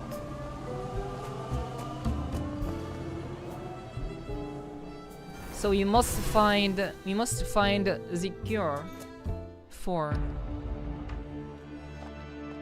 Claire. Now that we have made our way and found her, we must find the cure. So we'll go through this way. How do the students get around this academy properly? Through a train. The train. And also we're in a time loop.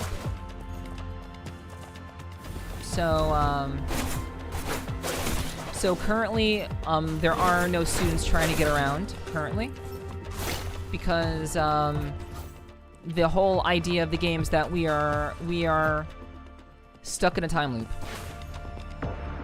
So they don't really need to transport themselves anywhere. They just need to kind of, stay where they're at. And every time we go through a door and time passes. Every time we pass through a single door, we lose time. And we go through the entire game, essentially trying to pick up these temporal coils that allows us to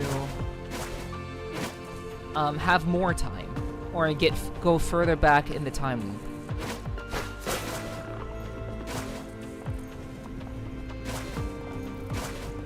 Okay, so this is where we would come in. And I know we can't do that yet, so let's just keep going this way.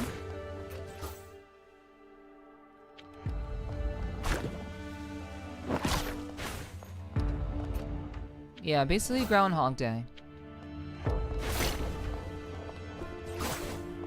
Okay.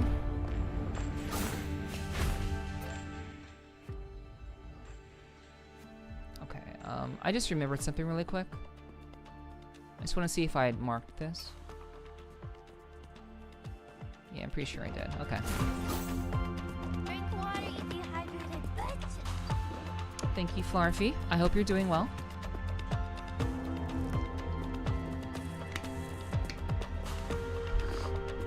Alright.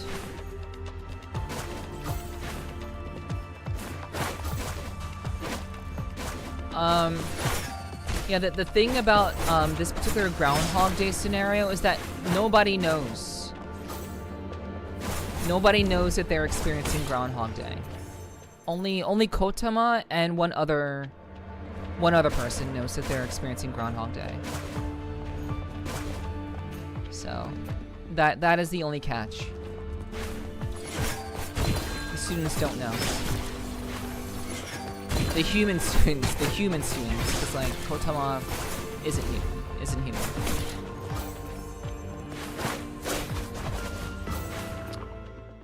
Okay.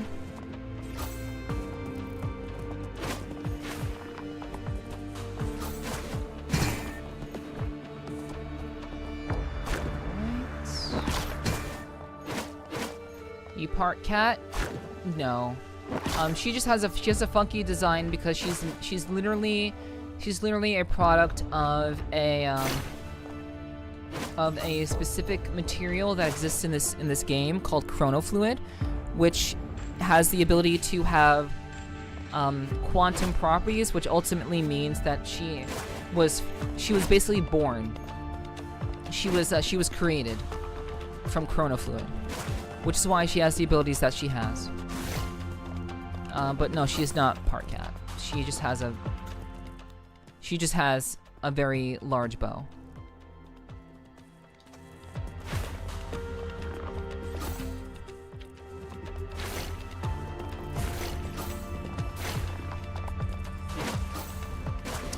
Okay.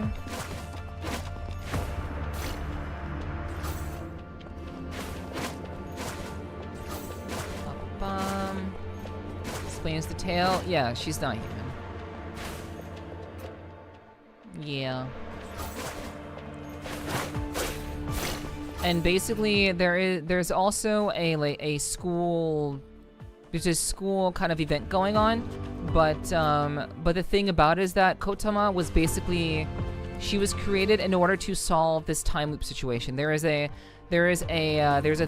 occurrence that happens that the AI does not like. There is essentially an AI running the school. We just found out about that. So the AI basically created her to solve this problem and gave her a guide to help her find her way through the school, since she is essentially an artificial creation. And but gradually, as she's recovered her memories, she has started to kind of piece together that that what the AI wants isn't what she wants, and now she's essentially trying to rebel against the AI.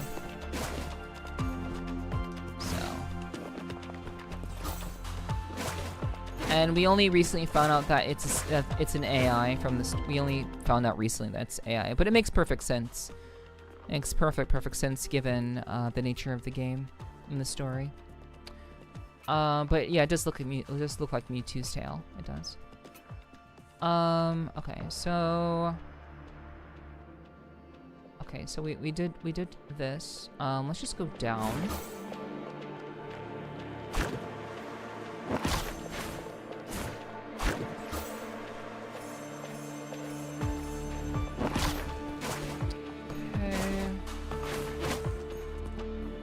Ba-ba-ba-ba-bum. There. Nothing there. Okay, so...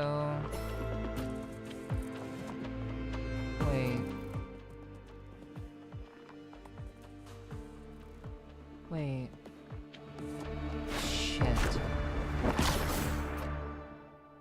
Shit, have I not been marking these? Oh no, I haven't been marking the ones on the walls. Okay, okay,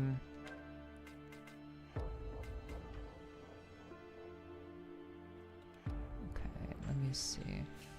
This requires a special situation. Yeah, I have not been marking these ones. Shit. That is not good.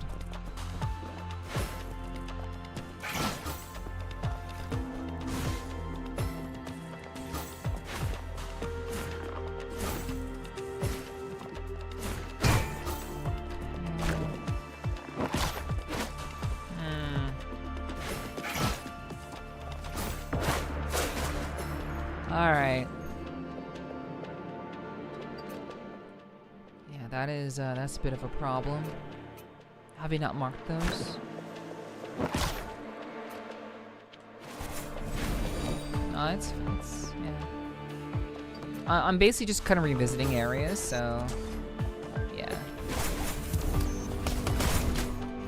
Thank you. Appreciate it. Okay, so...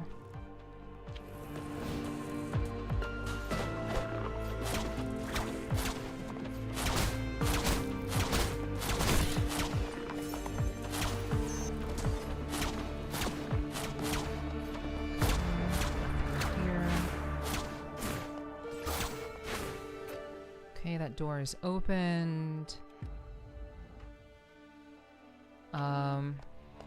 Let's just go through here.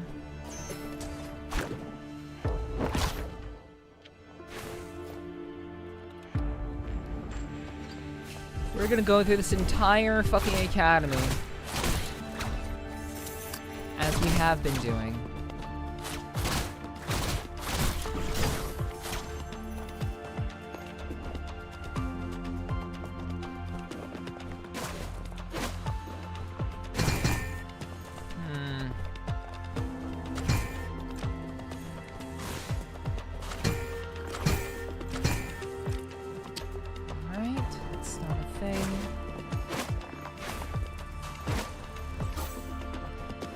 Yeah, I'm not particularly struggling with anything at the moment, yeah. At this time, I'm trying to look for other ways forward. I'm not really experiencing the challenge. The challenge has gone beyond the game itself, and now it's my challenge currently is finding progression points.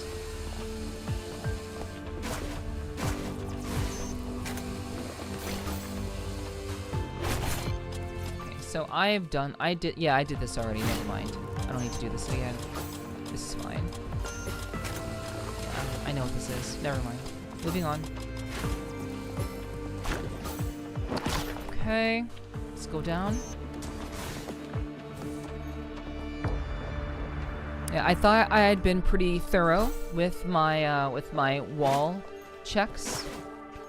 Thought I'd be pretty thorough about that, but apparently I have not been.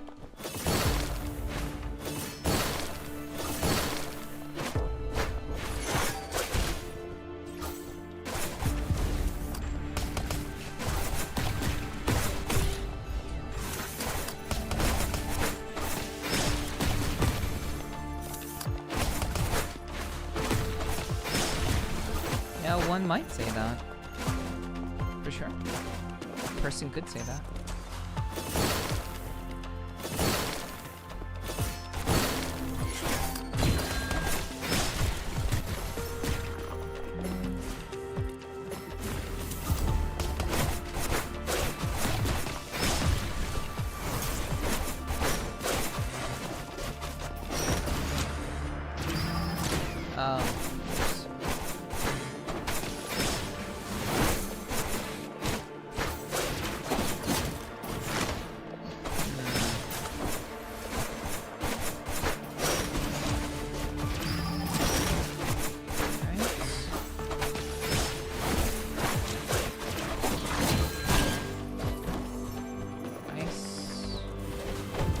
The art scheme is pretty for the character designs. Yeah.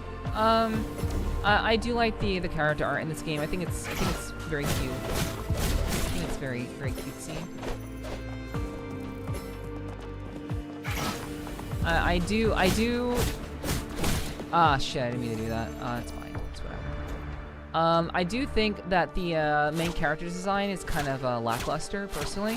But as you kind of, as I've, I guess, learned more about the game. In general, I understand why she's designed that way, but I still think she's not very. She's cute, but I don't think she's like particularly attractive, which I think. I mean, I guess if you think about it, you know, if you've played Ender Lilies before, the girl in Ender Lilies isn't exactly attractive. She's just more cute than anything. Since she is essentially a little girl, so it makes sense that she's not hot or super attractive. She's literally a little girl. So, okay, Onyx, thank you so much for hanging out. I hope you take care. Please be safe out there, and I hope work goes smoothly for you. Thank you so much for hanging out. We'll see you soon, hopefully. Yeah, bye-bye. Thank you. Thank you for the rose, Onyx. I'll see you soon. Much love. I have to stretch. I gotta stretch. The main is too cute compared to the others. Like, too much? I disagree. I would actually say that if the main character had any of the other administrators' designs, that probably would have made the game far more interesting and appealing for people to give a try. Just on the basis of the main character being hot. I actually think that that unfortunately, like, hopefully, you know, you get people who are, you get people who will still just try the game regardless, but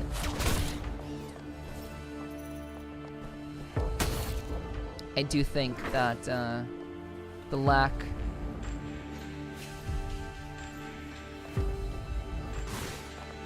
how can I say this? I guess the lack of attractiveness. I mean, I guess she does stand out. I will say that. I will say that she does stand out, but I think she stands out not because she's like super like, not because she's like hot or attractive, but because she's unique.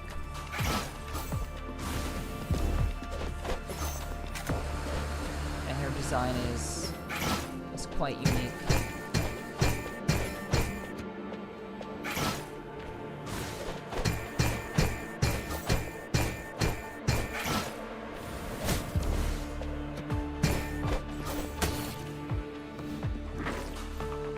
I still say main character is Timu Iron Mouse. I mean, I honestly, that's pretty real. It's pretty based. I think she could have been slightly less cute in a sense, at least for my taste. Yeah. I mean, at the end of the day, you know, I think the design makes sense for the kind of story that the creators were trying to tell. I do think that she fits the bill. I do think that she does fit the bill. All right, so this is another door that I cannot get through. Another situation where I require additional pylons.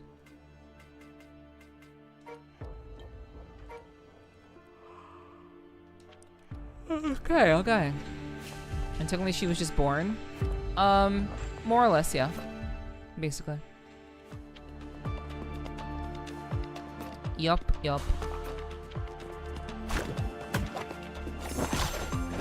But, you know, everyone in this school resembles a college student.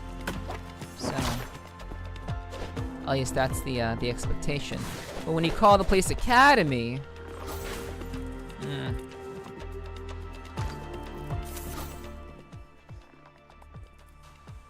I might have just yawned.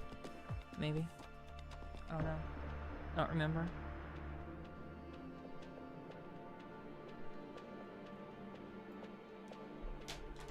Okay.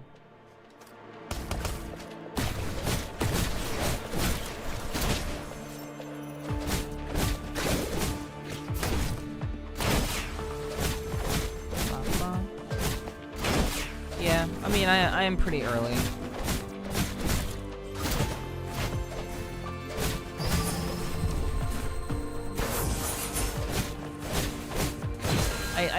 I do wish that the concept of Metroidvanias, I do wish that it didn't take so long to backtrack.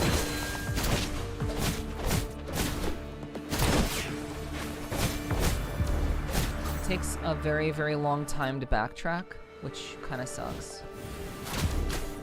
Ow.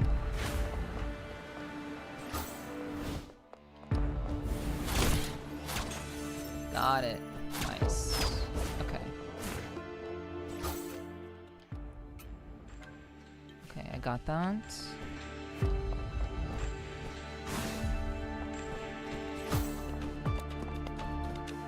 Okay. Sir.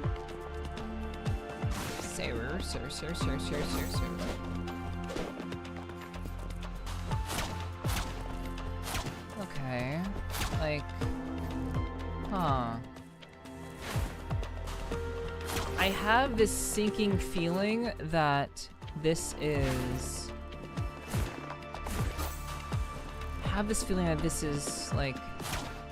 I mean, I guess if I since I did whip the upper thing, I would imagine if it was a secret, it would have... The wall would have hit if it were actually a secret. In Hollow Knight, when you can't find a bench, you die. Oh, the struggle? Yes. True.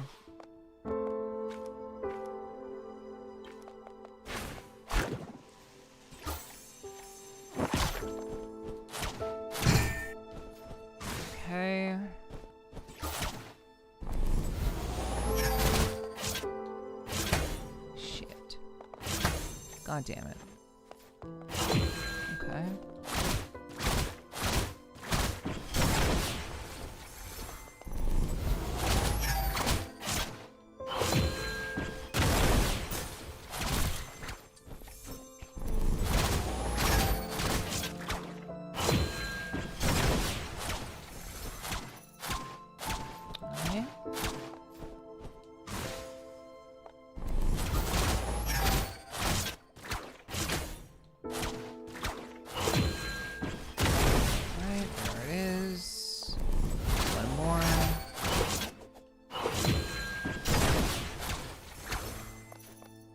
Okay. So nothing happens when you kill all the enemies here. Nothing happens. It literally is just an abandoned station.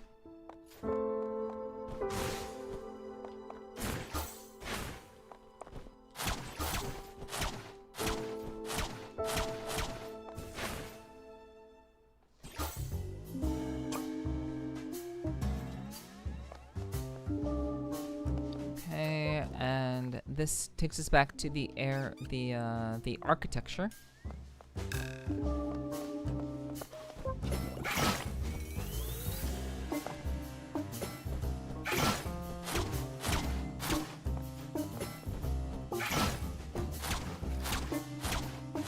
Nothing up there. Okay. All right, let's go back.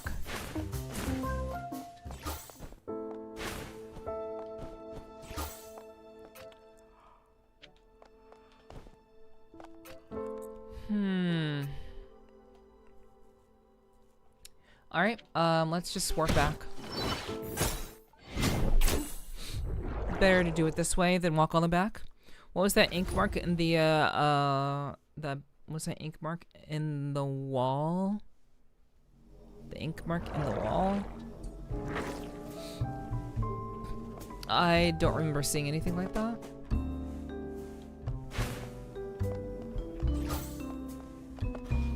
I mean, it's possible it was something, but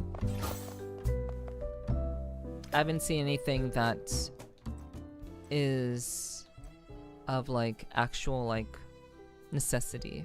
So, top right, you hit it, but nothing happened. Oh, well, if I hit it, nothing happened, then, no. Not really something that I'm too concerned about.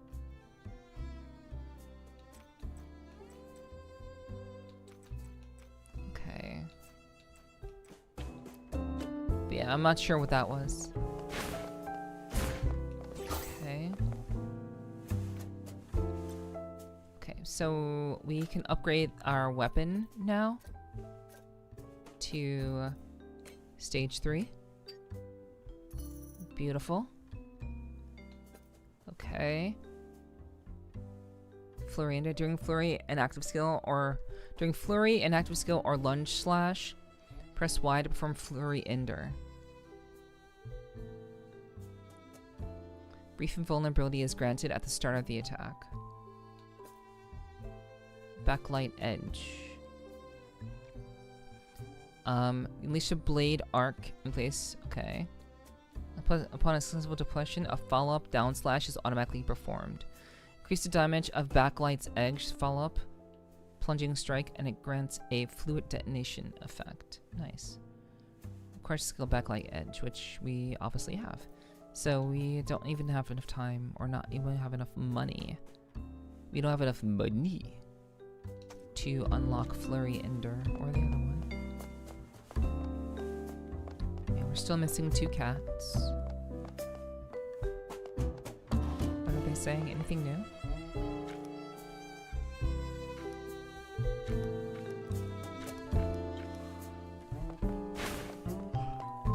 Okay, nothing of actual import.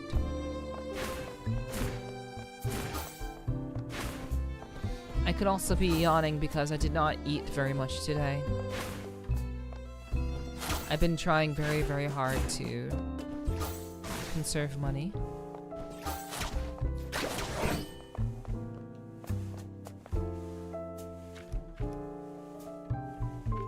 So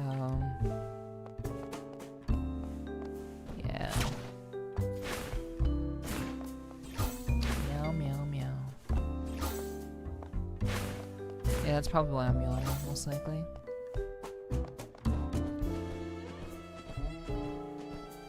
It's no big deal.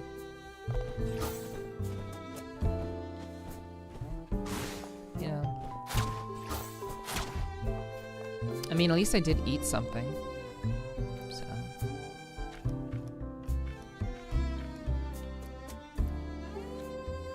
Okay, so nothing new from the president.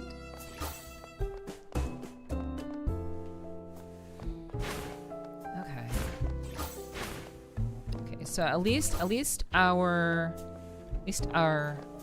liquid blade is of top quality now. Liquid blade is now level 3, maxed out. That is a good thing. All right, let's keep it going. We keep moving. We keep moving.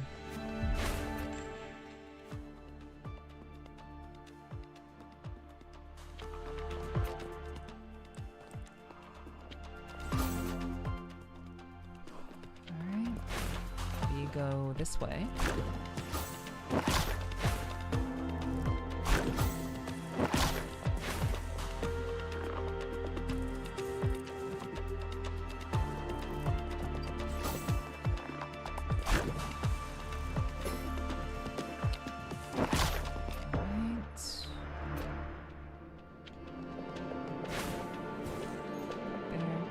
Is he hearing that? No, it's alright.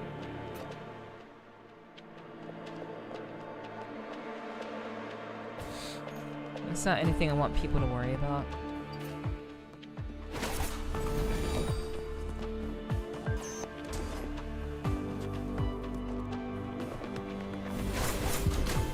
Jeez. No one. Ah!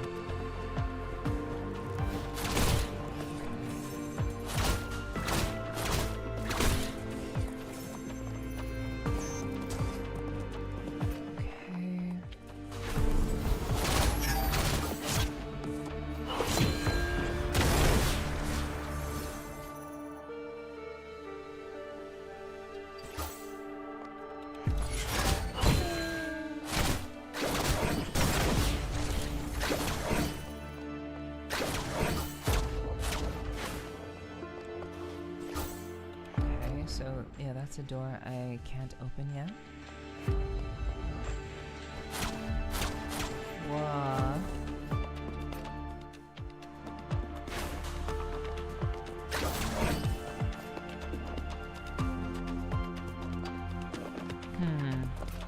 So, I've been taking a look at motherboards because it was suggested to me last night that I should probably be trying to maybe update my... Probably try and update. Oh my god, I couldn't even see it.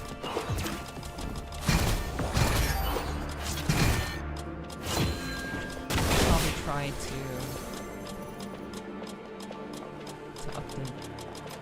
to update my PC. So it's definitely.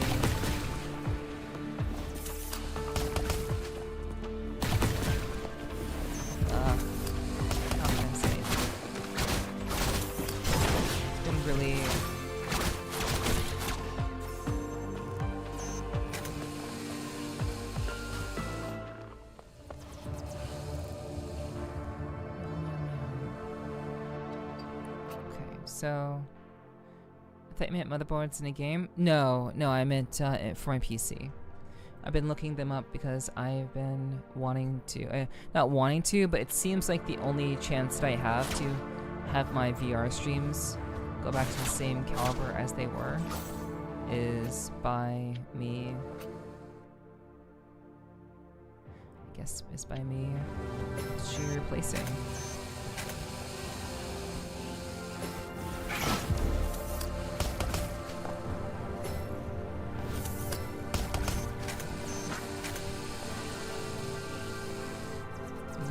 Sure.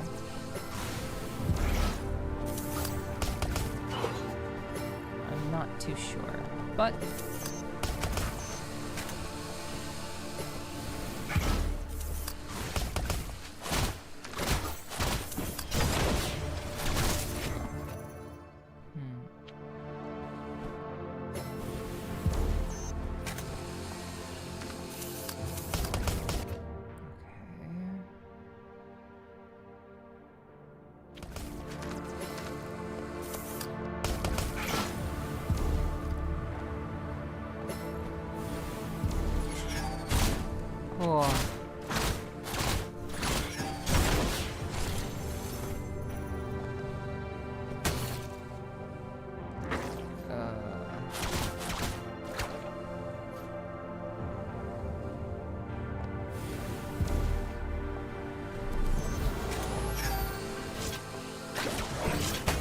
shit! Didn't mean to do that.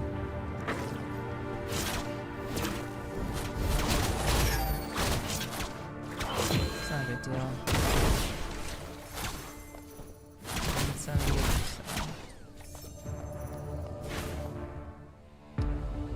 deal. Okay. This door. Pretty sure we've gone through this door before. Yeah,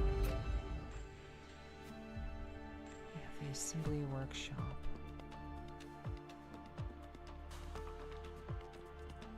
Assembly workshop.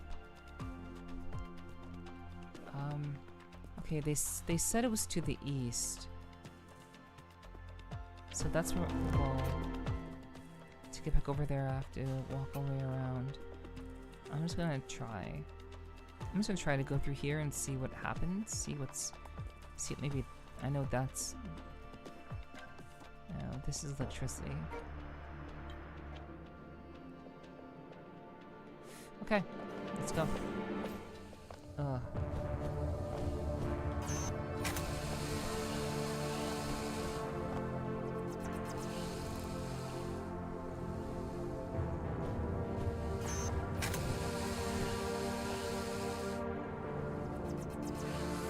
Okay. Alright, let's keep going. Up this way. Okay, I thought I killed these guys. What the hell? Wait, did I? Oh, right. Wait, I think I may have reset. Yeah, I think I did reset time. Yeah.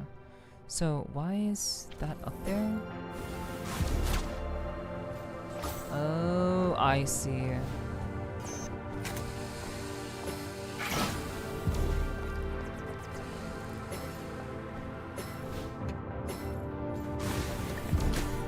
This.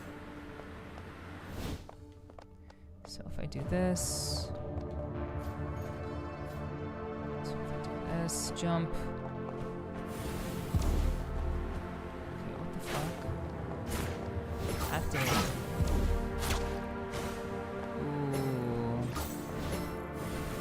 Ooh. Okay.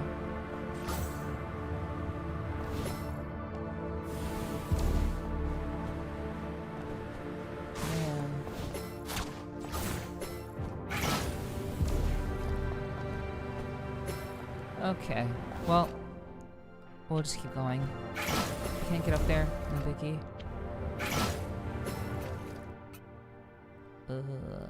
Alright. Yeah, let's go down to the assembly workshop.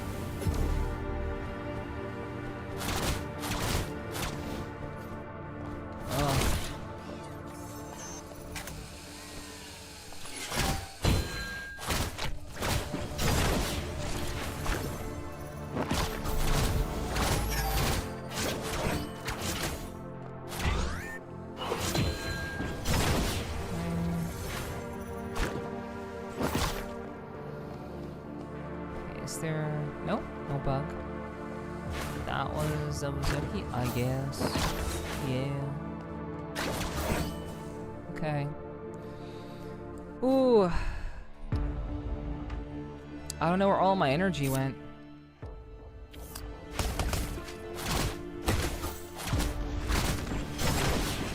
don't know where all my energy went.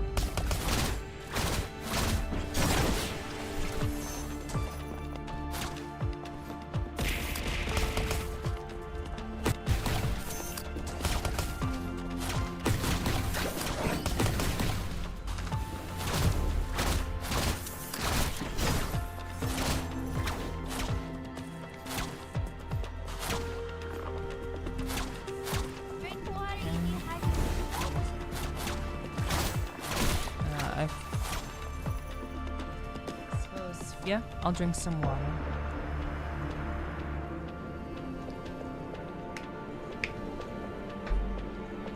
Ugh, okay.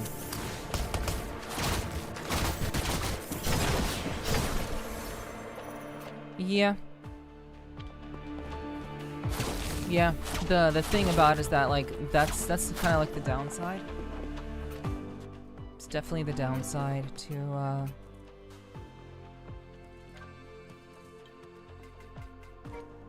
Definitely the downside to having. Essentially, I'm having an exploration.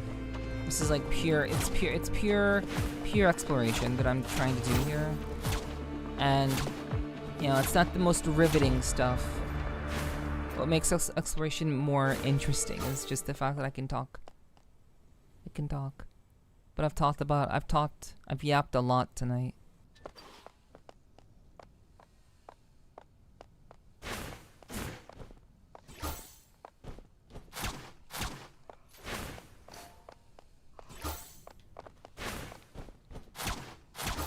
Okay.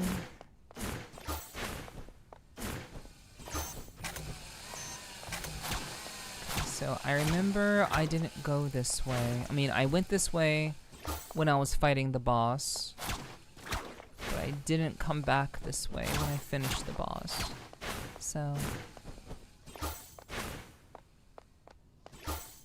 thanks for the concern, Kyo.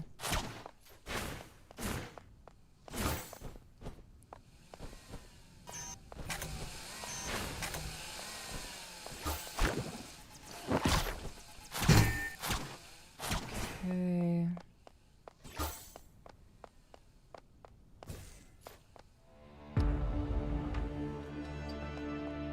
Okay. Keep. So, let's see.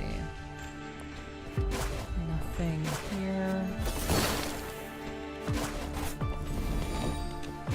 I've actually never really assessed like the ground as like a breakable like thing. I don't think the ground has ever been breakable. It's only been porous. It's only been able to like go through.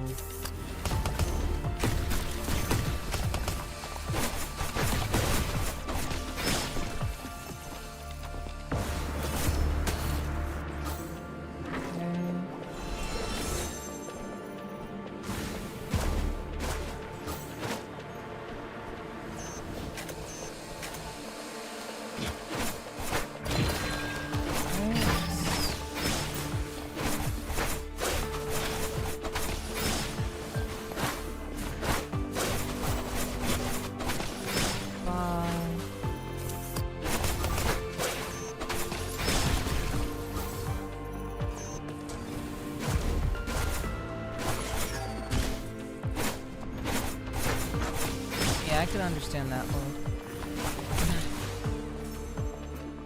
I can understand that.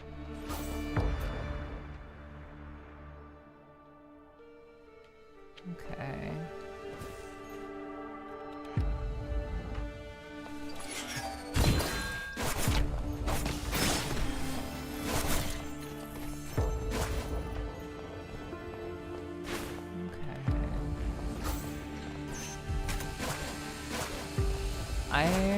I didn't say anything. I didn't say anything. I just said I can understand that. I wasn't agreeing or disagreeing.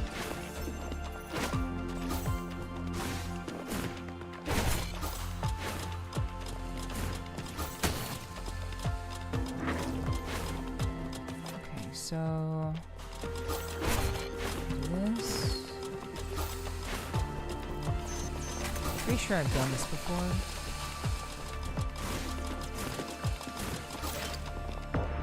All right, I remember this now. I do remember this now. Okay. Yeah, there was an artificial gem here. Yeah, I don't need to do this again. I remember what this was. This is done. And do I tell you how you can understand? And do tell how you can understand I can talk and never shut up? I mean, I can understand that idea. Like, personally, I was just going to not say anything, really, because it's not my stream. I mean, it's not your stream, so I was actually not going to say anything. I thought I should at least, you know, say something. What's up, Pace? Hello. Good morning. And hello, Ren. Good to see you. Oh, welcome in. I hope you two are doing well. Hope you're having a good start to your day. Thanks for dropping in and saying hello. Appreciate that. I'm okay. Glad to hear that. I hope you are. I hope you continue to do well. Face. I know. It's rare when we can catch each other, but I certainly hope that you know, things do continue to work out well for you. Whatever you got going on in your life. I'm glad you're okay though.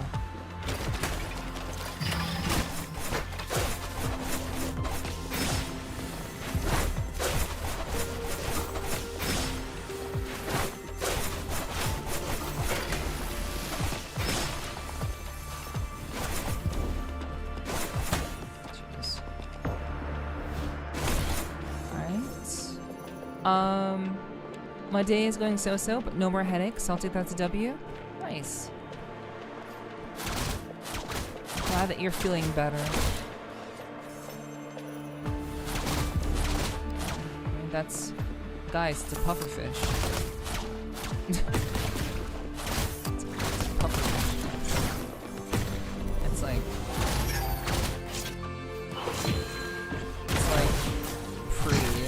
pretty clear cut.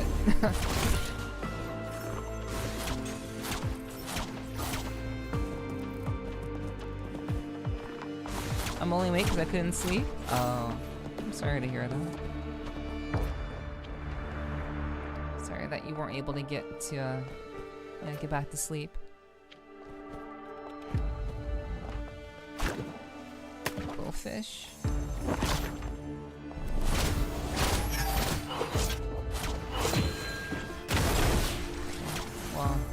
Well, I will leave it to the fish expert. It's not a pufferfish, then it's a quillfish, whatever that is.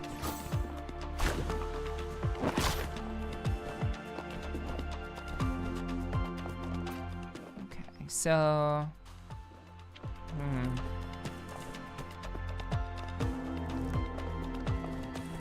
Oh, quillfish is a Pokemon? Oh. Okay, well never mind then. Well never mind.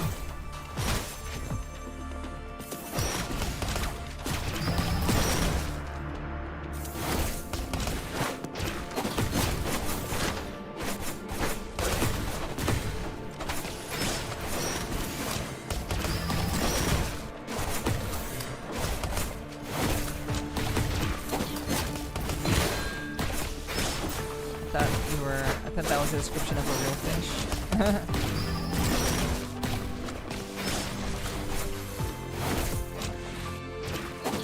Ow.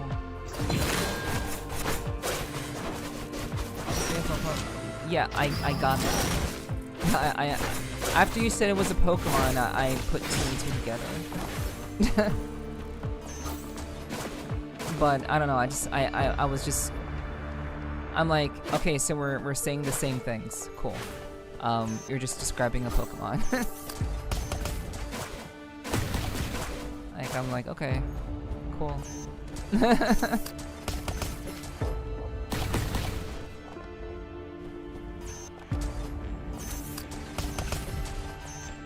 for someone who doesn't know anything about Pokemon, you know, I'm not really going to understand very much.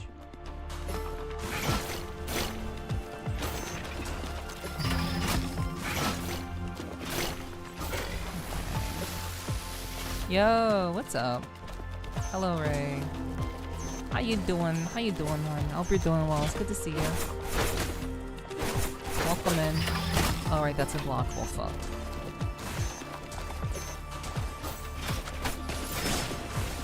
I hope now that you are close to the weekend, hopefully you can have some time to relax, right? Yeah, I'm basically just Gen 1.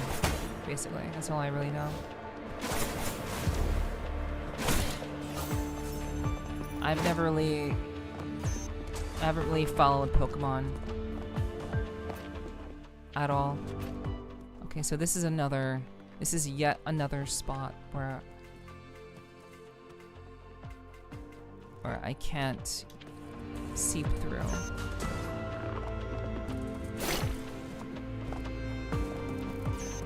Okay, so there's gotta be an ability that lets me like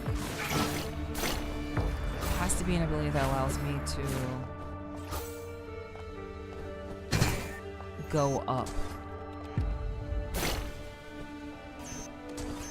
Or rather, like, not just go up, but go up through the grate. I don't have anything like that.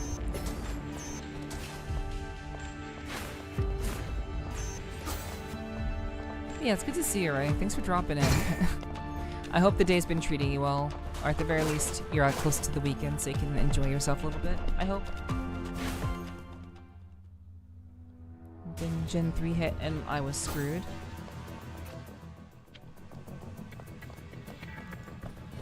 Okay, so this is, once again, this is that. This is our... It's the architecture thing. It's been alright? Okay.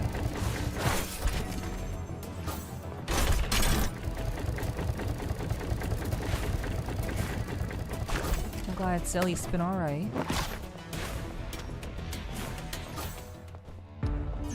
Okay. Okay, so... Right, okay, so... I need to...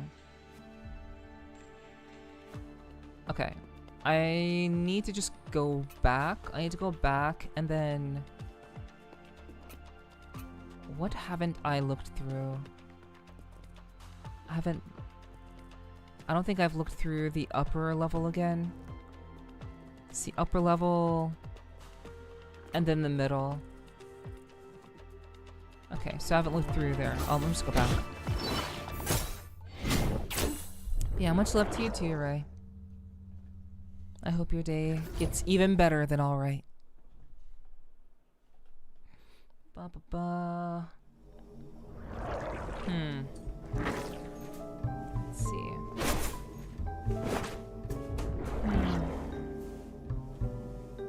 Honestly...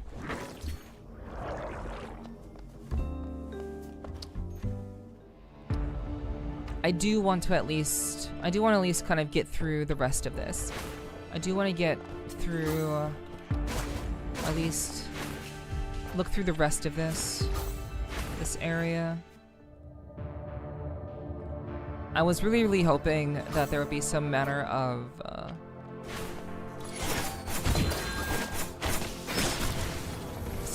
like significant progress that could be made. I was really hoping for that. Find something like an engine. Yeah, we haven't found an engine. So we'll go through the upper level. So I got not so good news. We're having sea levels a little below around. Okay. I'm sorry to hear that. What's the plan?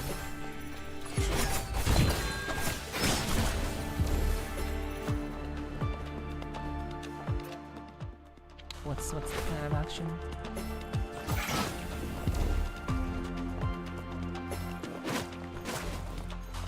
Okay. So still not there.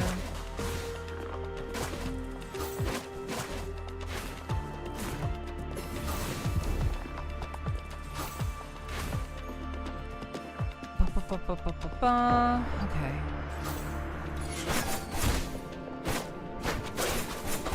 Wow.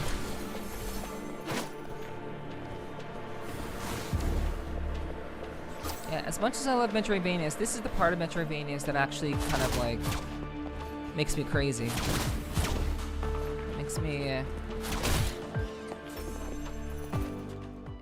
It makes me question things. Because as much as I enjoy these games, it's just like, fuck. Like, once you kind of have discovered everything, now you have to just backtrack. Now it's just about backtracking and figuring shit out. So, which is admittedly not very exciting.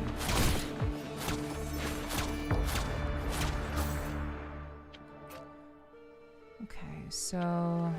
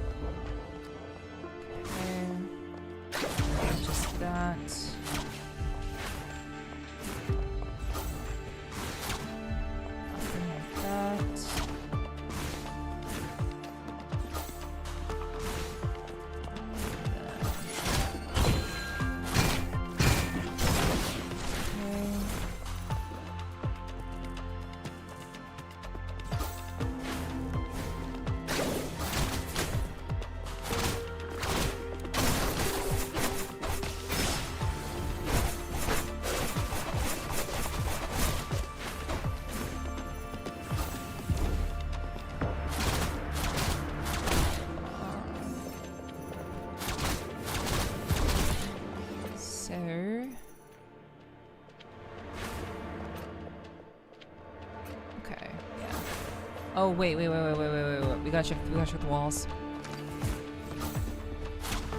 We do have to check the walls. Always.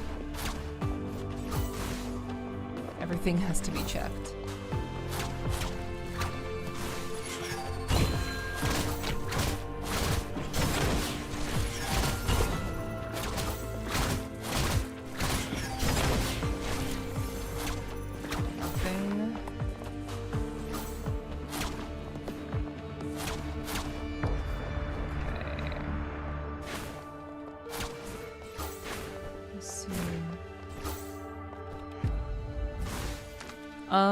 Hey Gonzo.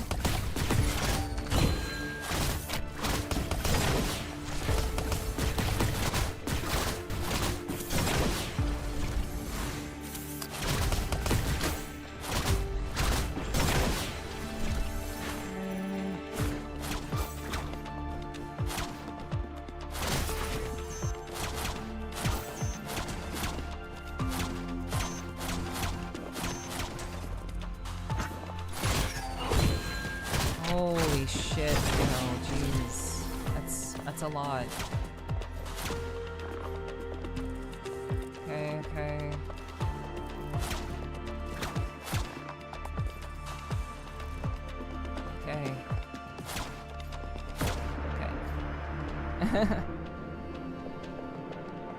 I can understand, yeah. You've been taking it easy, because I know it's been rough. What's up, Aoki? Hello. Good to see you. That's a lot. I do hope that you're able to sort things out one way or another. I know there's a lot that goes into your situation, but yeah. I know that one way or another, hopefully things will be able to sort themselves out. Yeah, the game has been going well. The thing is, I've made orange juice. Okay, well, yeah, hell yeah. Fresh squeezed orange juice, friend? I hope so. But, okay, let's see. Why did I spell how as has? Oh, yeah, it's been going well. Okay, I hope your day's been going well. Fresh squeezed? Yo, that's so good. I have not had fresh squeezed juice in a while.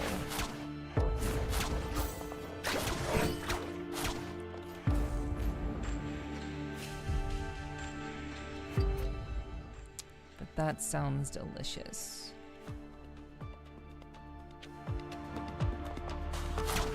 No worries, Aoki. The game has been going well. We're kind of just at that point in Metroidvania where it's just like, well, now we have to kind of like backtrack through the entirety of the game. Even though I tried to mitigate this, I didn't want to have to do this actively.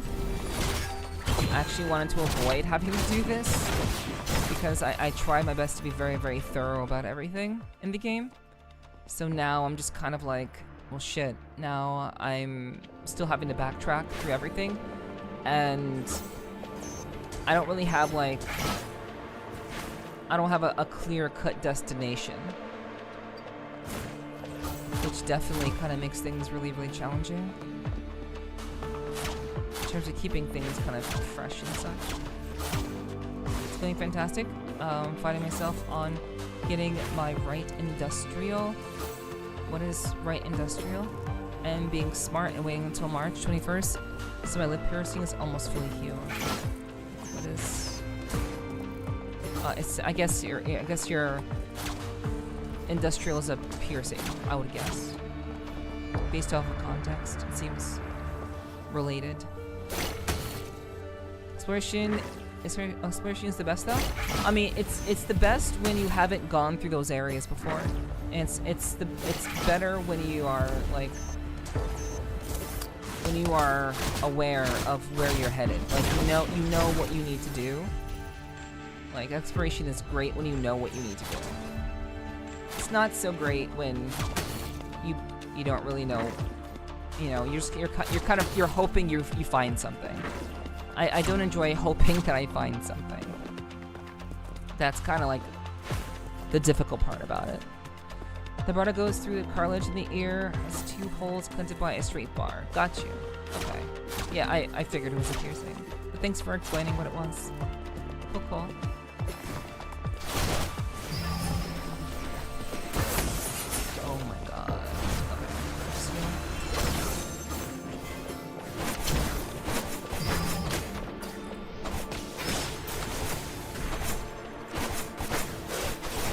I'm sure you'll be able to figure out what works best for you. But I'm glad today is going really well for you. Very glad to hear that.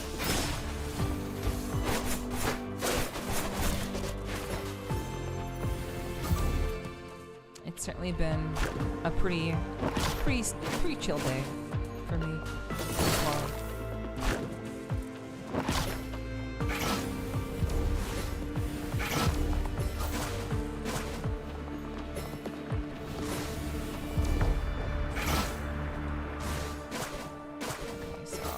That's anything. Okay. Back to whip and stuff. Thank you. I'm just blown away, but I want more piercings. Is there a reason why you want more piercings?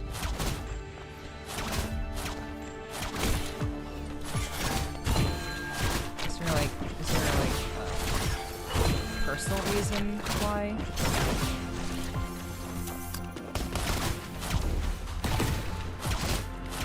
Or is it just something you just arbitrarily want? I like to think that people have reasons for making the decisions that they make. I like to believe that people have kind of thought things through, and it's not simply purely something that you just want just to want something. I like to hope that people think that way, but I guess more times than not, I found that most people are not thinking things through. They're just kind of arbitrarily doing things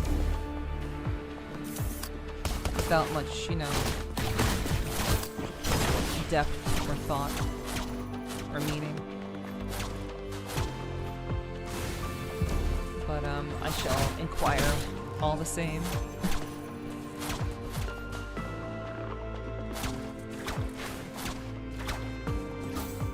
So let's go down. Okay, thanks for lurking, Rin. Catch you later.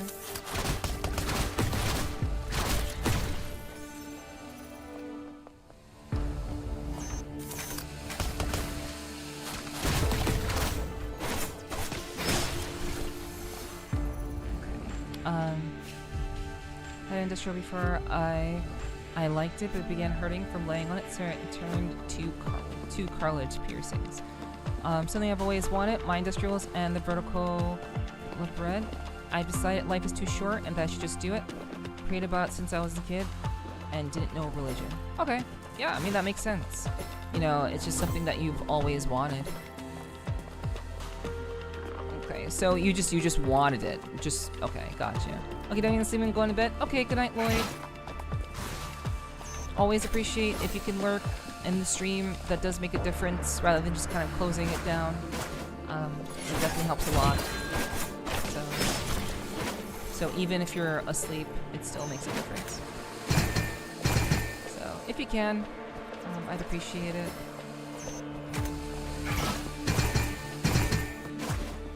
So yeah, that is not a thing. Alright. Okay, so we can get rid of this.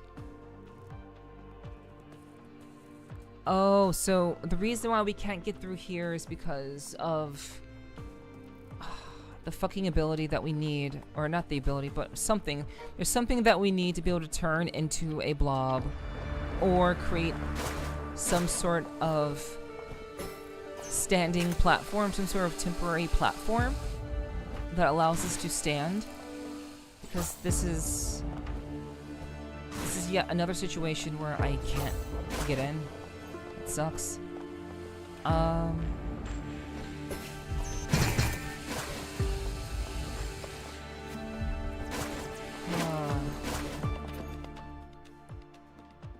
so wait, what the hell? No, I wanted this one. Okay, so jeez.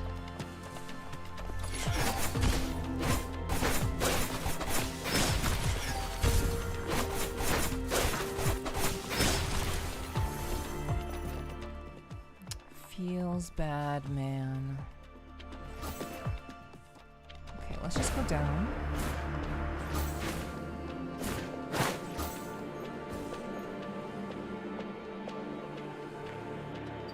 There's so much to go through.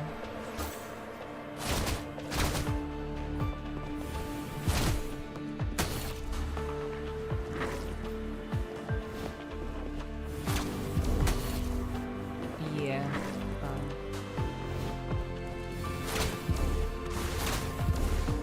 Yeah, there's a lot. Oh, 3 ton piercing.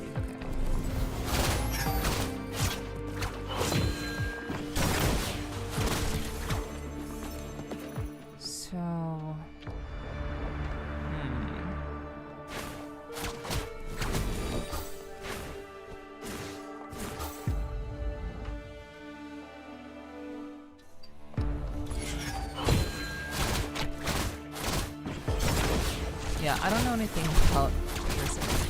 So I suppose it's been interesting to hear you two talk about it.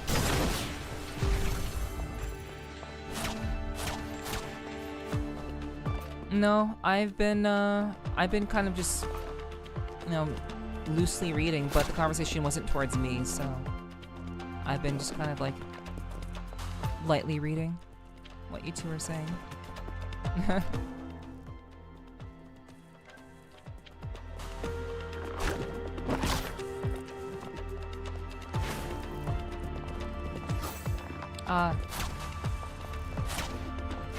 Exactly my point.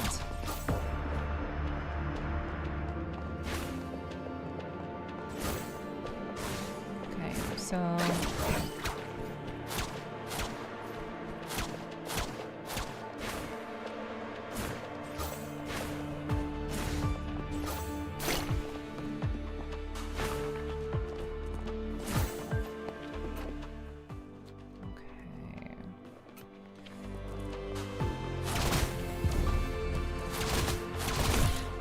So at this point, shit. At this point, I need to...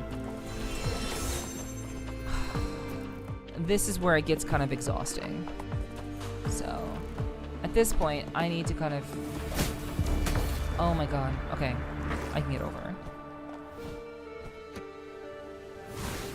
Dash, do that.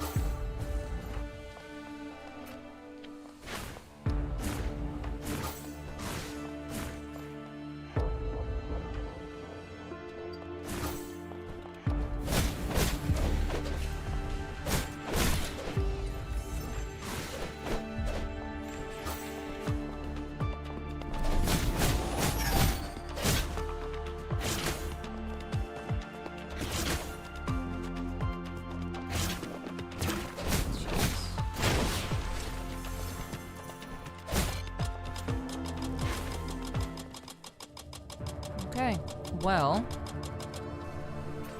that netted me nothing. So I was really hoping that there would be something there that would open up, but no, it did not. So...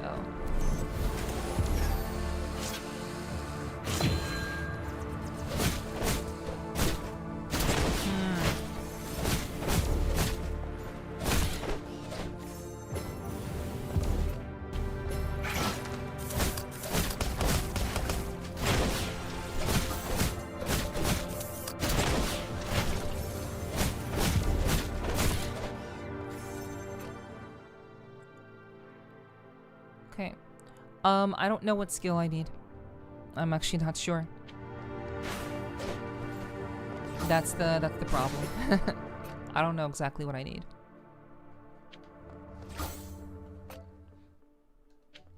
Because I have all of the available skills in the game, so it has to be some other method that I don't know about yet.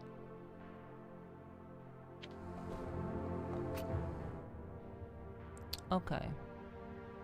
So I have gone through all of these areas. I've gone through all of these areas except for the middle. We did that, we haven't gone through this really.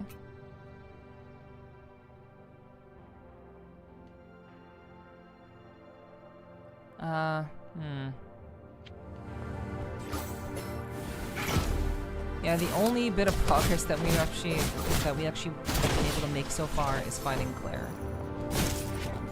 And the place that we need for Claire is likely over here. And we are missing what we need with regards to that.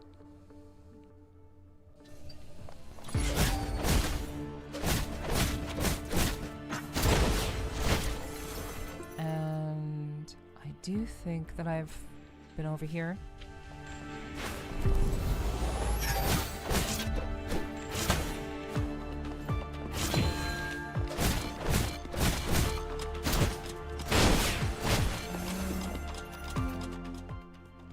So getting through there. I believe I've done all these things. Okay. So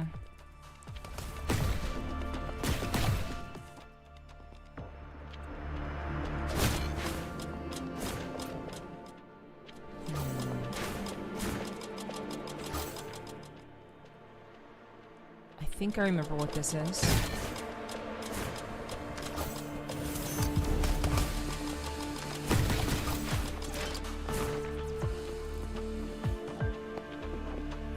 So let me just check real quick what this is.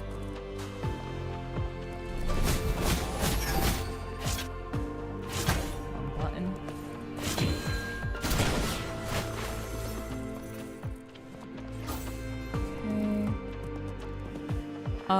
So how's it going? It's going. I mean, I've been here the whole time, so. Yeah.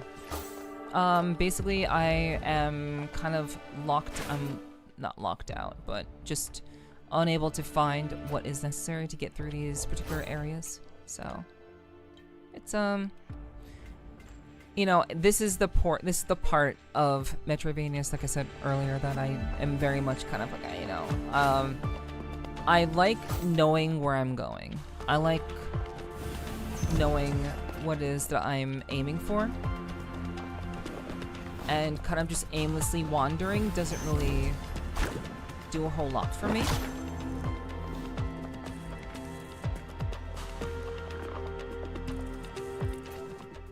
So only a few students' traces are left there. It's possible this is something. I don't think that it is. But it could be something. Oh, wait. Right. I've already... Yeah, Pamir's is here. Yeah, that's nothing. I've already seen her. I've already seen her. If you're locked out, then I'll be fucked, yeah. Yeah, I'm not one to kind of, yeah, you know. I'm generally someone who's gonna kind of like just focus on what I'm doing and not really worry too much about, you know, it's not a conversation that is, you know, that I'm very familiar with, so I'm just gonna kind of let you guys do your thing and talk. That works for me. Okay, so we've done the entire loop.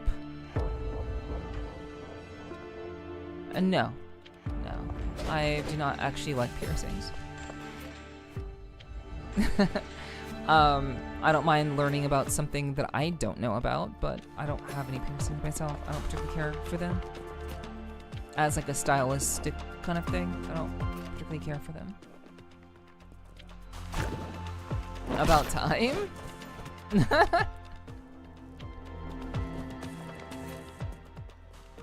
But yeah, we did find, yeah, we found Claire, but nothing that's actually been like, we haven't found anything tonight that's been totally substantial, which is, this is like my worst fear about playing Metroidvanias on stream. Playing them by myself are fine, but like once I get to a point where like I literally have not done anything for the most part in like 5 hours other than like farm, which is fine, you know, farming is good.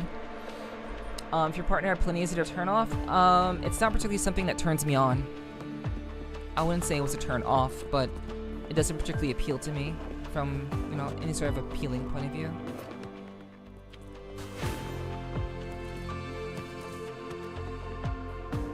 I wouldn't tell them to get rid of them or anything.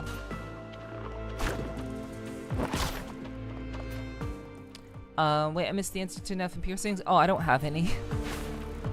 I don't have any piercings. They're not, it's not my type of aesthetic, personally.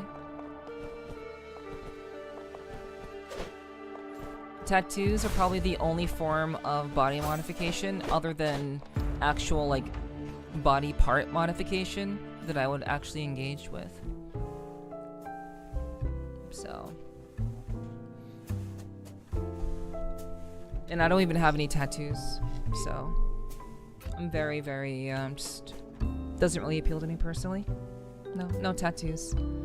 I've never had money like that, and I've never really lived in a place like that. I mean, obviously I live in the ghetto, but I haven't really just been in a situation or have had that kind of money that I could just say, oh, I have this money, let me just go get a tattoo. No, I've never been in that healthy of financial state that I'm just like, I could do that.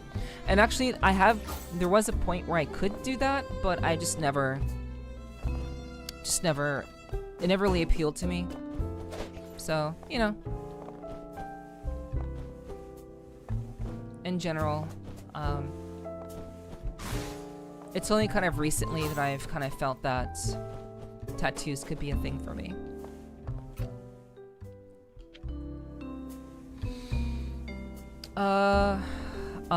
You live in ghetto? I do. Yes, I do. Why are you denying what I'm saying? I don't understand. Getting it for first tattoo? No, it's not anything I'm particularly in a rush to get. My mark is not one that I wish to leave on myself. It's one that I wish to leave on the world. I want to tattoo society. That's what I would like to do, ideally, to kind of put into context. If I were to ever get a tattoo, it would have to be for a very, very specific reason, and I don't particularly have any specific reasons at the moment. So, yeah, you know, I'm a little bit weird in that way, comparatively speaking, but more or less, you know, I'm just kind of rolling with what I think is with a priority for me right now. I really don't really know, but yeah, I'm glad someone gets it. Thanks, Kyomo. But yeah, I just haven't had a really good, strong reason to have a tattoo, and the time that it would take to get one, the money that would cost to get one, finding a tattoo artist that you could trust, someone who's actually going to do a good job, who's going to depict what you want to depict accurately. These are all questions that I think go into, you know, committing to something that's so, you know, deeply ingrained in, you know, one's life. You know, it's permanently with you. So it better be for a damn good reason. So all my tattoos have specific reasons, not just wanted. My point exactly. You're just okay. You're just stating my point. Yes. I have 6 tattoos now. Need to get 2 cover-ups and change the Grim Reaper on my back to a memorial tattoo to my grandma and great-grandma. Nice. Okay. Nice. Yeah, I guess I just never really had a very strong reason for that sort of thing. Never had a good enough reason to get a tattoo, personally. But, you know, that's just me. I know it's not everybody's thing, but for me, that's just kind of... Oh! Okay, well, this is interesting.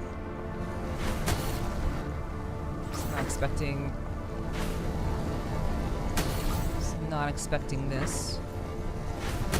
I was just kind of fucking around. Kind of want a tramp stamp, but never gonna happen. Why not? I hate soliciting for multiple jobs. It's such a fuzz. Yeah. I understand, Ray.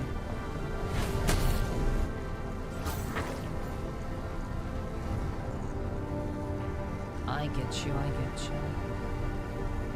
But you gotta do what you gotta do.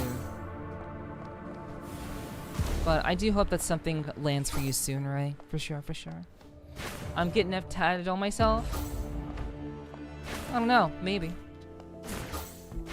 Maybe. But I don't know. My thinking is very, very like, I don't know. I'm very much. Again, like I said, my goal, I don't really need anything marked on my body, because again, like I have enough marks on my soul. My soul has been tattooed quite a lot, and I think those marks are far more meaningful to me than having a physical tattoo. I think a physical tattoo is nice, but I do think that in general, my personal experiences and the things that I've gone through, those to me are far more important. The tattoos on my life, those are the ones that have made a big impact on me. And as I said, I want to tattoo society. I want to tattoo history. I want my existence to be left indelibly on this reality, whatever it turns out to be. So that's my goal. That's my reason for existing. Okay, so yeah, we have the most traps. Okay. Okay, so need to lose 120 pounds first, but too scared of the stairs from it. Okay, got you. Same? Yeah, I got you. I believe you can do it, hon. You have a lot of skills, so I believe it. I believe in you. I get that. 2 of my tattoos are a regret now because they represent my ex and I. Yeah, see, like stuff like that. Like, I don't want anything that's like deeply represented with anyone else, you know. Technically, if I got enough tattooed on me, isn't it copyright from the original artist pre-made live 2D models? Yeah. More or less, yeah. At the moment. Oh my god, this is gonna be fun. But I specifically put on a memo card that doesn't kill me.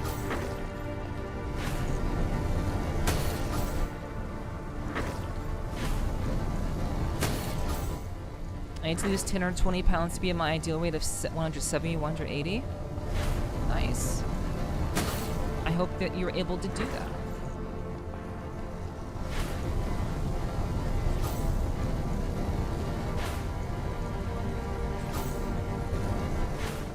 Okay, so so that flicker tells me when I have the invincibility flames. That's what that flicker means. Wow, I was honestly just fucking around. I was not expecting that to lead anywhere. Oops.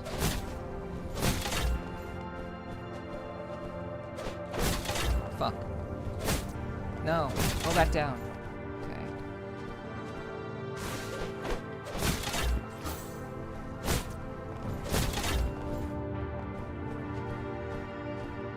Okay, if Nef can get a brand design that's hers, go always ask if you can get it. Yeah.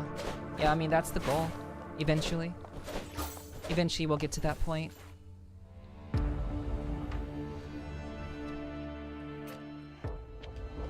Okay, well, chat, shit, fuck around and find out, I guess.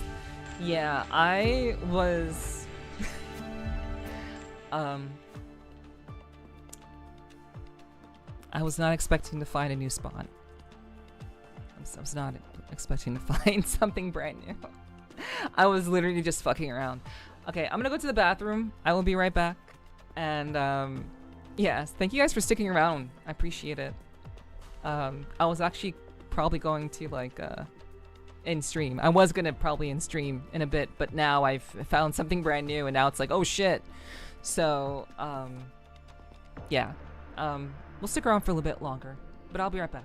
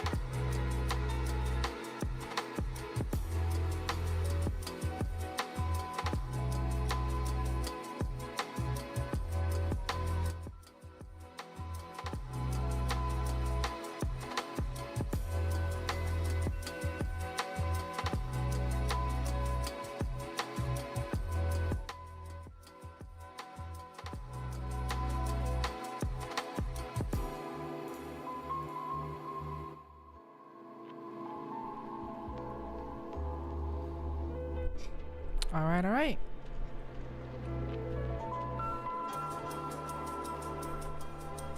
Now, Ziggy is probably one of the most, one of the most grounded people that I've known. Ziggy is pretty normal, actually. He just has his priorities in check. Ziggy has his priorities, you know?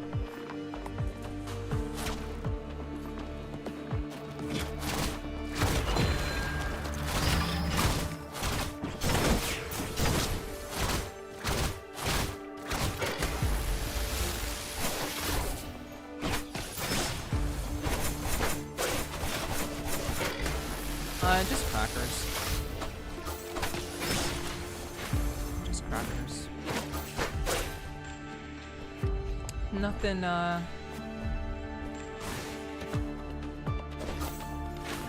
nothing a whole lot.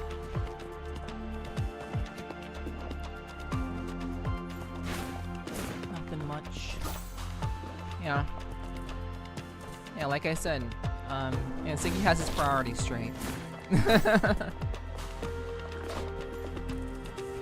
It's not actually important to him.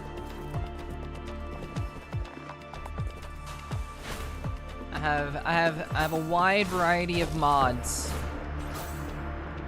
and they all have varying personalities that fit me very, very well. All of my mods are very, very, very, very fitting for me. So they're the kind of people that I need to have in my life. They're genuine people, all of them, and they understand me as a person as well, to some degree.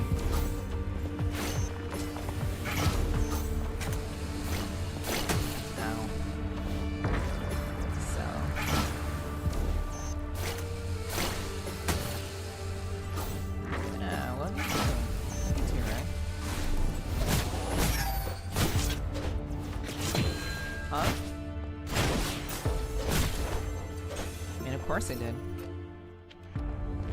What's it to you, though? Of course I did,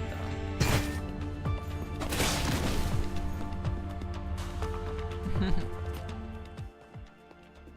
Okay. So,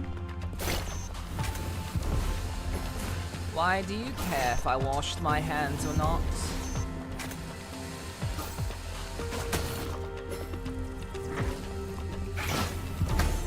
Ah. Made me choke on my vape. You're welcome. Like I said, my mods get me, you know? They understand. Probably wants to lick them, I guess.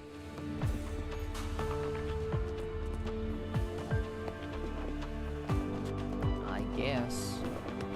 I wouldn't know, though.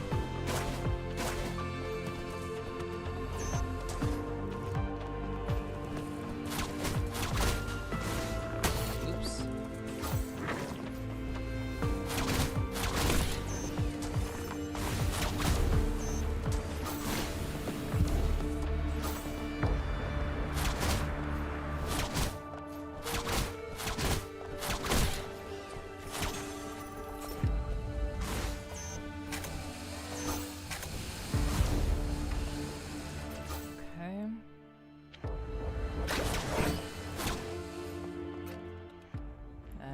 We're kind of breezing through this. Shit. I'm disappearing to beyond. Need to give someone a much needed virtual hug. Okay, Ziggy. No worries. I understand. I do hope that they appreciate stealing you from me. I do hope they realize what they've done and appreciate your hug very much. Love you too, Ziggy. I'll catch you later. Okay.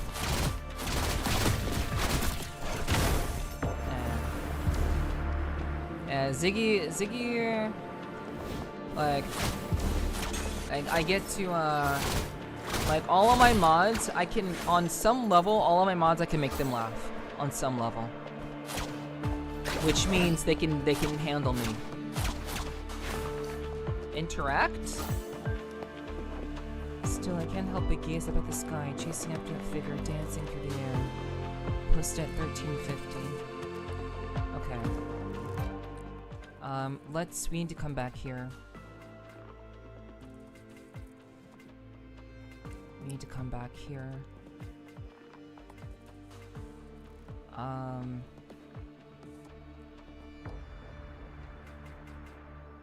We'll put that right there.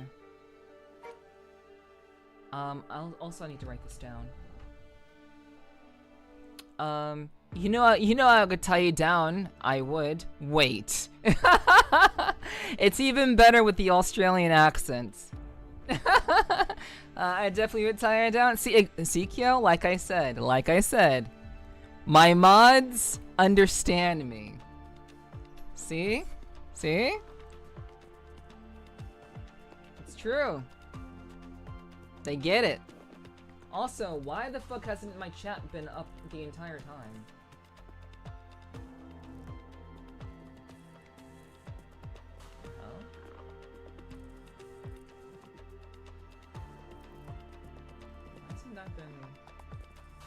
Whatever. It's the end of the stream. It's basically the tail end of the stream at this point. It's not a big deal.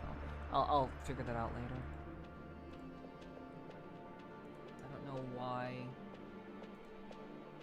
Yeah, I'm not sure why Twitch chat was turned off behind me this entire time.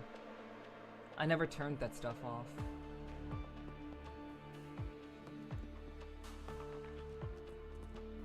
Yeah, there's like all this shit. I'm not sure why those were off.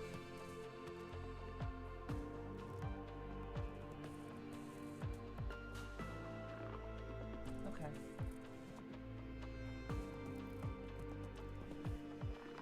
Okay. Alright. It's all good now. You just noticed that was on purpose? No. Nope. I do like to have chat on the screen, typically speaking. That's preferred. I've never not had that be the case. I don't know why that was even turned off. I don't remember turning that off. In any case. Okay, so...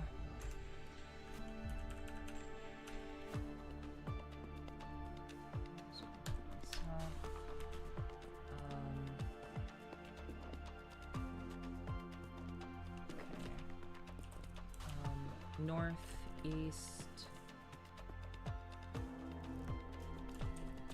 arc, seal, come before 150.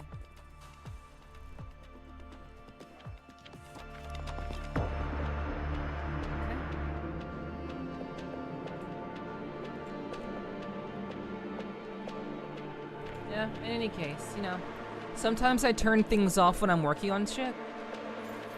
Sometimes I do that, so I may have just forgotten.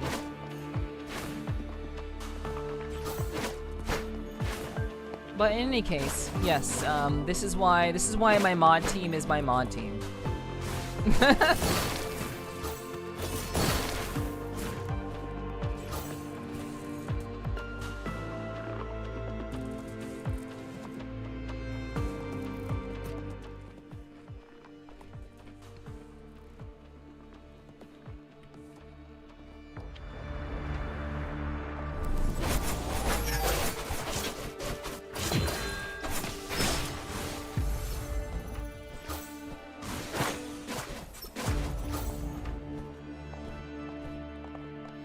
I know that Ziggy used that time to escape.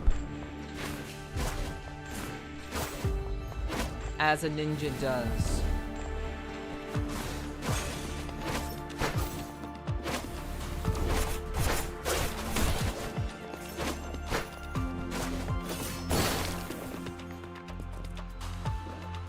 Oh no, Nep's going senile.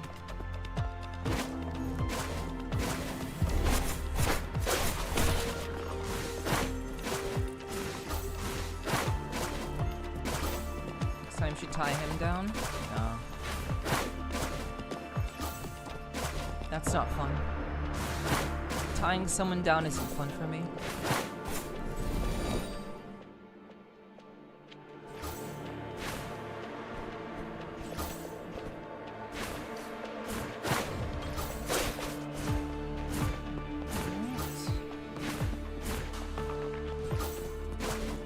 So now we are able to go all the way around here, which will make things a lot easier.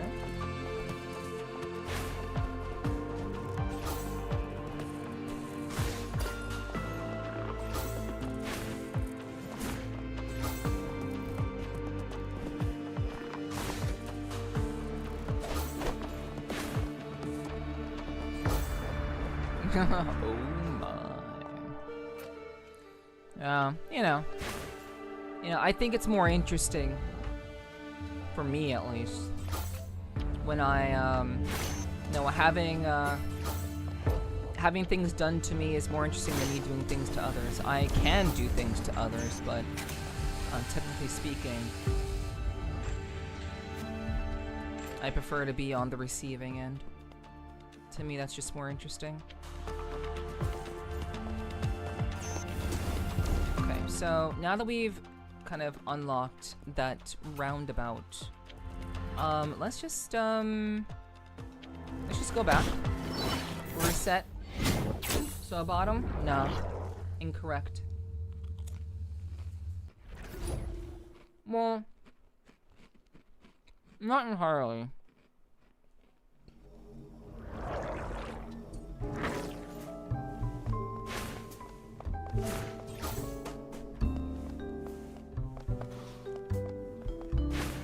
I'm a switch.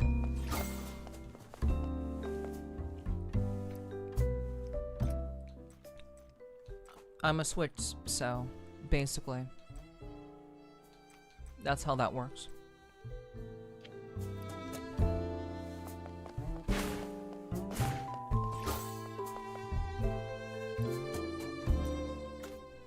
And I am a switch in every way. I basically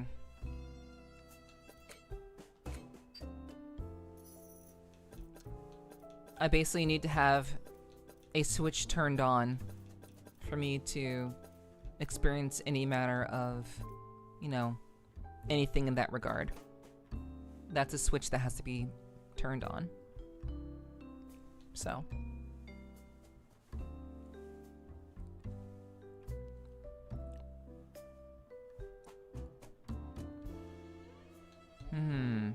That's pretty cool. I really should start using that more often. That's a really powerful move. Thank you for lurking, Ziggy. Appreciate it. I guess he didn't escape when he had the chance. Go. I suppose it can be.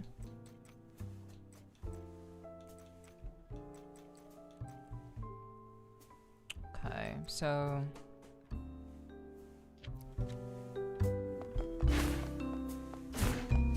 Okay.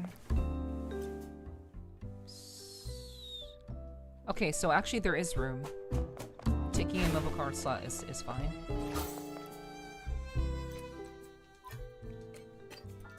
Okay. Wow, I am so like, jeez, like, I wish, and secrets are so hard to find, and it just kind of sucks when you're trying to keep things fresh for the stream, and then it takes forever to find certain things, and then you finally find something like 5 hours in, and it's like, well, that's great. It's awesome.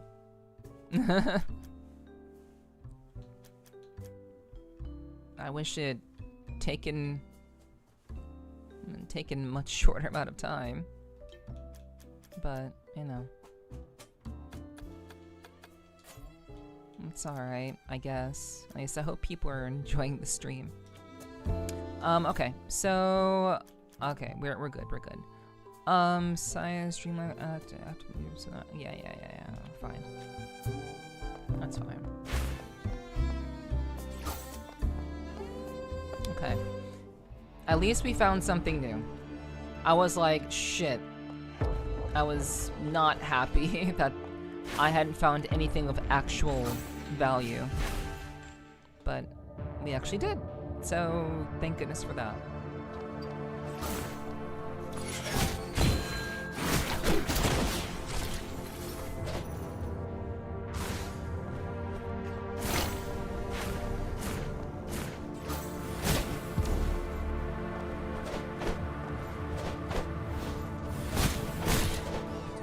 What do you mean? What do you mean? What? I'm not sure what combo you're talking about. Excuse me.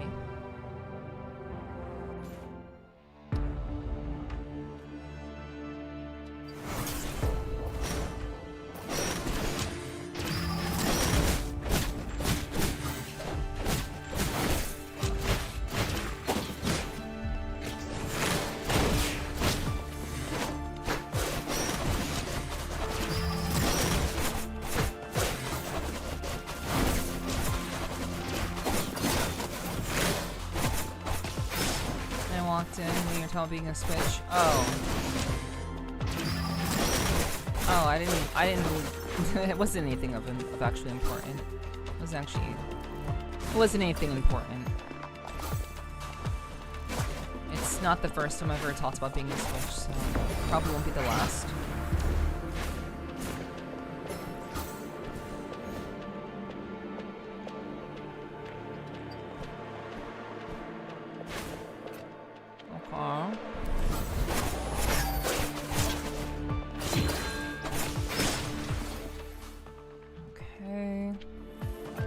I hadn't gone to the right.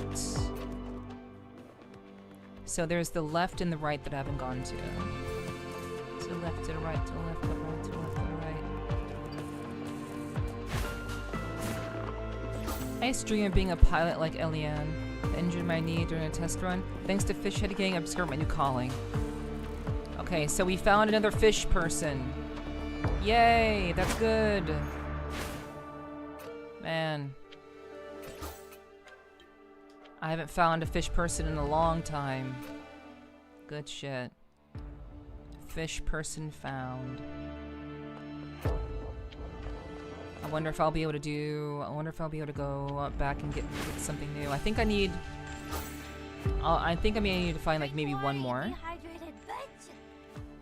Thanks, Omega. I appreciate that. Bark, bark, bark.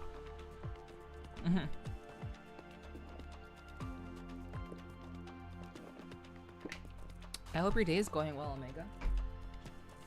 Hope you've been making progress on stuff. Whatever it is that you work on. Work-wise or otherwise.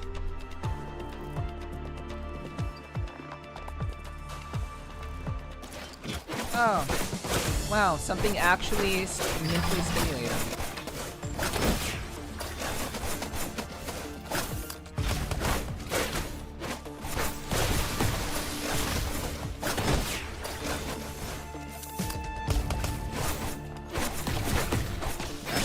Yeah, it's been an exploratively, but it's going in various areas. Fell. Oh.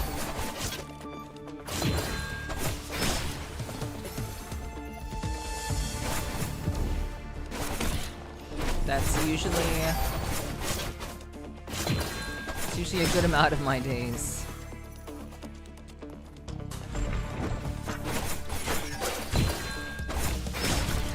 I have been needing a good fight for a while, dude.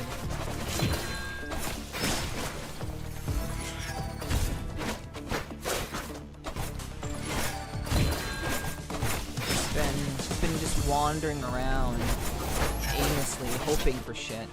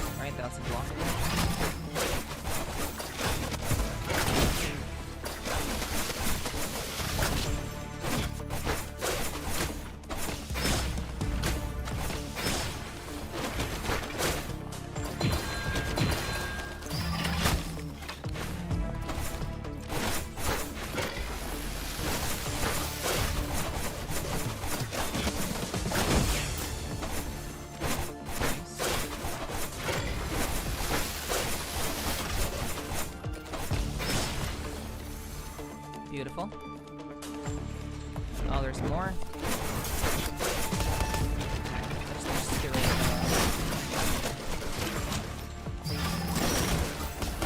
these guys first.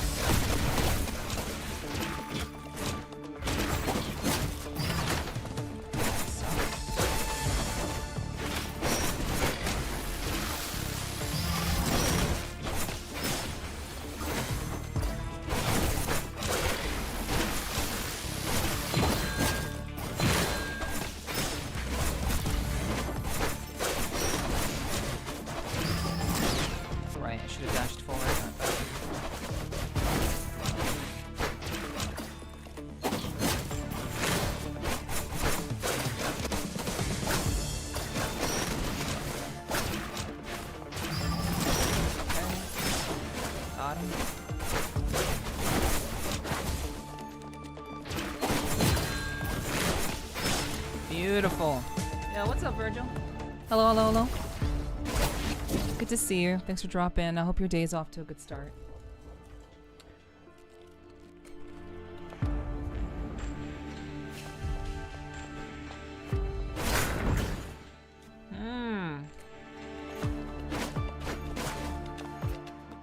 Okay.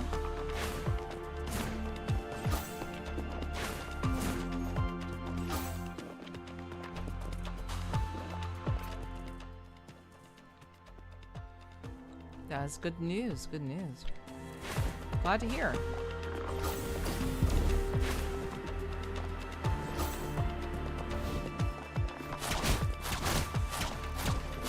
I'm glad I could get through that rush pretty quickly.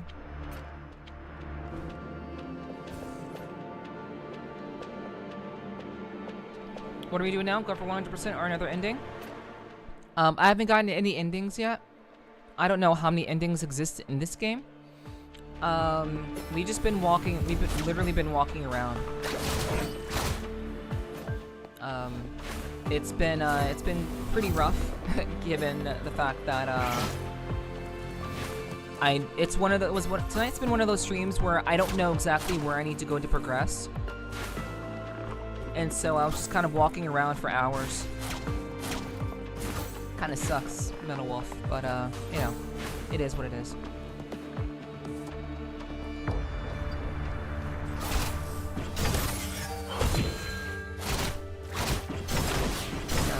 I would like to 100% the game. I actually would like to do that, but for the time being, I'm not sure what 100% of the game will look like.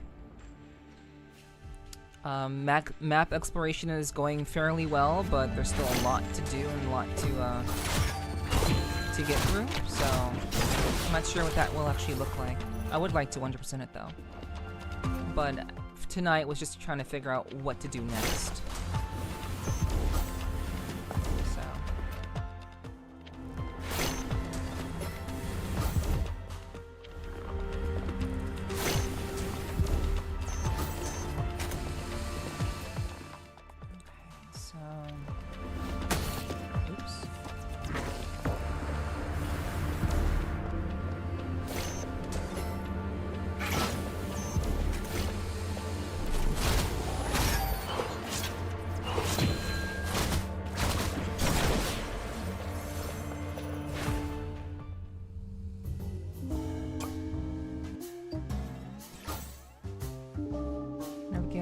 Rules. We're all obsessed with space after all. Okay.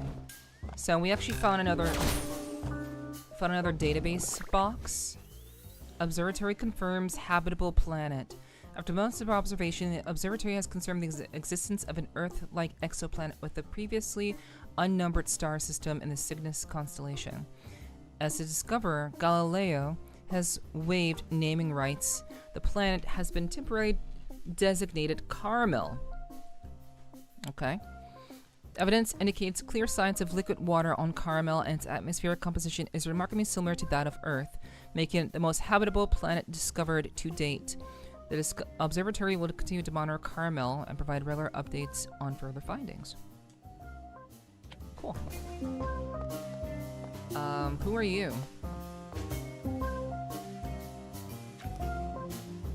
Oh, it's literally Galileo.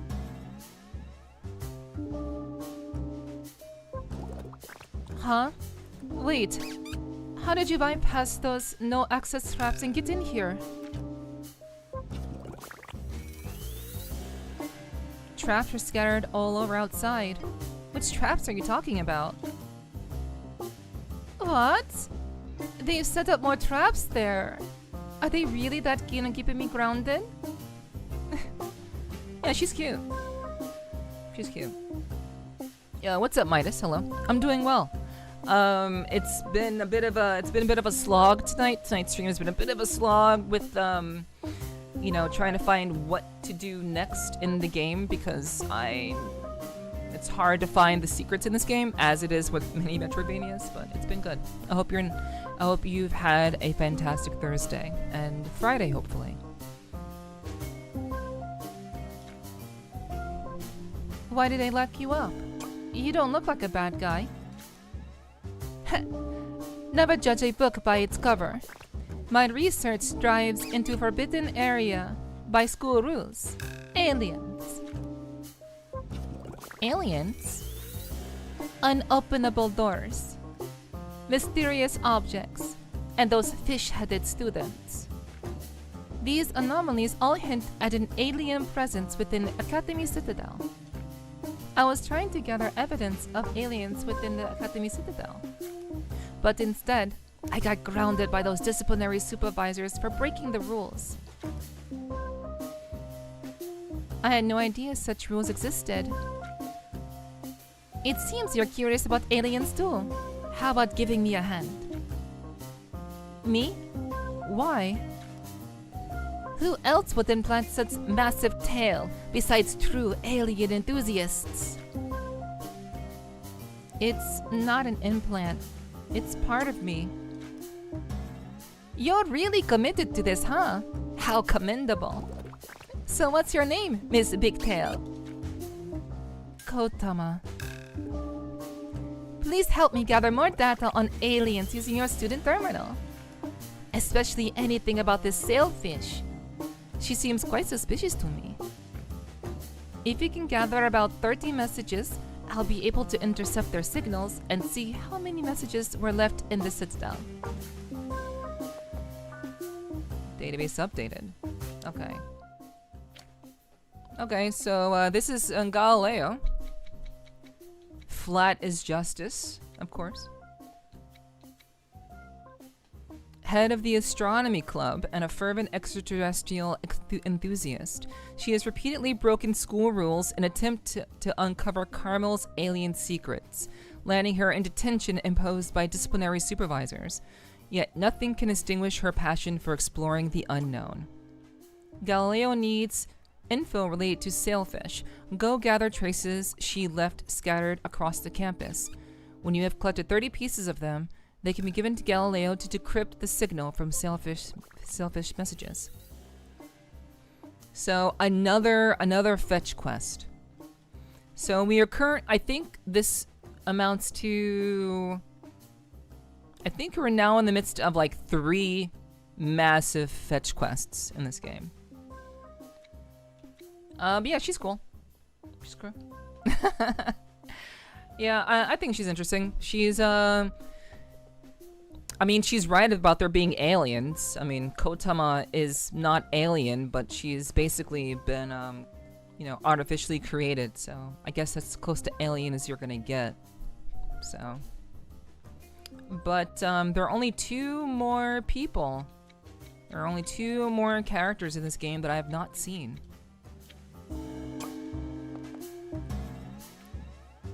Student terminal. We've got over 30 entries now. I'm more convinced than ever that this sailfish is definitely an alien. Firstly, her insatiable curiosity. She's incredibly interested in everything within the Academy Citadel. Secondly, her exceptional logical thinking. She delves deep into even the most mundane topics, offering profound insights. Lastly, her extraordinary physical abilities. While the Academy Citadel has some athletic students, her skills suggest something beyond. With so many entries now, I've managed to intercept the signals carrying those messages. Oh, I guess we finished the fetch quest. we finished it already. We played enough of the game, we've already done the thing, so that's cool. I'll send you their locations shortly. Let's give it one final push. Database updated. Talk. How much information are we talking about? Well, to put together a solid paper for publication, we'll need at least 52 entries. Keep your eyes peeled for anything related to her at the Academy Citadel. You might discover something valuable. Okay, loads of questions. About your detention. Honestly, getting grounded isn't new for me. And this astronomy room is practically my second home now. Honestly, this punishment is a piece of cake compared to getting kicked out.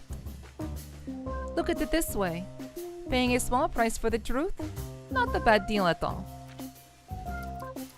Okay. Alright. Yeah, we already did the thing.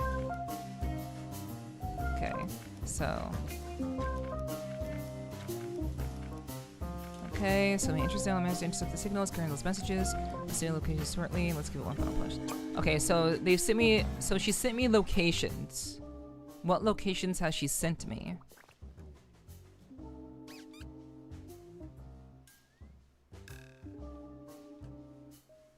Also, this song is kind of a. This song's interesting. It has a lot of interesting sounds to them. Oh, okay. So, sailfish message. Okay. Have I missed anything? I mean, I've seen only one.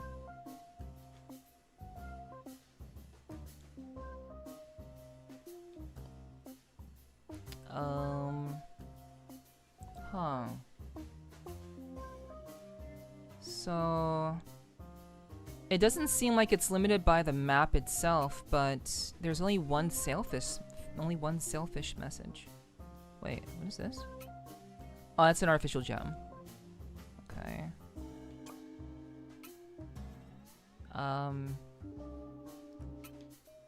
So right. I couldn't get through there. Okay, that's cool. I guess it's only just one. Yeah, that's what it seems like.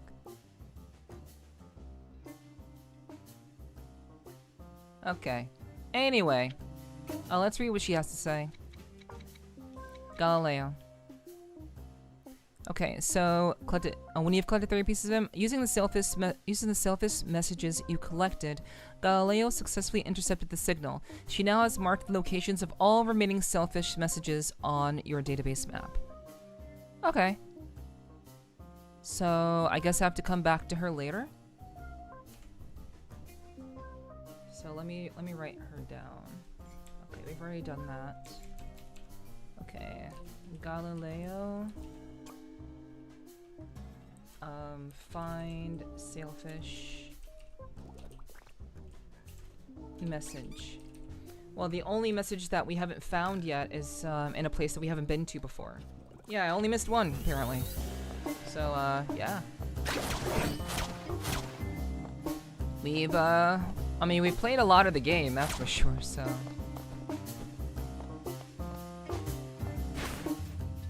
It kind of makes sense. And then Galileo's just labeled right there. Well, I mean, that doesn't really change much of anything, unfortunately. I wish I could say that really, like, put a huge dent in something, but it didn't quite put a dent. Didn't quite put a dent in things. So I don't know. Yeah, we went through all of this area that we just discovered, which basically means, chat, we're kind of back to square one. Or we're kind of back at square one. I don't have, wait, 20 votes. Is there a room? I think there's a room that requires 20 votes. I feel like there was a room on the map that required 20. Okay, that was 12. That was 18. It might not be 20. It might actually just be 30. Okay, that's 36 over there. I like square one, I like square two.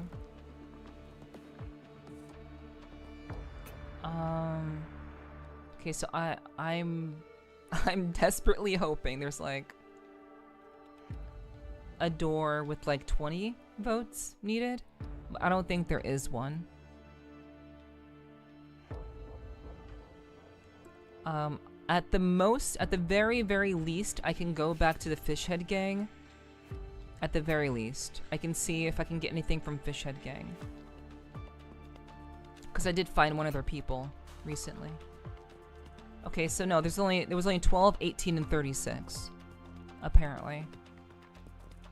So I have no idea how to get here. I've no clue how to get to this message, so. Okay, so we are going to just very, very quickly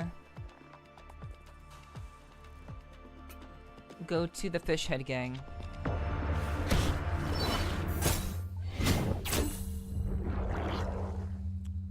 I just want to just check this out really quick. I don't think it'll lead to anything, but that's really all we can do.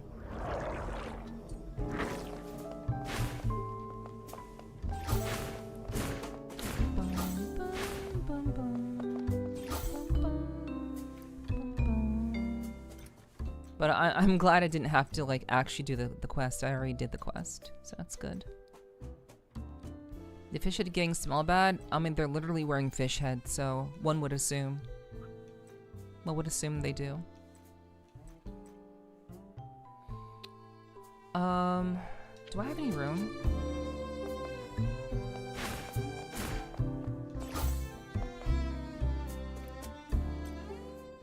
Okay, I put slight increases base attack. So gotcha game, moderate increases base attack. Artificial gem. Little inventor. Artificial gem, temporalis. Let's just get gotcha game. They wear them, or their heads are actual fish heads. They wear them. They wear them. There's a little bit of lore surrounding about that. Sailfish were apparently the most they were the tastiest fish in all of Caramel. And they were so tasty that everybody ate them. Everybody ate up all the fish. And so there was a group kind of banded together in order to try to preserve the fish. And instead, they kind of became a little bit of a rebel gang. Okay, I had a feeling this was going to be a three-pronged thing. I had a feeling. Oh, well, it works. Great. Okay, cool. Amazing. Yeah, they just really liked Sailfish.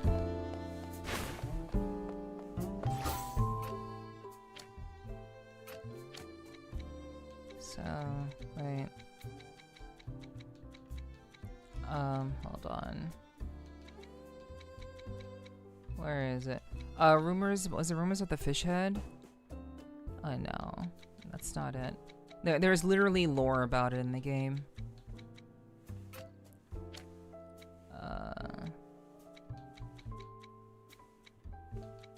Let me see. Clara the hunting team. Reviving the Sailfish. Okay, so, yeah. Around this point, I started to lose track of their explanation. In short, it seems they're trying to bring an extinct creature back to life. But what I can't wrap my head around is, if they're breeding it just to eat it, want to go extinct all over again. So from this student, I learned that sailfish were a species that had died out. But the delicious flavor left a lasting impression on many. To meet people's cravings, the Biology Academy decided to use gene editing technology to breed a similar creature. So yeah. And then there's like the mysterious use wearing a fish mask. Despite having never met the inexplicable sense of familiarity about her, she's always surrounded by others in similar fish head masks, yet they never seem to exchange a word. Yeah. Thanks, Vitus. Thank you. But yeah, you know, it's a whole group of there's a rebel group of sailfish, and there's also a group of sailfish that just respect sailfish. It's like a group that's trying to like ruin the caramel star competition, and just a group of people who just like the fish. It's very very interesting.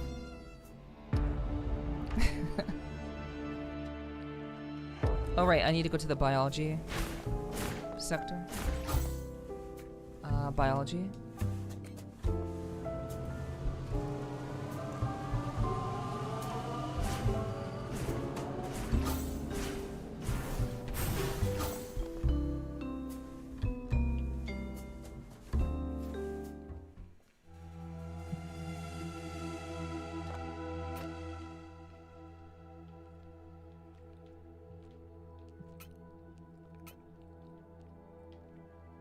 So yeah, we're trying to go here, chat. This is where we're aiming for.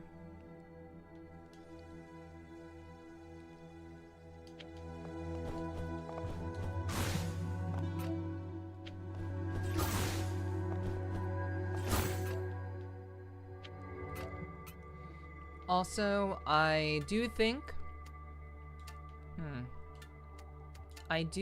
that there is something. There's something in here.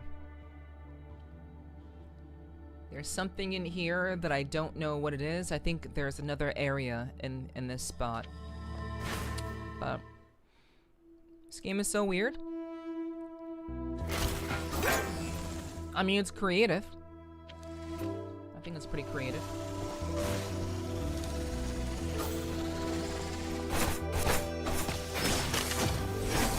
They use a lot of like existing ideas.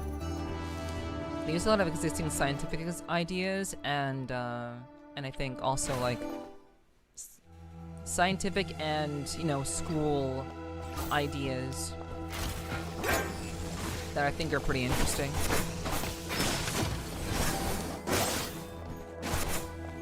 And also they had like all the creative freedom to do what they want, because, you know,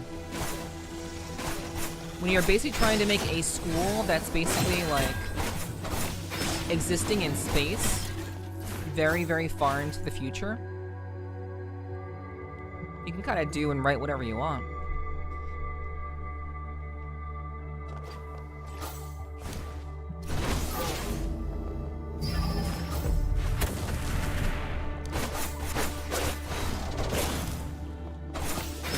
I personally, I think it's pretty interesting stuff. Definitely enjoying the game for sure, but you know.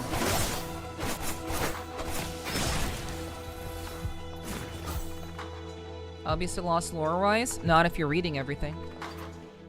Which I literally have been reading everything in the game. So this particular game I decided to read a lot, and actually read the lore bits that the game provides to you. I don't normally do that, but I wanted to do it for this particular game. I thought it'd be fun to give the game a little bit more attention in that way. Damn.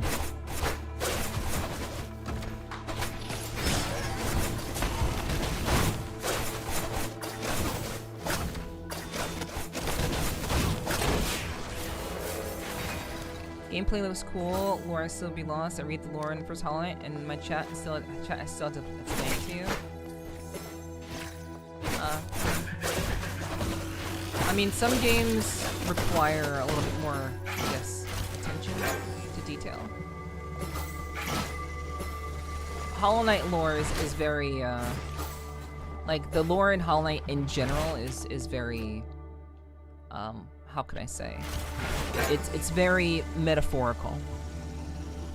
No, it's just that the writing in Hollow Knight has always been very metaphorical. It's not very straightforward, it's very metaphor driven.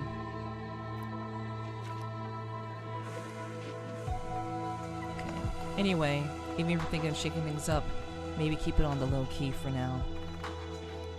Not everyone's keen on new rules. Okay, so I guess I didn't make enough. So why'd you start Fishhead Gang? Sailfish once saved me. I can't recall the exact date, but her memory is crystal clear in my mind. Later, during our group chat, I jokingly suggested forming a volunteer squad wearing helmets to assist others.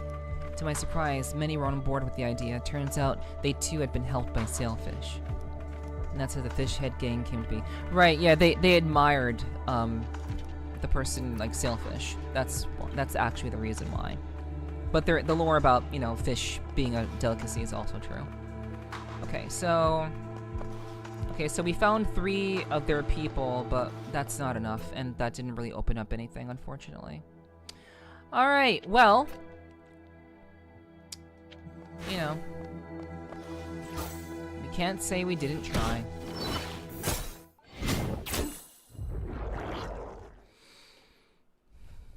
So I still have to explore the entirety of the Architecture Academy, which is massive.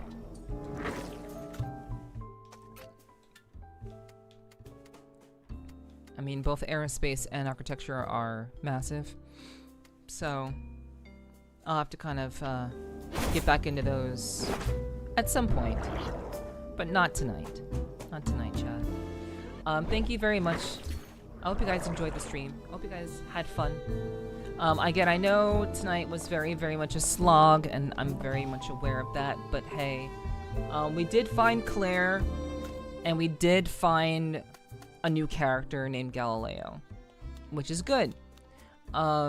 We have this syringe that we need to find the place in the Aerospace Academy to drop this off, but currently we cannot get through the door because I think we're missing something or other that allows us to get through, which really sucks, but we're still kind of at a loss at the moment. And we're actually back to essentially not knowing where to go next. So, what could I say? We did find a couple of new memo cards. We did max out the best weapon in the game, which is Liquid Blade. This weapon is incredible. It's really fucking good. And we did fight the final boss. We did try to fight the final boss, and we could potentially beat the final boss, but I chose not to go after the final boss.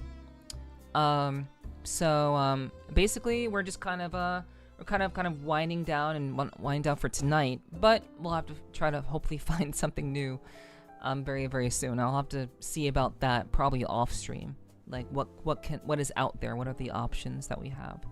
So if you enjoyed your time here tonight, of course, we do have a Discord. If you enjoyed your time, if you wanna keep up with me and see what we go live.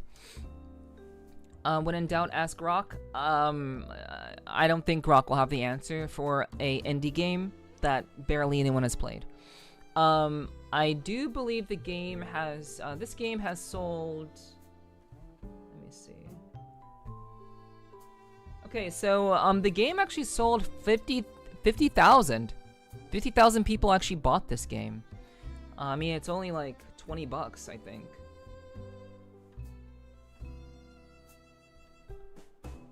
So I think it's only like $20. Yeah, it's like it's $20, basically. So 50k people have purchased this game, which is pretty cool. That's actually not bad at all. But it's not nearly as popular as Silksong or Hollow Knight. So you know, in that sense, I don't think that there will be many people creating many guides for this game. I know I did see someone make a 100% guide for the game. I did see that, but I don't think I'm quite at that point yet.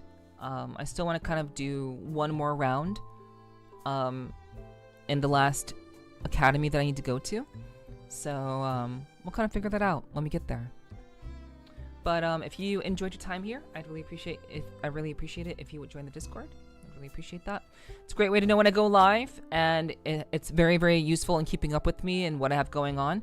I typically stream 4 to 5 days a week. Ideally, we've only been doing 4 lately, but ideally it's 4 to 5 times a week. I may be live tomorrow. I may be live Saturday, but if you don't want to miss when I do go live, I would highly suggest that you join the Discord. And if you do like me, if you like the games that I play, please do check out my socials. I do a lot of various content in a variety of different places, so I'd very much appreciate you taking a look at that. Obviously, there's a lot of content that I do in general, and maybe you'll see something that you might like. So yeah, check it out, and I certainly hope that that'll make your day. So, we should find someone to raid this evening. And I do think that we are going to pass the torch over to my very good friend. Very adorable friend. Also, thank you to everyone who followed tonight. If anyone followed, actually don't know if anyone followed, but thanks to anyone who did follow, if you did. Thank you for the gifted subs. Thank you to everyone who renewed their sub. Thank you to everyone who was lurking. Thank you to everyone who basically spent time with me tonight in any shape or form. I really do appreciate that very, very much. And of course, I really do appreciate you guys joining me for tonight's stream. So we're going to mute the ads. We don't want those to go off. Thank you for the comfy stream. My pleasure, Ray. Thanks for the stream. Take care. Thank you, Kilmo. Appreciate you being here. Appreciate all of you being here. Thank you very much for continuously coming to show up and giving me a chance to entertain you. I really, really appreciate that so much. So, as I said, we're gonna go ahead and show some love to little Bunani tonight. She is playing Zenless Zone Zero, so if you like gacha games, if you want to hang out, she is very, very smart, very, very witty, and she is very, very energetic for a bunny from New Zealand. So she is my favorite New Zealand streamer to watch, and I think you guys will enjoy her a lot. She's really been digging into Zenless Zone Zero. So if you have been curious about the game, if you want to see some fun stuff, you can definitely check her out. I would really appreciate that if you let her know how badass she is. And please use the raid message. I would really, really appreciate that. Thank you guys very, very much for being here tonight. And as always, I look forward to seeing you in the next one. So let's go ahead and make sure that we are all good to go. We all have the raid message. And again, I know many of you are lurking or just kind of chilling, but I hope you enjoy your time over at Bun's stream. All right, I will see you guys very soon. Much love to all of you. Thank you to Kyo for the raid, and I do hope that you guys will have a wonderful weekend if I don't see you Friday or Saturday. All right, I love you guys. Mwah, mwah, mwah. And I'll see you very, very soon. All right, bye-bye.